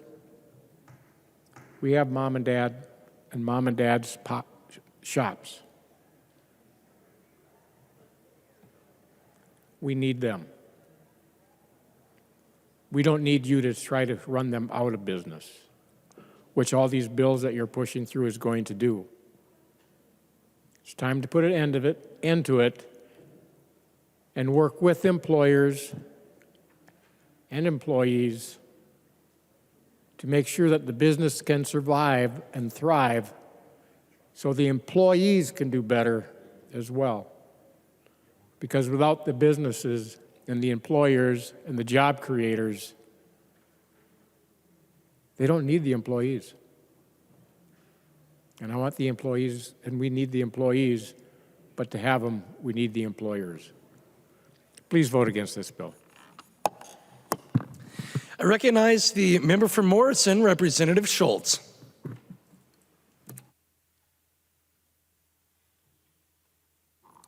Thank you, Mr. Speaker and members. Appreciate the debate and the conversation tonight and the effort, the work being done in this body to help working people, to help the people who love to serve and to provide for their families. And this is an important discussion for us tonight, but let's also have concern for the future of economic competitiveness in Minnesota so that the next generation from the birthing moms can grow up in a Minnesota that's thriving, that can grow up in a Minnesota that has main streets that are thriving, that are bumping, so that the kids who grow up in Minnesota, or who grow up maybe more particularly near my district in St. Cloud, where I went last weekend, can go to a small business and throw an axe or two like I did last weekend. That's in Representative Wolgamott's district. And I'm concerned about the fact that we have an unfunded mandate coming down in the form of this bill tonight that will directly impact so many small businesses in this state, the entrepreneurs, the people of Minnesota who want to create new and exciting opportunities and to create a space full of culture and vibrancy. And tonight, with an additional unfunded mandate, businesses will be struggling to compete. We've heard tonight, and I'm concerned about the fact that this runs in an inconsistent fashion with federal law. That this bill is inconsistent in the way that we're treating small businesses. Small businesses don't have to be the ones who have the targets on their back here. But this legislature seems insistent upon that. And in other cases, it's really hard to define what a small business is and what we should be providing exemptions for. Why can't we find some regulatory humility and certainty?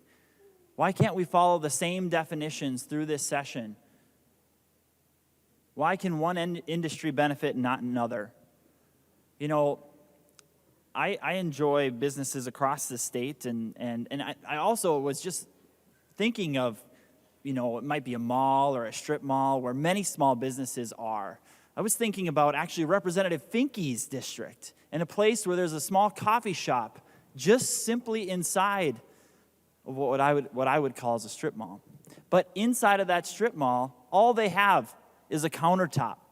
But I'm sure that they employ maybe a dozen people at this coffee shop. What's that small business going to do? What is that small business going to do with legislation like this? I think that answer is unanswered. That question is unanswered, members. The impacts to small businesses in this bill are quite large. It's inconsistent with other bills moving this session. It's inconsistent with federal law. And when we consider the competitiveness of our state, let's remember that we want the next generation to live and grow up here in Minnesota with vibrant culture and vibrant opportunity through a growing and thriving economy, where we don't have to have unfunded mandates from government telling us how we care and treat for our employees. That's why I'll be voting no tonight, and I invite you to do the same. Thank you. I recognize the member from Otter Tail, Representative Murphy. Thank you, Mr. Chair. I want to talk a little bit about agriculture. I haven't heard anybody talk about agriculture. I talk a lot about milk, but not much about dairy farms. My background is, for 26 years, I called on dairy farms. There was well over 1,000 dairy farms that I would have called on. And I don't think of any of them that fit the parameters that you're working with for this bill. So they're all going to be affected. When it comes to a secure place, they don't have a secure place. When it comes to women in dairy, there's a lot of women that are in dairy. There's daughters' friends, a lot of women work in the parlors. But what you're doing here is really going after small business, and agriculture is going to be poorly affected. You know, most of these small businesses that I called on were probably in the neighborhood of 5 employees.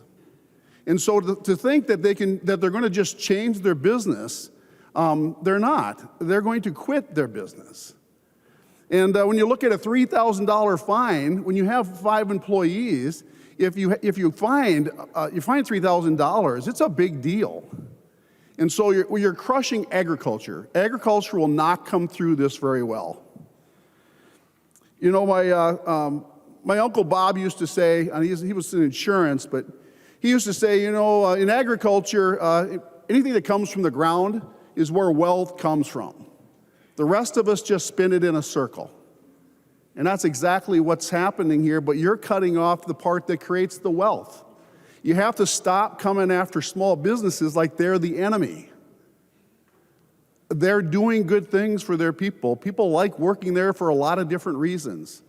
But what you're doing with all of these bills and piling all of this on, like this particular bill, is you're making it really hard for those places to stay in business. And they will be quitting. Thank you. I recognize the member from Goodhue, Representative Altendorf. Thank you, Mr. Chair. This week, with the budget just recently coming out in Minnesota, a few things I want to talk about tonight is just some basic economics, right? So we're looking at a budget, we're looking at what's driving our economy and our future spending, because we love spending, right? We love spending dollars. Well, a lot of our budget is coming from three main sources. They're coming from income tax, corporate tax, and sales tax. That's what drives our economy. That's how we get our tax base. That's how we get our budget. And then we move forward and we decide where those tax dollars are going.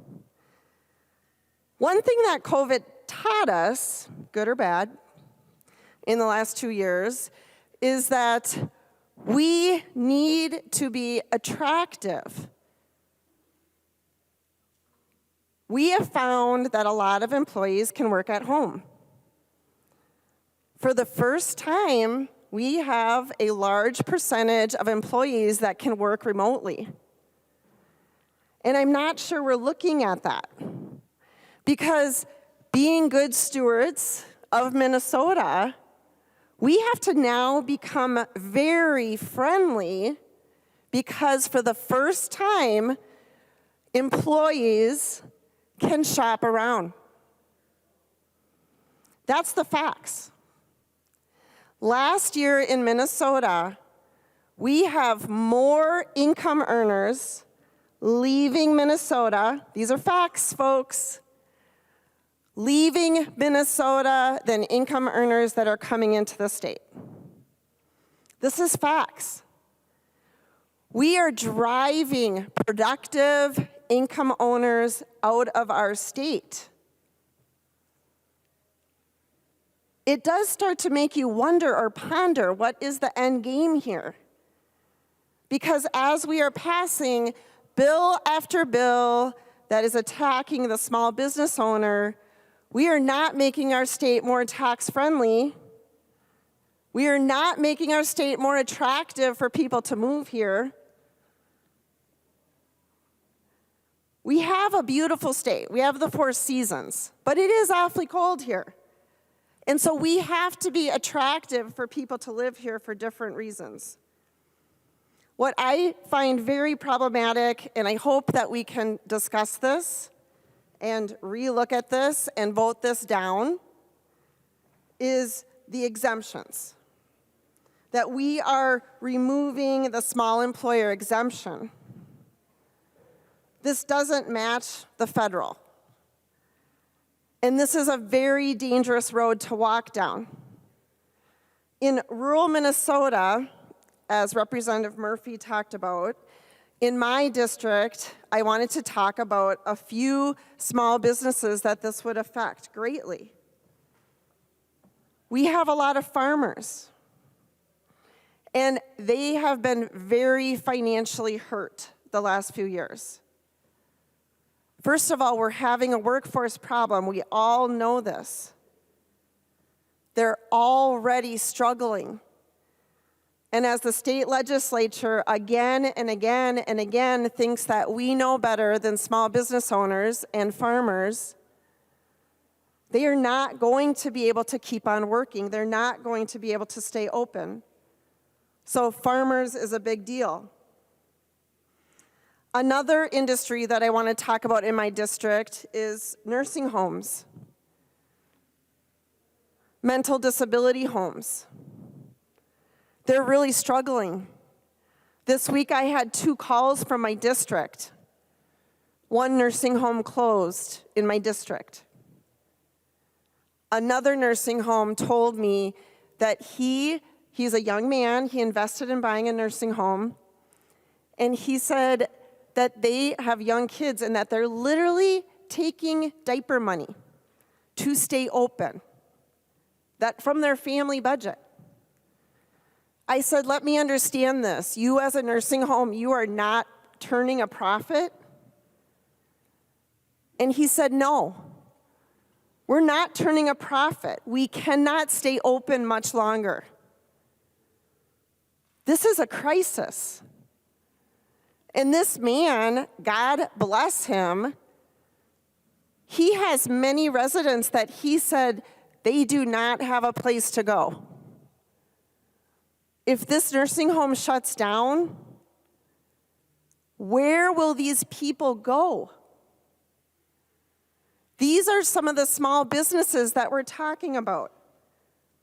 Big businesses, the 3Ms of the world, the Targets of the world, the IBMs of the world. They have great incentive packages. But we have a lot of small businesses in rural Minnesota. And it's not that they don't want to treat their employees well. It's not that they don't care about their employees. It's that they don't need government to tell them how to manage their businesses. In a free market and in a free world, employees would shop around. They work at places that they love. They work at places that the employers treat them well. Again, we have a workforce shortage right now, correct? So they have that ability to move and to go to where they want to go to. We should not make small businesses the villains. They should be exempt from this law. You cannot say that they are equal from being out in a suburban, a big organization, and these small businesses that I'm talking about, restaurants, nursing homes, gyms. These are not businesses that are created equal. The businesses that invest to keep their economy thriving in small towns, the investor, the business owner, they have put an awful lot of time because they want their business to thrive. They have taken on the risk, the loan, the financial burden. Many of these small businesses, they have loans. They might have mortgaged their house against their business. But we act like they're the villains. We act with small businesses that we know better, that we have to tell them what to do. And this doesn't make any sense. So this exemption where we are removing that, this is all the way down to a business that just employs one person. One person. We have to protect our small businesses because of rural Minnesota. We have tax-friendly states around us that we border. Iowa, South Dakota, North Dakota, Wisconsin. My district borders the Wisconsin border.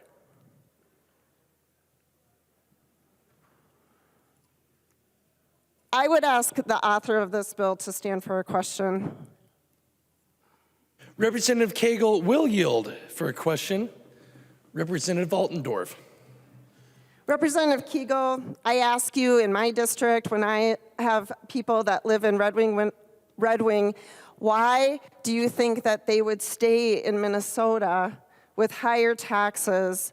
Why would they stay if they are just minutes away from moving over the border?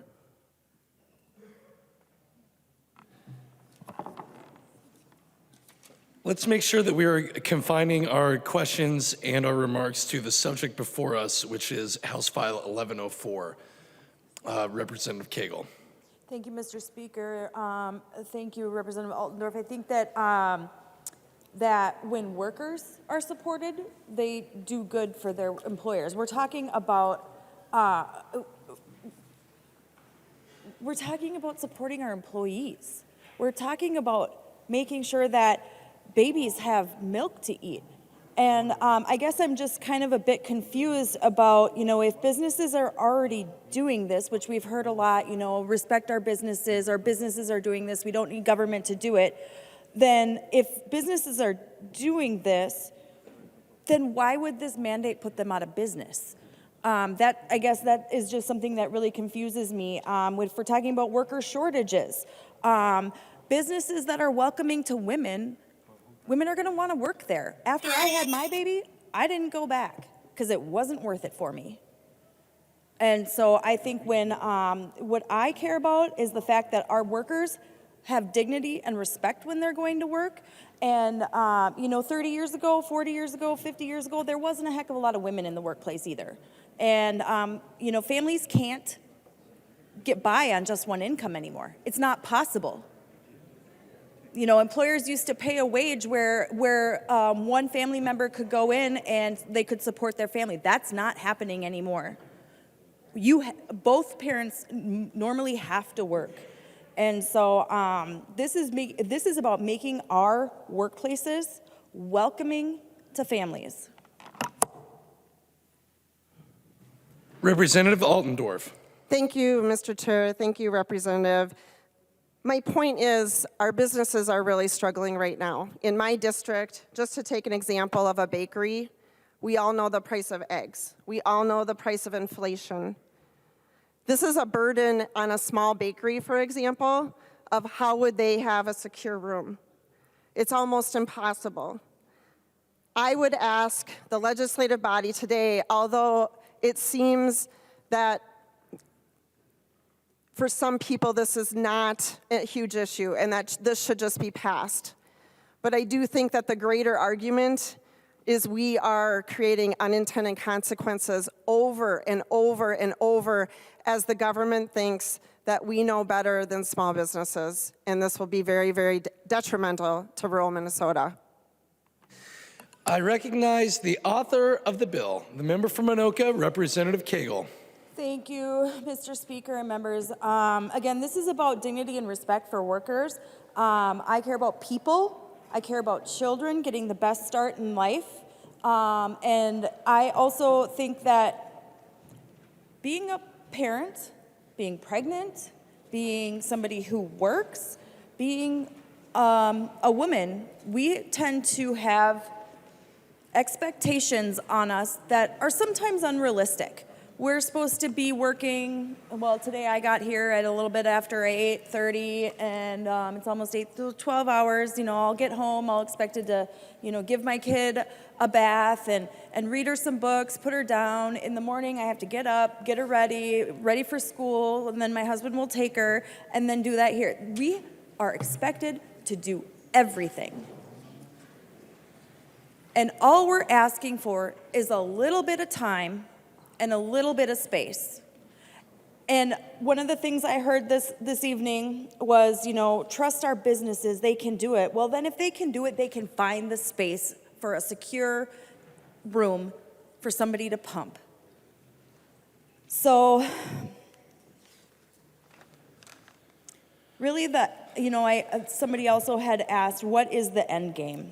Our end game is to make sure that workers and families are supported, and that's it. So thank you, everybody. Please vote green. There being no further discussion, the clerk will take the roll on House File 1104.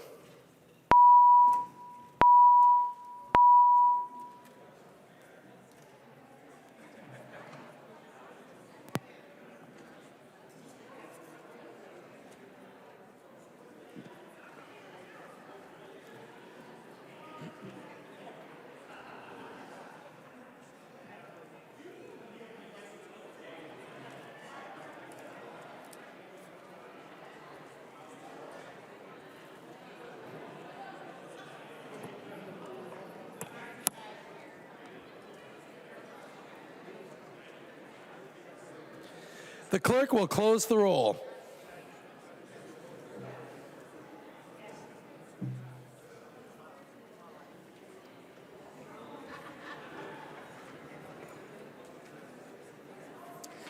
There being 70 ayes and 59 nays, the bill is passed as amended and its title agreed to.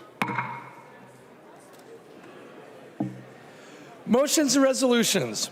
There are copies of the non-controversial motions at the House desk and online. If there is no objection, we will take action on these motions first.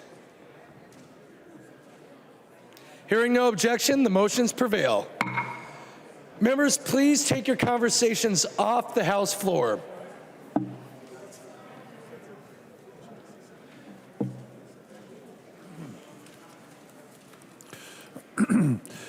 Cha moves that House File number 2386 be recalled from the Committee on Education Finance and be re-referred to the Committee on Legacy Finance. I recognize the member from Washington, Representative Cha. Thank you, Mr. Speaker. That is my motion for HF 2386. It's a bill relating to arts and culture. The bill requests appropriation for a regional library system and should be in legacy. I've spoken with both chairs and they agree. Thank you, Mr. Speaker. Any further discussion to the motion? Seeing none, all those in favor, please say aye. Those opposed, please say no. The motion prevails. Hudella moves that House File number 1687 be returned to its author. I recognize the member from Dakota, Representative Hudella, to explain your motion. Thank you, Mr. Speaker, members. In light of the very recent and very troublesome whistleblower allegations that were highlighted in the St. Paul Pioneer Press, I'd like to have House File 1687, the $78 million appropriation, returned to me until I'm comfortable with the Commissioner of the Minnesota Department of Veteran Affairs and the Governor's Office in addressing these allegations. Thank you. Any further discussion to the motion? Seeing none, all those in favor of the motion, please say aye. Those opposed, please say no. The motion prevails.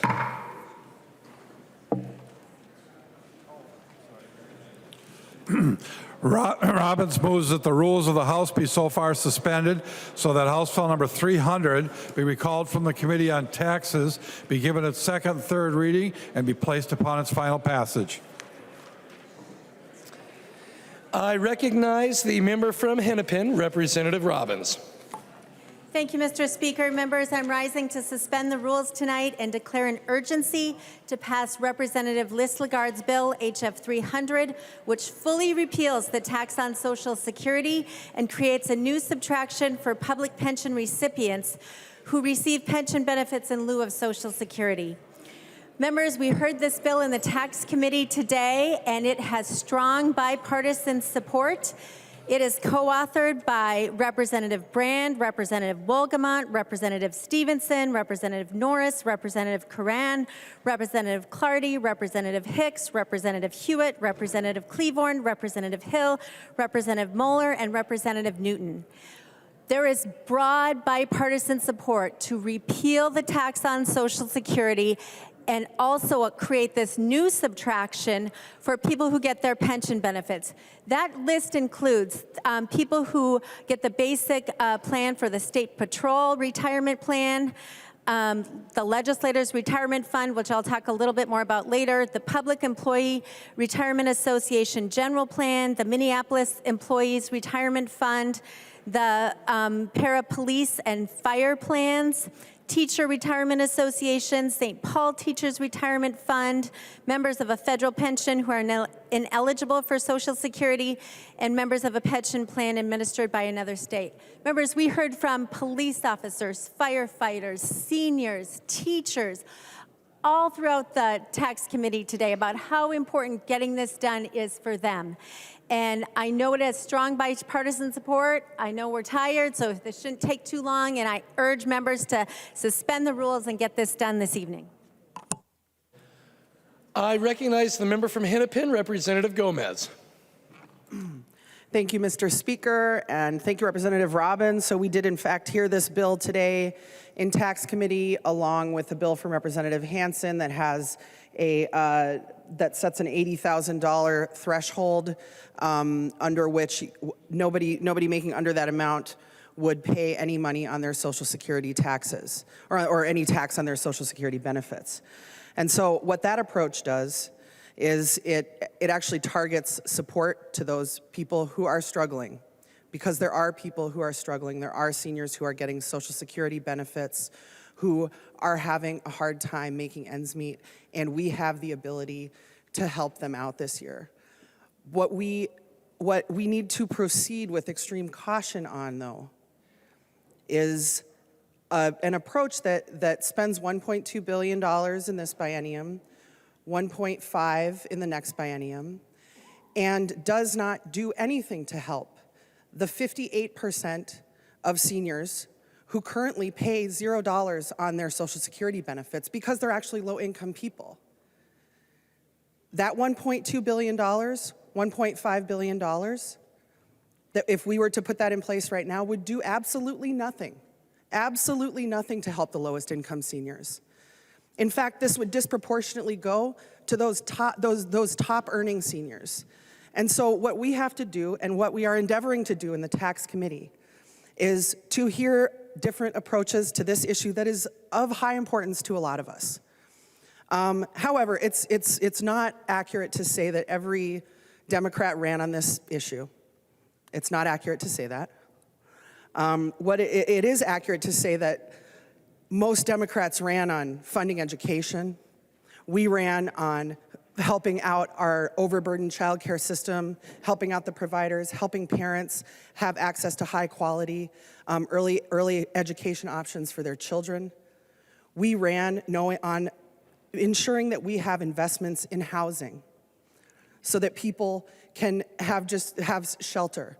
We ran on investing in the people who need help the most and not spending billions of dollars for those who are among the most fortunate of seniors in our state.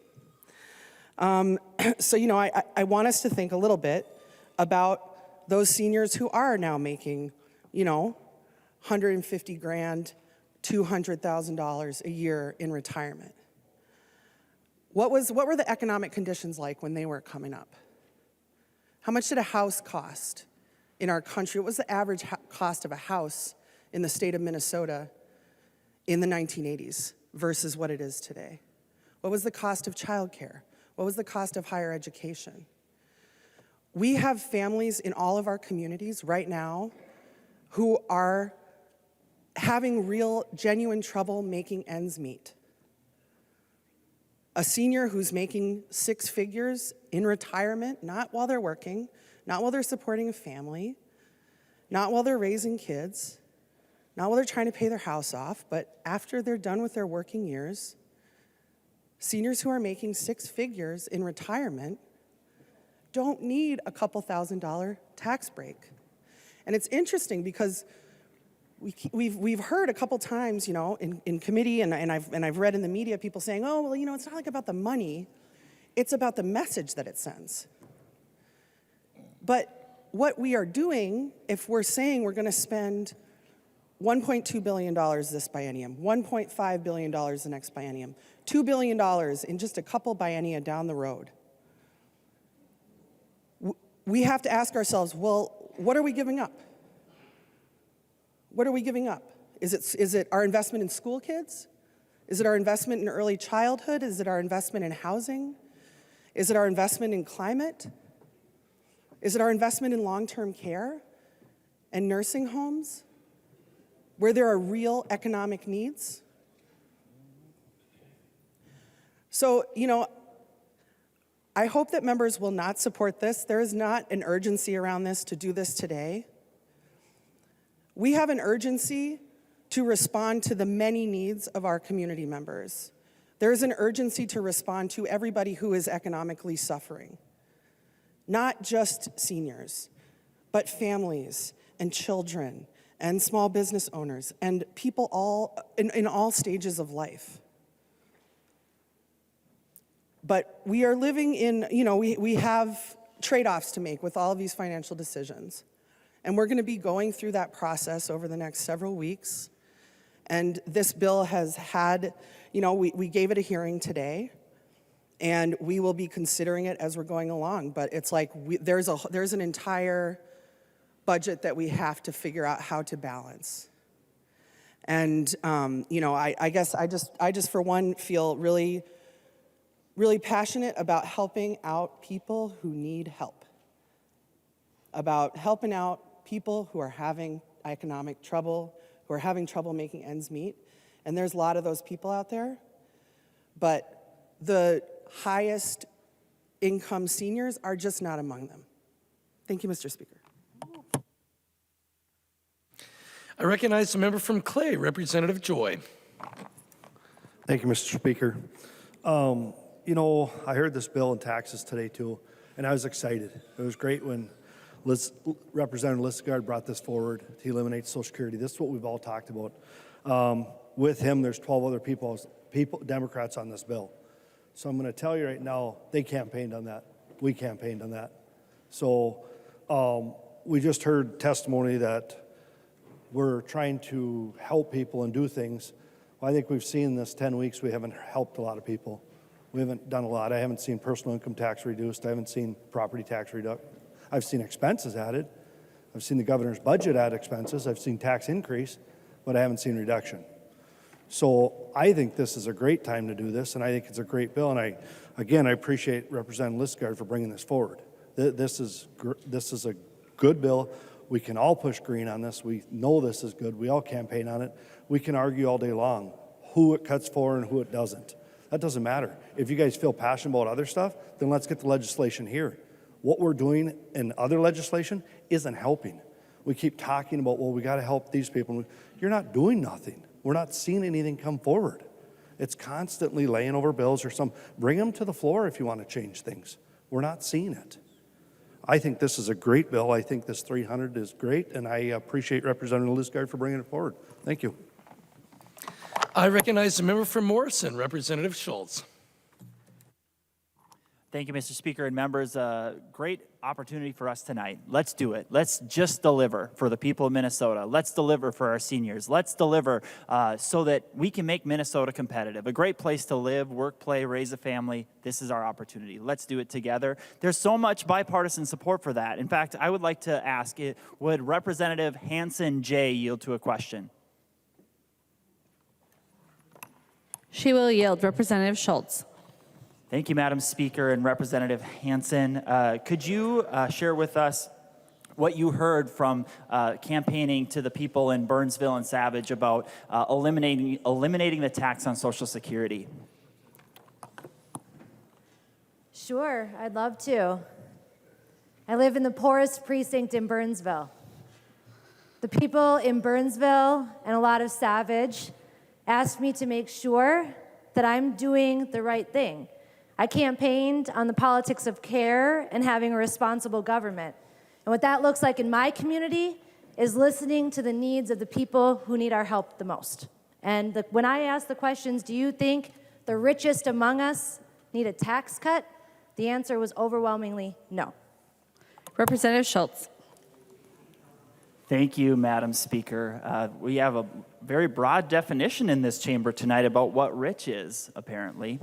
And what I think is important to recognize is there are people all across our state who need our help, seniors in need, and a way for us to make another historic win tonight where we can all celebrate. This entire chamber can celebrate. And the truth of the matter is that folks across this room campaigned upon eliminating the tax on Social Security income. And as we look ahead to the next couple weeks, this is really important to do right now so that we know how much more money we have left in the state budget. But this should be our top priority because it was the top priority of each and every one of us in this last election, and especially Representative Hanson. Happen to know I've spoken to a few people in your district, and my understanding is you campaigned right to the senior living communities and told them you would deliver on this. So I want to help you deliver tonight. And so Representative Schultz, the issue before the House is the motion on the suspension of the rules, and the Masons does not allow us to bring personalities into dispute. So you need to confine your remarks to the substance of the bill. Thank you, Madam Speaker. Let's do it. Let's deliver. Let's deliver upon eliminating the tax on Social Security, especially when we look at how the governor has proposed spending $13.5 billion. $13.5 billion. That's what this governor has proposed in his budget. So we talk about responsible spending. Let's first prioritize our seniors in this state. We've heard from Chair Gomez. We have the opportunity to do it. And guess what? There will be a lot more money left over. Let's do it. Let's just deliver for the people in Minnesota. The member from Olmsted, Representative Quam. Thank you, Madam Speaker. And I wasn't going to talk until the chair of the Tax Committee started touching on most of our budget, a lot of areas, and it got me thinking that, you know, if we're going to talk about that, the two lowest per pupil school districts funded are in my district. We also have the lowest tax capacity. Well, we're below the state average in tax capacity. So those are our poor districts with funding, poor districts with, you know, the local tax capacity. One of them in the last few years had 100% graduation, 3 years. Has, in the last testing for math proficiency, scored twice what Rochester did. And Rochester is a good school district. So being at the bottom funding, and they're doing this, maybe it's not just about money, it's how we appropriate the money, how we allow the freedom for local districts to do. So it's not just about money with everything that she touched on. And I could talk 8-10 hours touching all the spots, but I won't. I'll get back to the actual subject, which are the seniors. And you know the amount of benefits you get in Social Security because it's taken out of their paychecks. And if they take more out of your paycheck, you get more when you retire. So the money is because of the money taken out of their paychecks. They worked for it. It's not just magic money that is falling from the sky. It's directly relational to their work their entire lives. And most states don't tax it. They realize they earned it. It was forced that they put it away in Social Security to get money to retire on. That was why we started it, right? Because we had hard times and we thought, how can we help people prepare for retirement? But if you don't care that most states don't, care about our communities where these seniors volunteer, they're mentors for businesses, for organizations. They've got the free time to make a difference in their community. And if we tax and other states don't, they might not just be snowbirds, they might just move permanently. And then they're not taxed, and they're not here. And our communities suffer when we lose that heritage, that mentoring, and the volunteers. I talk to many people in my district, they're retired, and what are they doing? They're going out and driving people to medical appointments. They are dropping off meals. They're helping out at schools.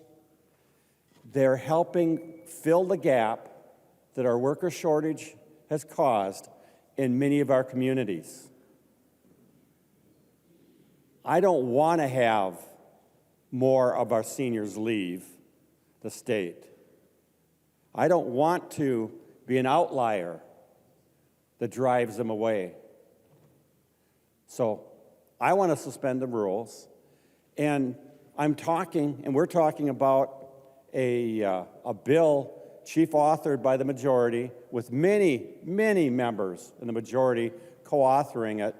So I'm not hearing any justification that this is a partisan thing. In fact, this is one of the few bipartisan things we can do tonight, because we already did a wonderful bipartisan thing in the beginning, right? We came together. We over here see a bill carried by the majority, and we want to actually bring it down and pass it. I just hope that you vote to allow us to do that. Thank you. The member for Anoka, Representative West. Thank you, Madam Speaker. And we have $20 billion right now. I can't think of a single tax better to cut than our income tax on Social Security. And you say, oh, well, we don't want to help seniors who have actually saved for their retirement. And that is just ridiculous, because when you're a senior, you have expenses that you wouldn't believe, and you're like, oh, Representative West, how do you know this? Well, I talked to my voters. I was at so many events. I was at the North Metro Chamber of Commerce. I was at these events where I heard Democrat after Democrat say that they supported eliminating Social Security income tax in the state of Minnesota. And I was skeptical then, but I didn't want to be skeptical because I am maybe naive, but I always assume like the word is the only thing you have. So when these members say it, it's, well, we should follow through. And even though we've exempted a lot from Social Security income tax, we have, and we should exempt more. And you say, well, maybe they have enough money because they were wise enough, they were fortunate enough to properly plan for their retirement. But the unexpected costs you have when you're that age, what, do you slip and fall on the ice and crack your skull? Do you have to hire a home health care aide to help you go to the bathroom? These are expensive. These are expenses that are catastrophically large, even if you make what we consider a good income. And eliminating the tax on Social Security will help seniors afford these things because it is only getting more expensive.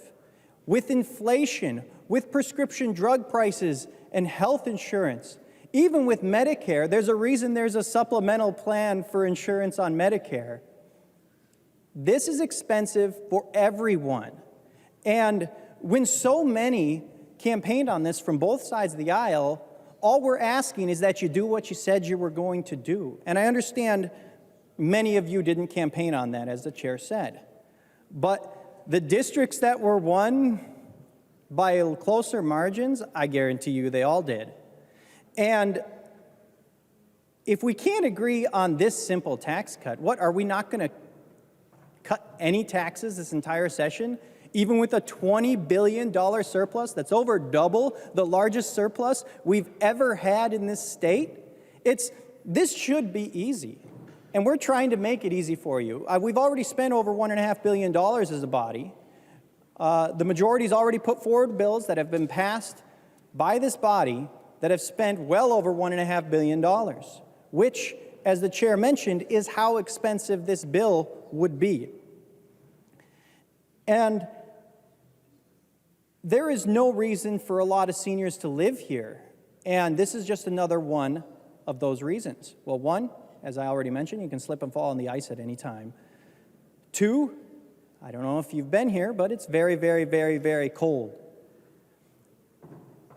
If we add this tax on here, which we already have high taxes across the board, it just doesn't make any sense.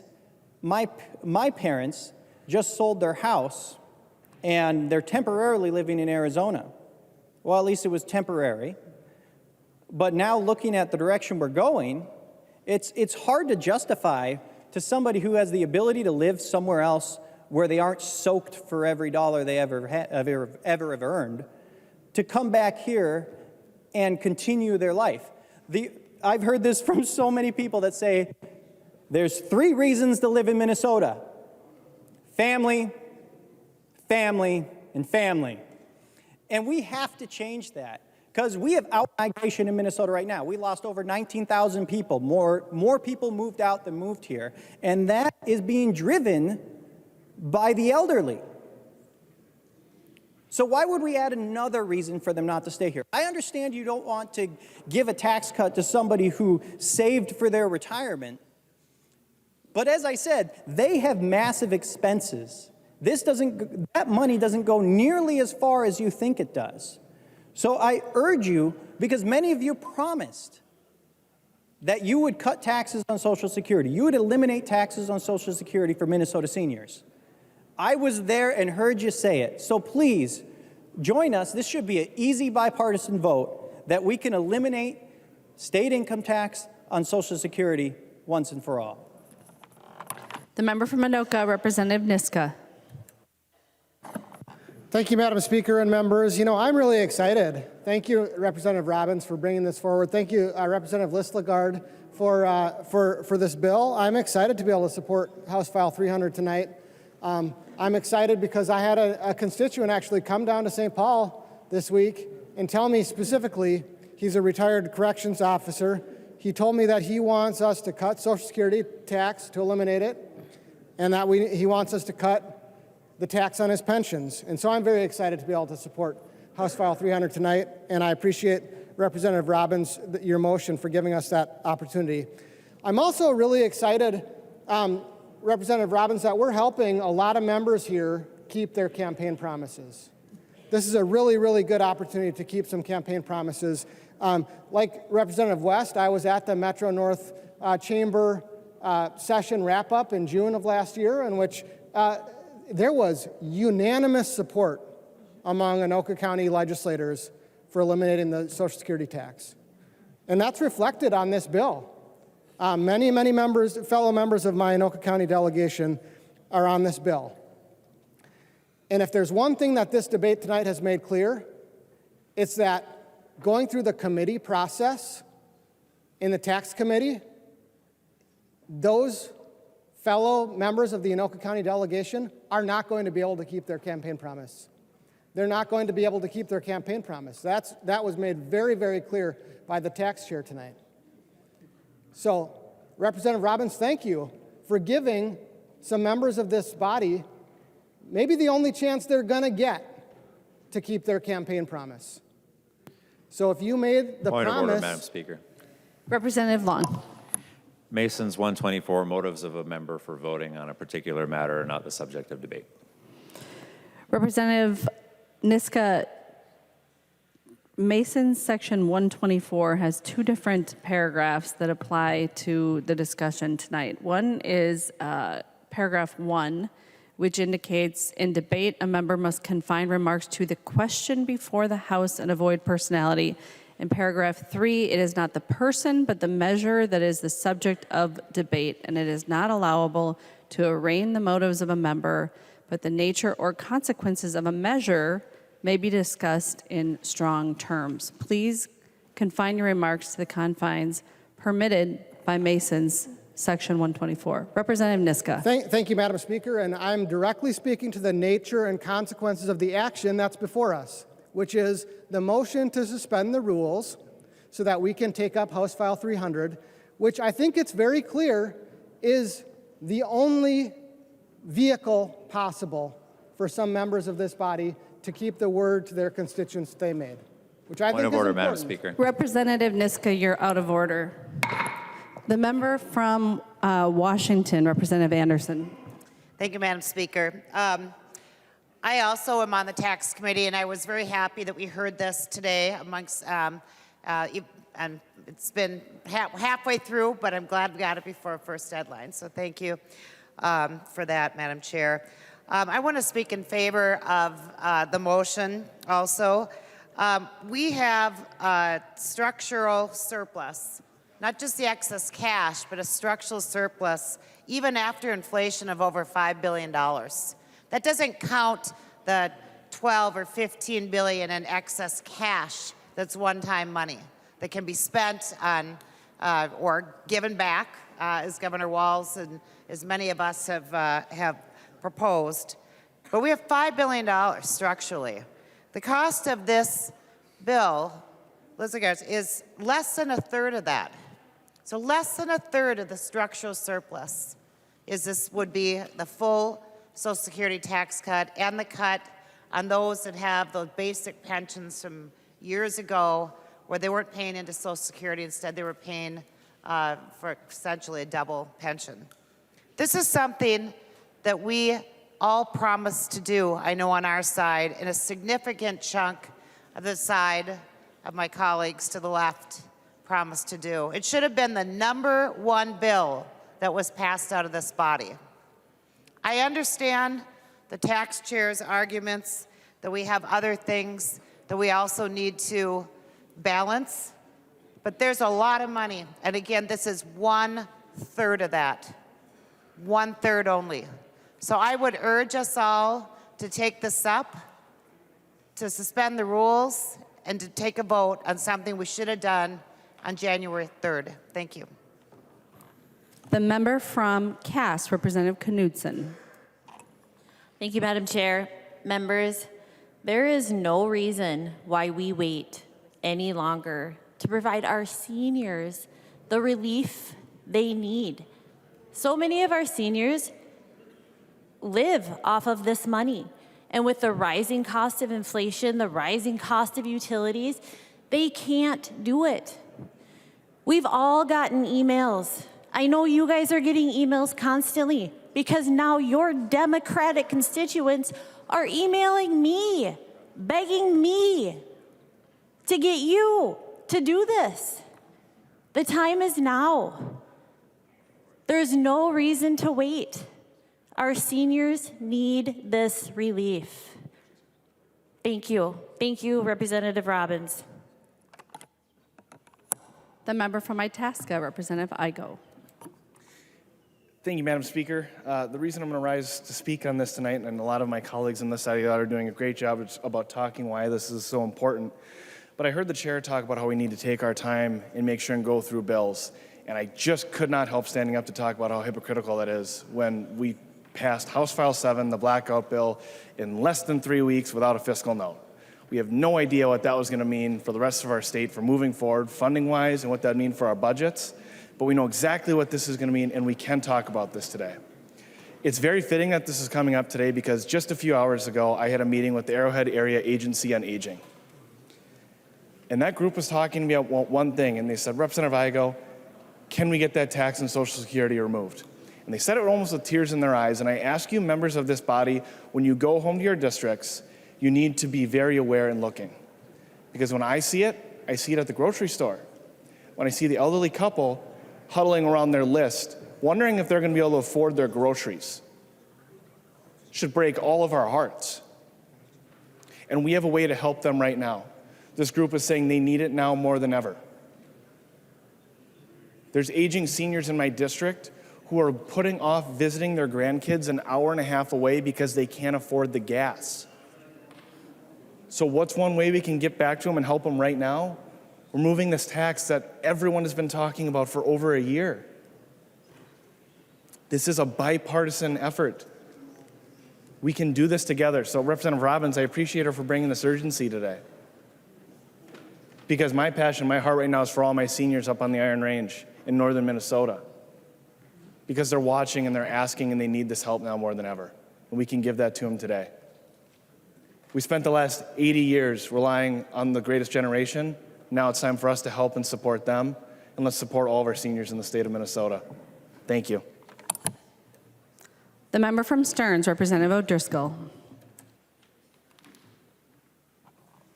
Thank you, Madam Speaker and members. Oftentimes you'll hear people who will stand up and say, I wasn't planning on talking about this tonight. I waited all night to talk about this.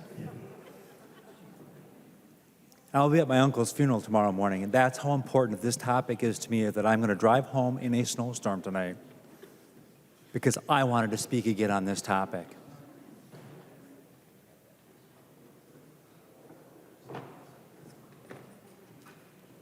August 14th, 1935. That's a date that Social Security was adopted and put into law in this country. What very few people remember and know was that before August 14th, 1935, cities, counties, local units of government, to try to entice people to get involved in law enforcement and firefighting services, offered pensions to people to put their lives on the line for people like you, people like me, and people like who are residents in the state of Minnesota. On August 14th, 1935, when Social Security came into play, those individuals, law enforcement, firefighters, were already in a pension plan. In other words, they were in a plan before Social Security ever existed. They get no benefit whatsoever from Social Security relief that many on my side of the aisle have been talking about. In this bill is relief, an income subtraction for police and fire, and what we call basic pensionees in the state of Minnesota. Because you know what, we're also paying a certain group of teachers pensions before August 14th of 1935 to educate our children. And the years I've spent in this chamber and in this legislature working for this body to help with our pensions, the last 2 years have been extremely difficult. Rampant inflation and limited COLA increases for our retirees. Our retirees get 1% COLA increases. 1% per year. Inflation is at 8, 9%. All folks are asking for is a little help from their state legislature. And it's really important to me that those police officers, whether they be in your city, your county, or the state troopers, the men and women who you will see when you walk out this door to your left and to your right tonight, are also in that same boat. The people who are here to make sure that there's law and order and that you and I and everyone who's in this facility is safe. What we owe these men and women is a little respect and a little courtesy. Let's bring this bill up tonight and let's take care of our seniors. Let's take care of our law enforcement. Let's take care of our firefighters. And I will guarantee you tonight, as I head north to the St. Cloud area, I will see more than one set of lights of state troopers who are assisting a motorist or coming up on an accident, because I see it every Thursday night when I go home. If you talk to somebody who's been in the state patrol, they will tell you they're lucky if they get hit one time while making a pavement stop and spending time in rehabilitation because of those injuries. Some of them don't even get a chance to come back to work. They made a decision to help you and to help me. And if that's not enough, if you retire right now as a police officer in the state of Minnesota under PERA, under the police and fire plan, that 1% COLA that I was talking to you about, you don't even get that until 3 years after you retire and begin drawing benefits. This isn't the situation where we're necessarily helping the rich. We are helping the people that help us. And I just thought it was pretty important tonight that we hear that part of the conversation. Because everybody's talking about, oh, the Social Security, oh, the Social Security. An income subtraction for these individuals who are not eligible for Social Security, who only have one source of income. They deserve some help as well. They deserve some respect. And I'm going to be voting yes tonight on this urgency to be able to help these men and women. And again, those men and women that I will thank again tonight when I walk out of this chamber for the work that they do. I encourage each and every one of you to join with me on that. Thank you, members. Thank you, Madam Speaker. The member from Wright, Representative Hudson. Thank you, Madam Speaker. Thank you, members. I really appreciate the candidness from Chair Gomez tonight in laying out what the majority position is on this issue. That's something that has been coming into focus in recent weeks, as we've heard statements from Governor Walz and others in the governing majority. And I think the exasperation, if it's fair to characterize it that way, that I heard in Chair Gomez's voice when she clarified that not all of you campaigned on a Social Security tax cut or Social Security tax repeal, full repeal. To the extent that that was something that was a misperception on our part, I assure you we're not the only ones. I assure you. I assure you there's Minnesotans everywhere throughout this state who had the same misconception that we apparently had, which is that as a party, you wanted to repeal the Social Security tax.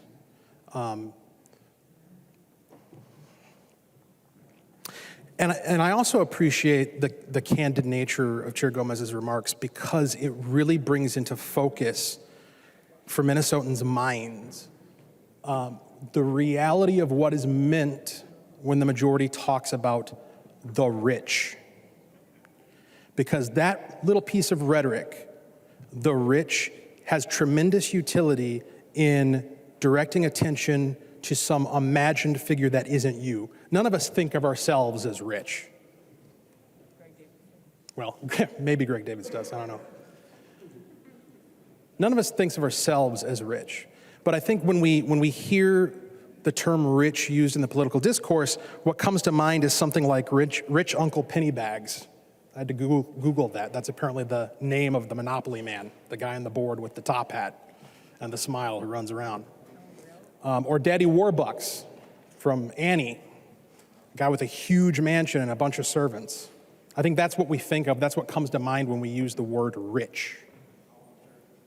But Minnesotans, guess what? If you have a tax that you're paying on Social Security, you're regarded as rich, according to the majority. That's what's meant. If you're paying a tax on your Social Security, according to the comments made tonight by the tax chair, you don't need your money back. And I just think that the idea that we're going to sit here as arbiters of what people need to the degree that we're going to deny them what they're owed is awfully telling. It's remarkable. You know, there's an honest way to do this. I know there's all sorts of things you want to spend money on. Investments, you call it. Okay, fine. Then be honest about it. Repeal the Social Security tax and then raise taxes. Itemize it so that people know what's going on, so that people understand your intention. That you want their money because you think, you say, not just think, say they don't need it.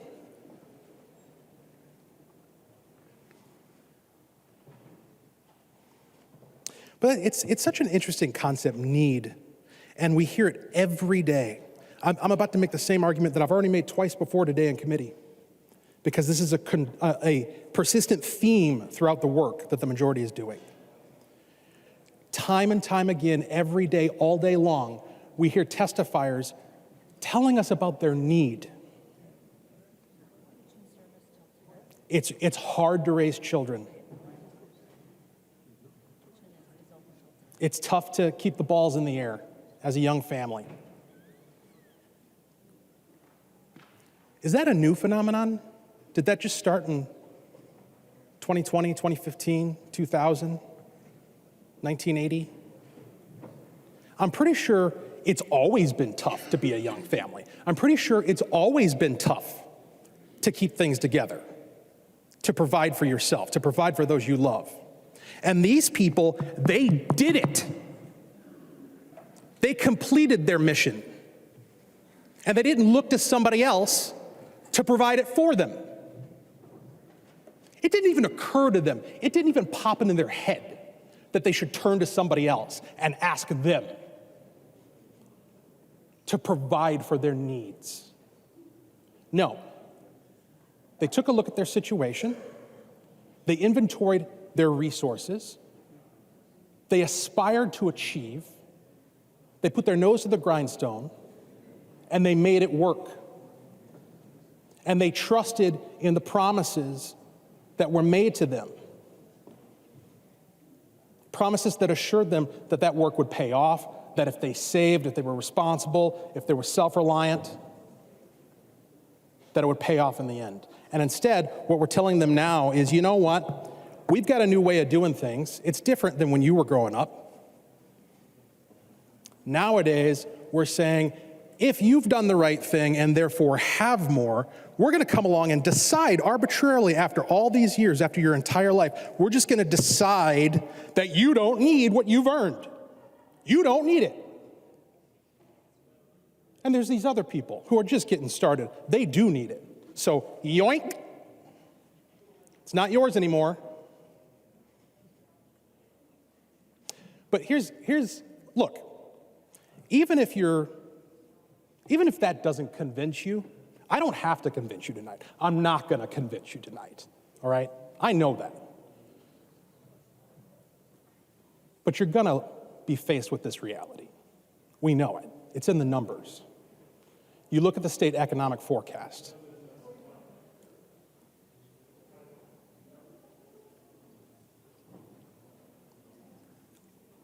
Members, please take your conversations off of the House floor. Thank you, Representative Hudson. Thank you, Madam Chair. You look at the state economic forecast, and what it shows is that what we can anticipate in terms of state revenue, what we can anticipate in terms of money coming in to these state coffers is going to remain relatively flat. And we're in a rush this session to spend the entirety of a 17.5, 19, 20 billion, who knows, number surplus that we keep changing how we calculate it. We're going to spend all of that, and we're going to raise your taxes, and we're not going to give you your Social Security tax repeal. And we're going to invest. We're going to take that money and we're going to invest it in all these new wonderful programs that are going to provide for everybody's need. The problem is, you know, our grandparents and great-grandparents, the folks who didn't even occur to them to ask somebody else to help them, they have choices. That's how they got to where they're at, is by exercising those choices, by anticipating their needs, and by taking the action in order to provide for them. And what's going to end up happening is that the folks, because, you know, it's really easy to be generous with other people's money. It's really easy to say you're going to invest as if it's yours to invest. But when folks stop producing because they don't have any incentive to, because they know you're going to take it all away from them anyway eventually, they know that the better they do. Right now, under the way things were in previous generations, the incentive was, if I work harder, I'll get more. Now, the promise is, if I work harder and earn more, it's going to be taken from me, so I best not work. And we're seeing that. That's also revealed in the state economic forecast. A 6+% reduction in discretionary spending, an increase in money charged to credit cards, money taken out on credit. People, as it turns out, Minnesotans, and I owe this point to Representative Garofalo, Minnesotans are living much the same way that we're governing, as it turns out. So I guess we're going to see how it turns out. I guess we're going to see where it all leads. It's not going to be to a positive place. And so, again, tonight, this isn't. I never thought that Representative Niska would get called out of order before I would, but the point he was trying to make, notwithstanding, this really shouldn't be political, because it's not. This is about basic morality and responsibility. And I know you think you're being responsible by investing in the way that you think you are. But that's not what responsibility looks like. What responsibility looks like is these people who you say don't need the money that they spent a lifetime earning. That's what responsibility looks like. Taking care of yourself, taking care of yours. preparing for the future, looking ahead and planning what's down the road, adjusting the steering wheel, stopping for gas, making decisions that are smart, rational, forward-thinking. That's being responsible, not taking other people's money to redistribute it because you judge, as the deity you have appointed yourself to be, that these people don't need it and these people do. That is not responsibility. Please support this urgency. Thank you. The member from Stearns, Representative Perryman. Thank you, Madam Chair. And Representative Hudson, you made me think a lot about, 2 years or maybe a year ago, the word essential. And so I'm going to think about essential because what you said leads me that we're saying that not everyone's essential. We're going to pick and choose and develop metrics who gets Social Security relieved or who doesn't. And we did that once before. We did it to businesses about non-essential. So I'm coming back to this now about the elderly being essential. Everyone's essential in Minnesota. We are people first, and then we do jobs to earn the Social Security that we earned and already paid tax on once, and now we're going to pay it again. So who's essential here? And I'm going to use a story about essential. I sell batteries. It's an essential need and product, right? So I was allowed to be open during COVID. What came through my door were all ages, but especially the elderly people because they couldn't go places. They couldn't go visit their kids. They couldn't take little side trips because of COVID. There's all the lockdown. Okay, now we move to now, and the cost of living on our seniors is tremendous, and it's a burden to them. So we're saying now, the elderly are coming in, they need a car battery, right? And you know why they scrimp and save to buy a car battery, but you know what? It's only to go to the grocery store. They tell me they can't afford gas to get to go see their family, which might be 3 hours away. We are taking away enjoyment of the elderly that have decided to retire after hard work and live on a fixed income, and they now are being called, I'm going to say non-essential, because we're talking about their livelihoods and what we can help them with. Please consider this Social Security elimination tax tonight. Fully. I'm doing it for all of you guys back home. I'm telling you, let's do it tonight. Let's not wait. And let's get this done for people that raised us, that people started business a long time ago and handed it down to us. They worked hard, and they deserve all their Social Security money back. So they are essential. We're all essential. Let's do this one-time sweep that'll benefit all of Minnesotans. Thank you.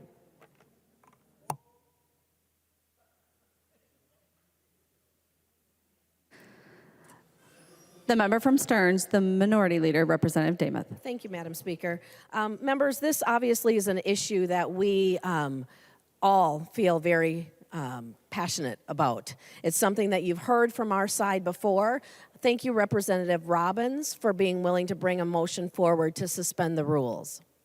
When I became aware that House File 300 was being heard in committee today, that was a promise that we heard a couple of weeks ago on the House floor from the tax chair that we would have, that bill would be heard, Representative Lislegard's bill. But ending the tax on Social Security, while I understand from what I've learned tonight on this floor that not all DFLers supported that while they were campaigning, I can guarantee you that all Republicans did support that and promise to our constituents and the voters that that would be a priority, something that we wanted to have done, something that we continue to hear from the state, all around the state, from our seniors that say, why can't you just get this done? So Representative Lislegard, thank you for making this your #1 priority. bringing this bill forward and having it heard today. We know that there are at least 6 other authors, DFL authors on that bill. I will not read the comments that I have here, quotes that I have supporting that. But members, this is something that we can do. We can suspend the rules, declare that urgency, bring up the bill that has already had a hearing, take a vote on it, and then end before midnight. I would encourage you to support the Robbins motion. The member from Hennepin, the maker of the motion, Representative Robbins. Thank you, members. I appreciate the discussion tonight, and I really do hope we will have strong bipartisan support to suspend the rules and get a bipartisan vote to eliminate the tax on Social Security and create this new subtraction for public pension recipients who don't get Social Security. Representative Lislegard, I'm not sure where you're sitting this year, but wherever you are, thank you for, oh, hey, thank you. Thank you for bringing this bill. I had a bill that just did the repeal on Social Security, HF 136, which did not receive a hearing. So I was very excited when your bill received a hearing and also is better than my bill. I did not have the pension piece in my bill, and this is a better bill than the one I was bringing forward. And so I really appreciate your work on this, and I appreciate the other 12 or 11 Democrat co-authors on this bill, and I hope that all of you who authored or co-authored this bill will vote with us tonight to suspend the rules and get this passed. This is a bipartisan issue, and we can get this done. Thank you, members. All those in favor of the motion, please say aye. Roll call. Those opposed, please say no. The motion does not prevail. Announcements. Representative Long. Madam Speaker, I move that when the House adjourns today, it adjourns until 9 a.m. Monday, March 13th, 2023. Representative Long moves that when the House adjourns today, it adjourns until 9 a.m. Monday, March 13th, 2023. All those in favor, please say aye. Aye. Those opposed, please say no. Representative Long. Madam Speaker, I move that the House do now adjourn. Representative Long moves that the House do now adjourn. All those in favor, please say aye. Aye. Those opposed, please say no. The motion prevails. The House stands adjourned until 9 a.m. Monday, March 13th, 2023.